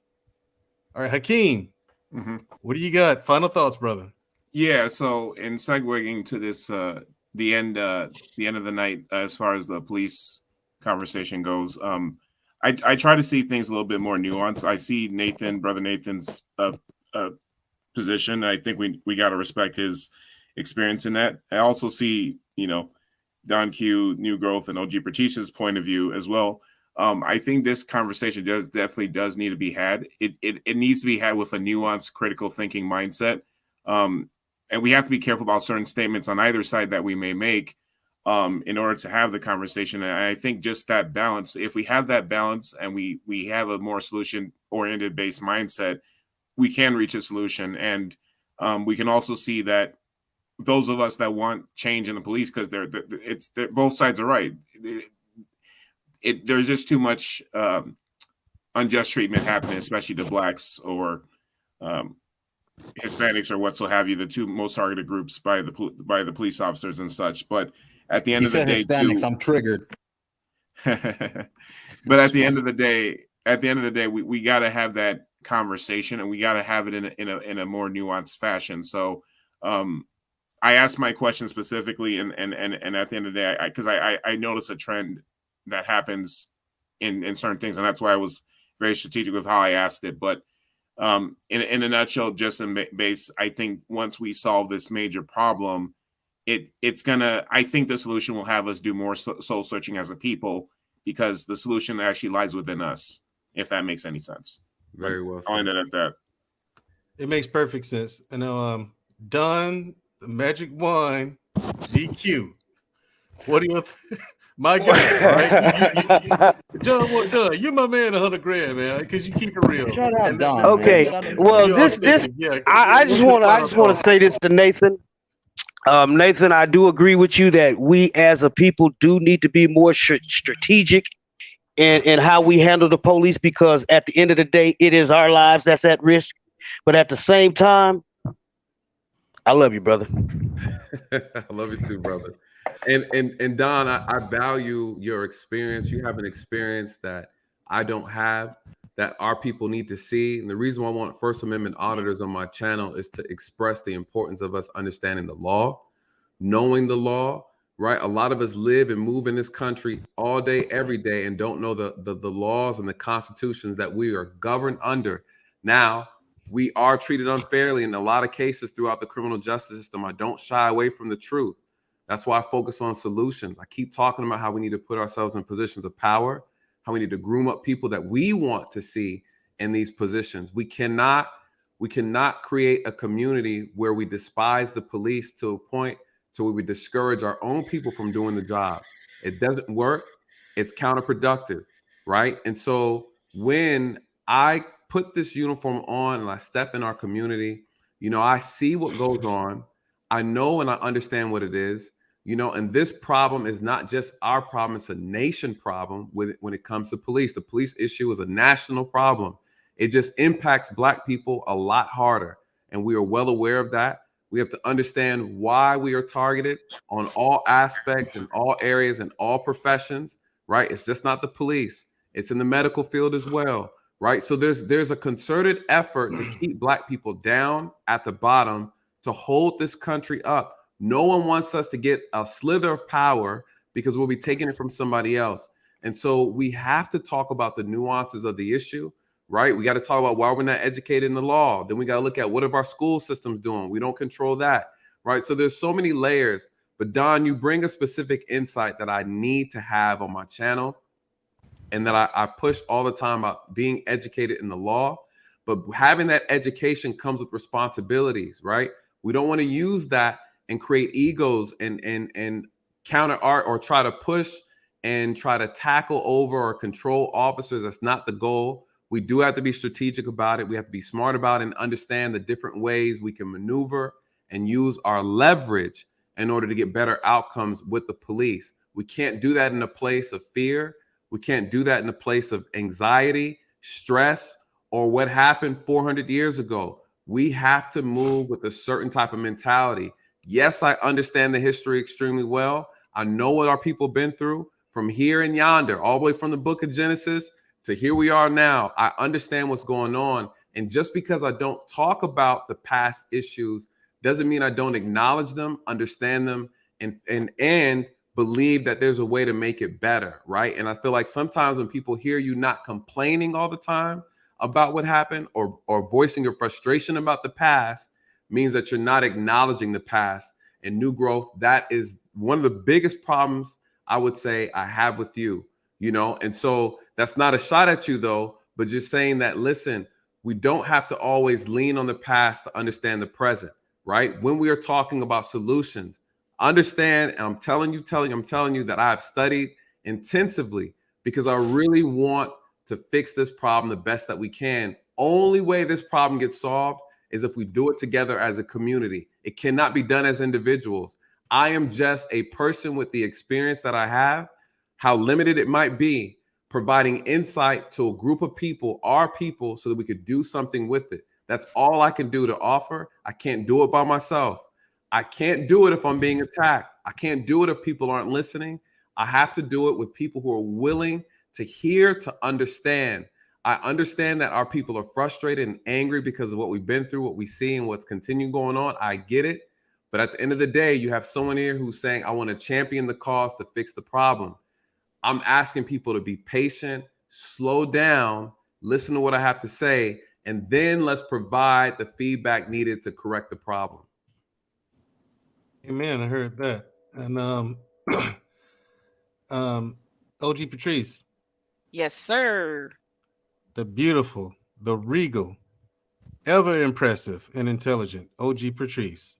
What are your final thoughts?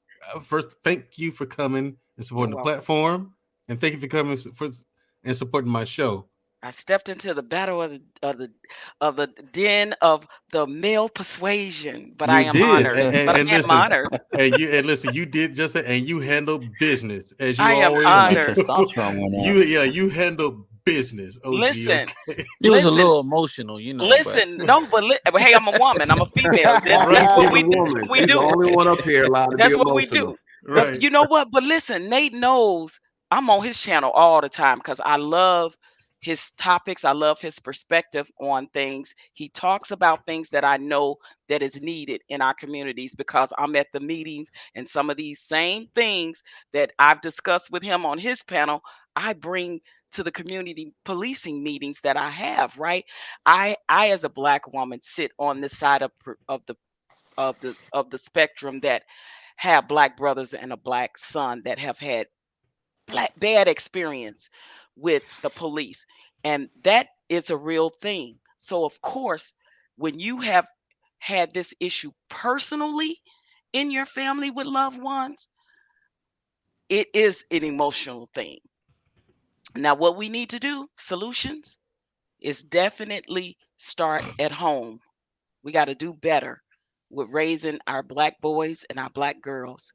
We got to teach them how to handle themselves when they are stopped by the police, whether they walking or driving. Right? There's procedures and protocols to take because we know that the scenario can end up different for us if we make the wrong move or say the wrong thing. Because a lot of times, if one of us gets smart mouth with the police officers, they don't like that. So we know just even asking them why you stopped me can be a problem for them. That's real. So finding the solutions to some of the things that Nate talked about. And I would encourage you all to go over there to Nate's channel and definitely check it out and come on the panel and have the conversation, because I've had it with him before. It is a two-way thing. What is missing is definitely the trust. The community have lost trust and respect for the I agree police 100%. officers. Yep. The trust is like out the window. And then we afraid too, because of what's happening to us as well. So we're afraid of, is that going to be us every time we get stopped? Is that going to be our scenario? So I think that finding a way to bridge that gap that is solely needed in the community. I live in the suburbs, predominantly white out here in Arizona. So I rarely see the police officers, and when they patrol and they're friendly, they stopping some of the people, and I see the difference than how they patrol where I live and how they patrol in the inner city. Now, I will say this, the crime is more predominantly there, so I get that, but I see some things that I don't like as well. So when I'm at the meetings and I address these things, and I'm looking and it's only maybe 3 black people and it's probably 21, other race of people there, I get discouraged by that. So I agree with Nate. It need to be more of us showing up to these meetings, guys. I don't even live in the inner city and I'm at the meetings because I constantly always fight, for what my people and what's right, on that side of the spectrum. So I would definitely say that has to be a way that we can bridge the gap between the relations between the police officers and the American citizens. So I will be more than happy to continue to go on Nathan's panel to talk about these things that get resolved. Because every time I go on this panel and I hear solutions, I take them to the meetings, guys. And this is what I think we need to do. Yes. Also. Yes. Yes. Right on. Ooh. Well said. Yeah, I well mean, said. And that's why I support his show, because it's like you said. Yeah. For real talk, everybody, Real Nathan Daly does have some dope content over on his channel. I mean, I watch it all the time, to be honest. New Growth, your final thoughts, my brother. Yeah, final thought, man. You gotta say 3 nice things about me before you great show. talk about the bullshit. That's right. Look, by the way, three nice things about you, Nate. Yeah, you got a lot of you got a lot of words out there in them comments, man. What you get? When you hear facts, you don't refute them, right? Right. You have a nice telephone voice. All right.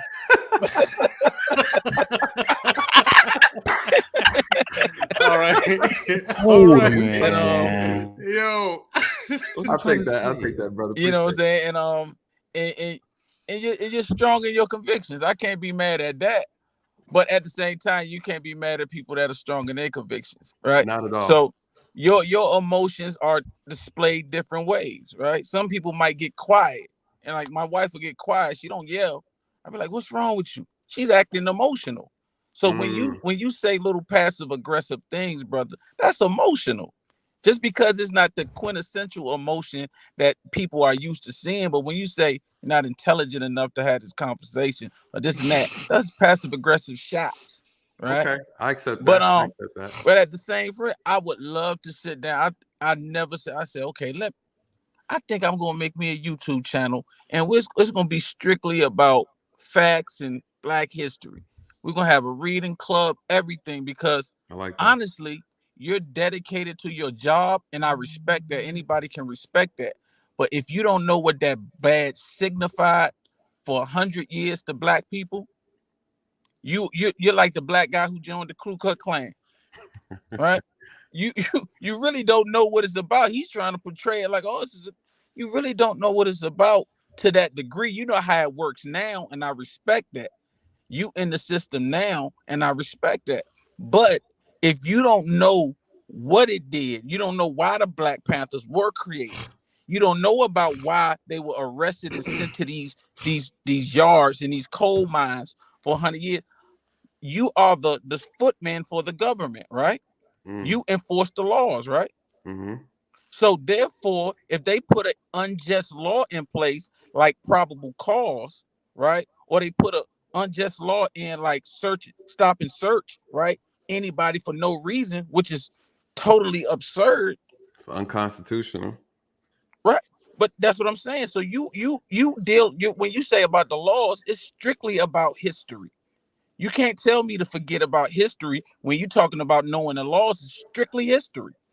So it's just we see things a different way, and I think I hate to say this, but you're gonna have to choose your side, to a certain degree. It's like don't say, well, you it's like you kind of playing both sides of the fence.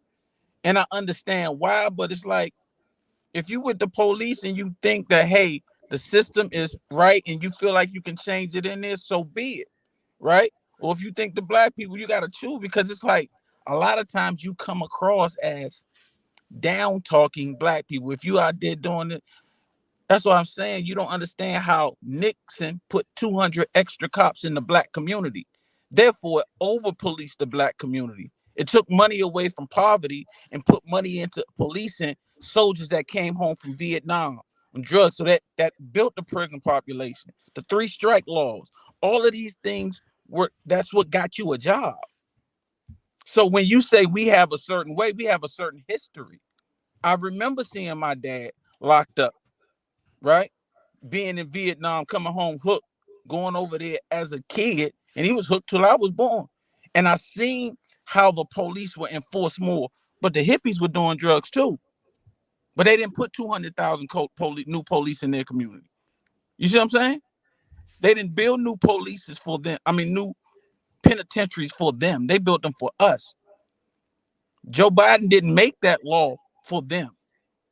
So now that you got this drug problem in their community with the opioids, they sent 200,000 more police in their community, or are they building rehab centers? Yeah, we got it. I mean, but that's what I'm saying. So yeah. when you stand so strong on that, and then you have a problem with black people being emotional, it's like it's gonna be a clash because we know history. The issue is the misplaced. Let's talk about it. But all due respect, and Mandrell, I like to give a shout out to Kanye. He just he gonna release his new album on his own streaming service. I don't care. I don't care. I don't care. Innovative. So he might be up to about 6 billion next time. So you know what? I got some choice. Y'all know how I feel about that. But y'all know how I feel about Kanye. I'm sorry. Kanye West. Okay. You guys, man. Marcus, as long as you don't mention Cosby, we're good. Will the token Mexican get last words or no? Yeah, I was about to ask you. And you wonder why I say Kim K is the devil 0.5. Right. Black David always says Kim K is the devil 0.5. Marcus. Devil 0.5, correct. What are your final thoughts? And give us a solution that you think would be actionable for improving the image. Improving the image of police? No, fuck the police. Of us. I mean, I don't know. I mean, why are you gonna ask the only Mexican that? I don't know. You're on the outside looking in. You got a different perspective. That's very true. I think it's like this, right? A lot of minorities, we tend to look at our own communities as a tribalism. We stay within ourselves to protect ourselves, to connect with ourselves, to hopefully see if we can see a better light of each other, to prosper, educate ourselves. And don't be afraid to lend out a hand, but also make sure you watch out how many times you lend out a hand and if it's worth it, because when we lend out hands, we get taken advantage of as well. And people don't see us. People tend to sometimes walk past by what we want. We go into these institutions. We go to the town halls. We go to these politicians.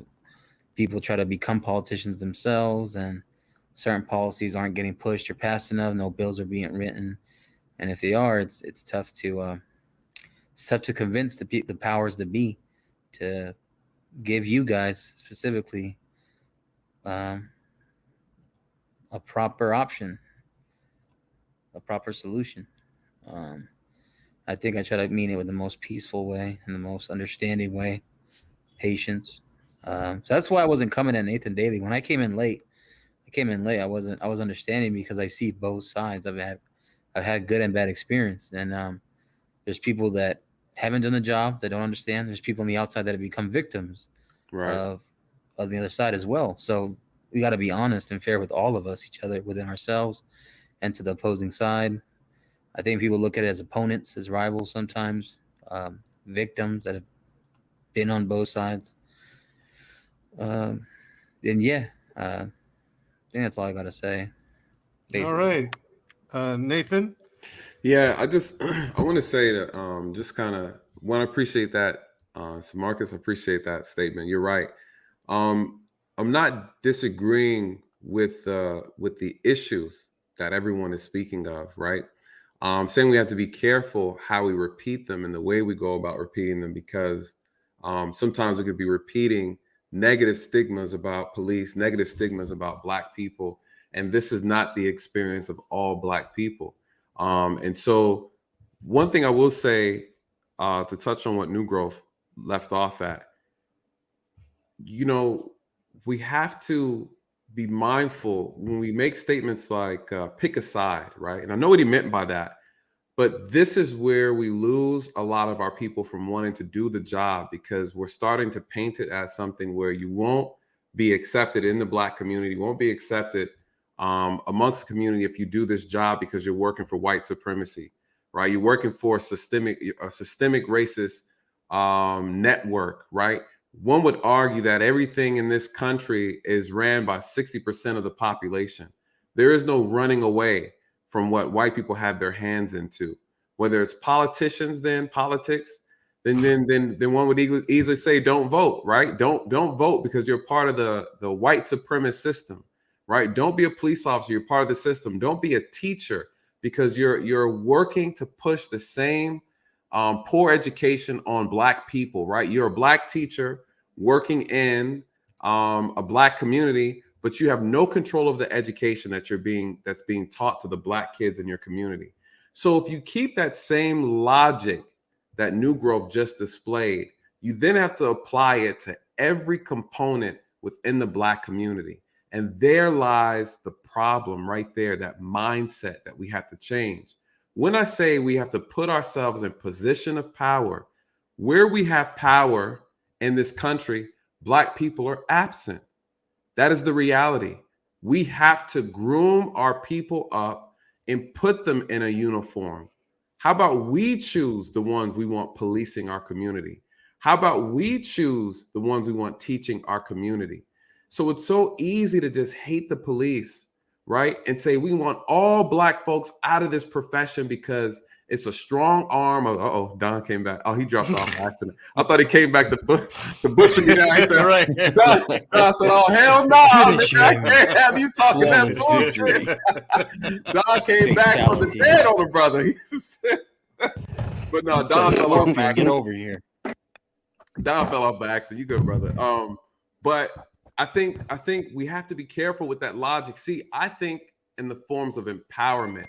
I don't think in the forms of I cannot do or I cannot accomplish or it's too great of an obstacle. That's not how I look at it. I look at it as we as a people have everything we need, right? We have all that we desire. We just need to put it in the right direction. We have the emotion. We have the passion. We need to direct it in the right place properly. We need a strategy. We need tactics. We need to execute it properly. We're not playing the game properly, which is why we don't feel like we have the power that we actually do have.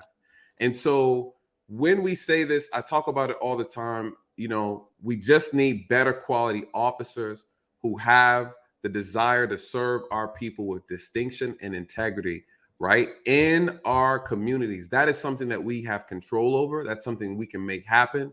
And it's very, very, very realistic. I have the ideas. I know what needs to be done to make it so. We can't complain about white people each and every single day, then turn around and beg them to teach our kids, educate our children in elementary school, high school, and college, hate white people, racist white people, then say all Black people need to exit out of law enforcement, and then turn around and ask white people to actually patrol and enforce laws over us, where we are absent of Black people.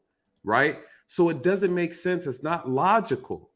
It's not logical. We can't complain about how racist this country is, right? and then build houses, get houses, and want to stay here every single year, generation after generation. If it is truly as that, hold on now. Hold on. You said let him the cook, piece. OG. Let him cook, OG. Let him cook, OG. Right? He in told fact, me. hold on. Me. We built this country, I know. so I get it, but Nathan. Whoa. Nathan, do you have time next week? Patrice.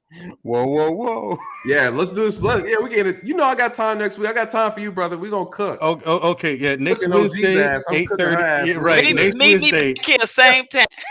Next week, yeah. Next week at the parking lot. OG. Meet me at the parking lot. OG. Okay. You know what time my show airs? Every Wednesday at 8:30. Okay. Ain't nobody like because I know. Listen, because I came on late, but okay. Right, Nate. This is why I wanted you on as co-host, as guest co-host. All right. Because I knew full well, like a subject like this, I need a policeman's Courtney, perspective. whose side you on anyway? Courtney Michelle. Hey, listen. Right. Go where I go. Courtney go where I go. And here's the thing, Courtney. I wanted Courtney here as well. You know, because the topic I brought up tonight, it was happening. Like I didn't know Courtney brought this up, but it was happening right in her backyard over in Tennessee. But you always talked about it a lot, and that's why I mentioned it. Yeah, see that, but see, Black David told me that, hey, the thing you brought up about Mason, Tennessee, Courtney talked about that. Like I went on this whole thing about Mason, Tennessee tonight, and then I found that out. I was like, oh, it would have been even better to have her on. You know what I mean? I didn't even know she spoke about it, but because I want to hear her input on that too. Because I think that's super jacked up. Like, Mandrell's apparently, the only people. The thing is, Nathan, it's so messed up. But apparently, the only people on the planet who know about it are me and Courtney.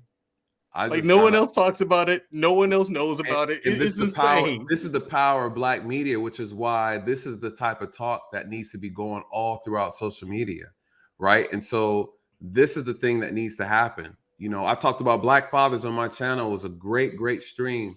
You know, these are the things that we need to start pushing out that we have control over. We don't need permission. I agree, Nate. From anybody. You know, people need to see that there's Black Wall Streets being built currently to this day. Yeah, you know, I have one in Atlanta. I still got to go check it out and verify if it's as good as it's supposed to be. Right. But the one I was talking about is this is a Black Wall Street in the making, but the comptroller, I'm going to say, listen, Chad, I know I said his name and you're probably tired of me saying his name. Jason Mumpower, comptroller Jason Mumpower. Yes.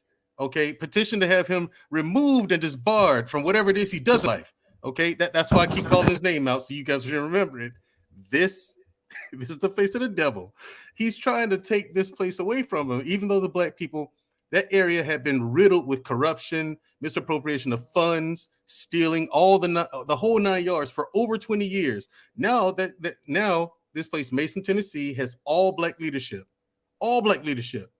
completely. And it's 70% Black, the population of this area is. They made a deal with Ford Motor Company to build a factory there because Ford's moving to making electric cars, right? Vehicles, right? They're building the plant 4.5 miles right outside of Mason. And you know what happens when that kind of opportunity comes?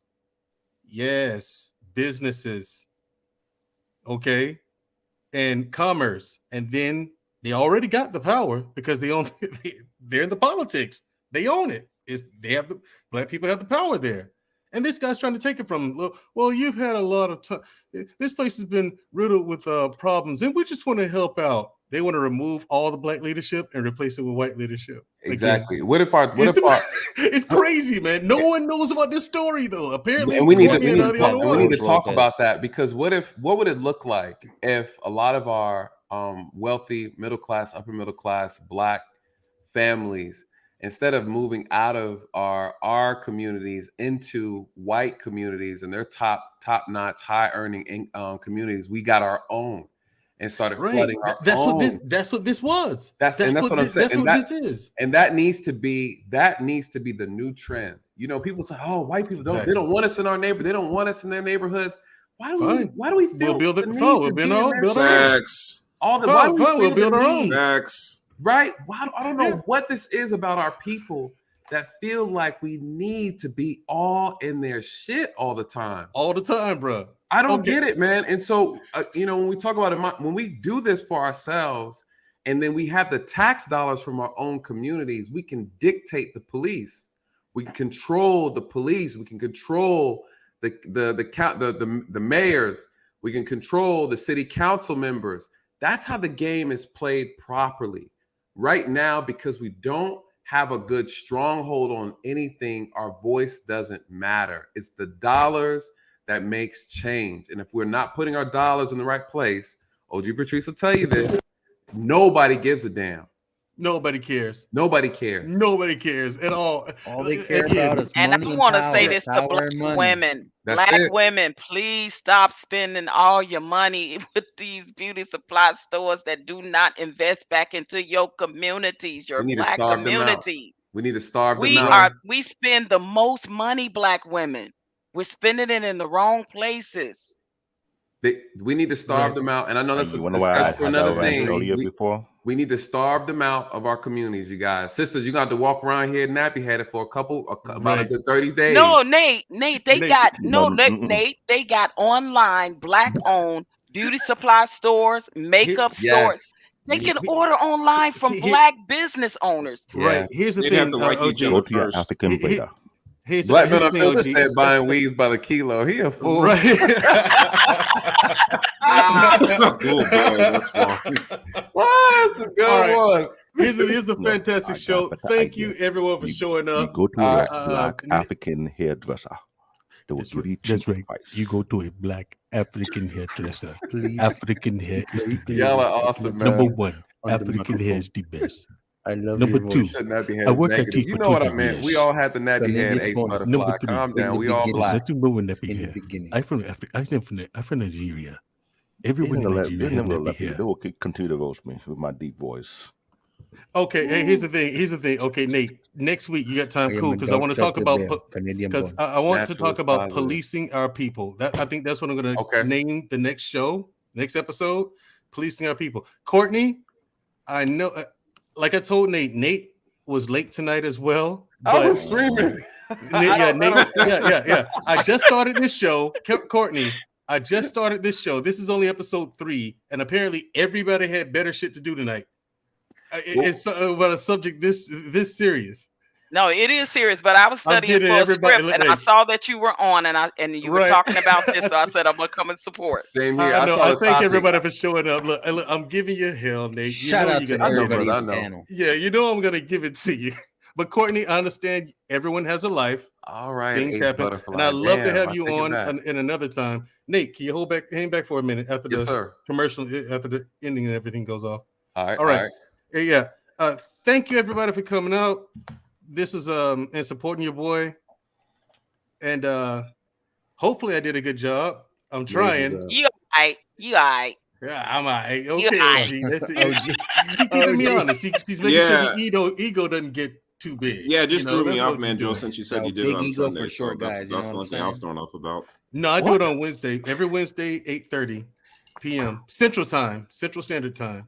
And I have my What is that now? Okay, we'll talk about it because I don't know them Central Standard Time. Okay, it's an hour behind you, man. I bet.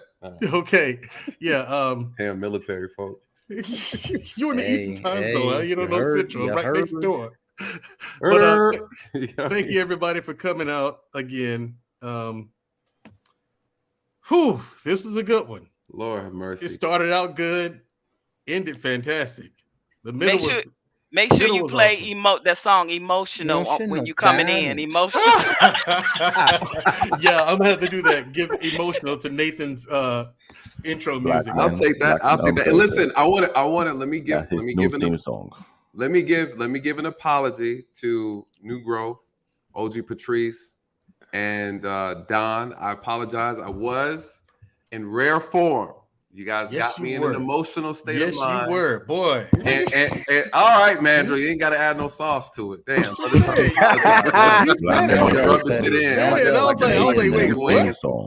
I promise, emotional. Okay. Listen. Okay. I apologize. What I said was not.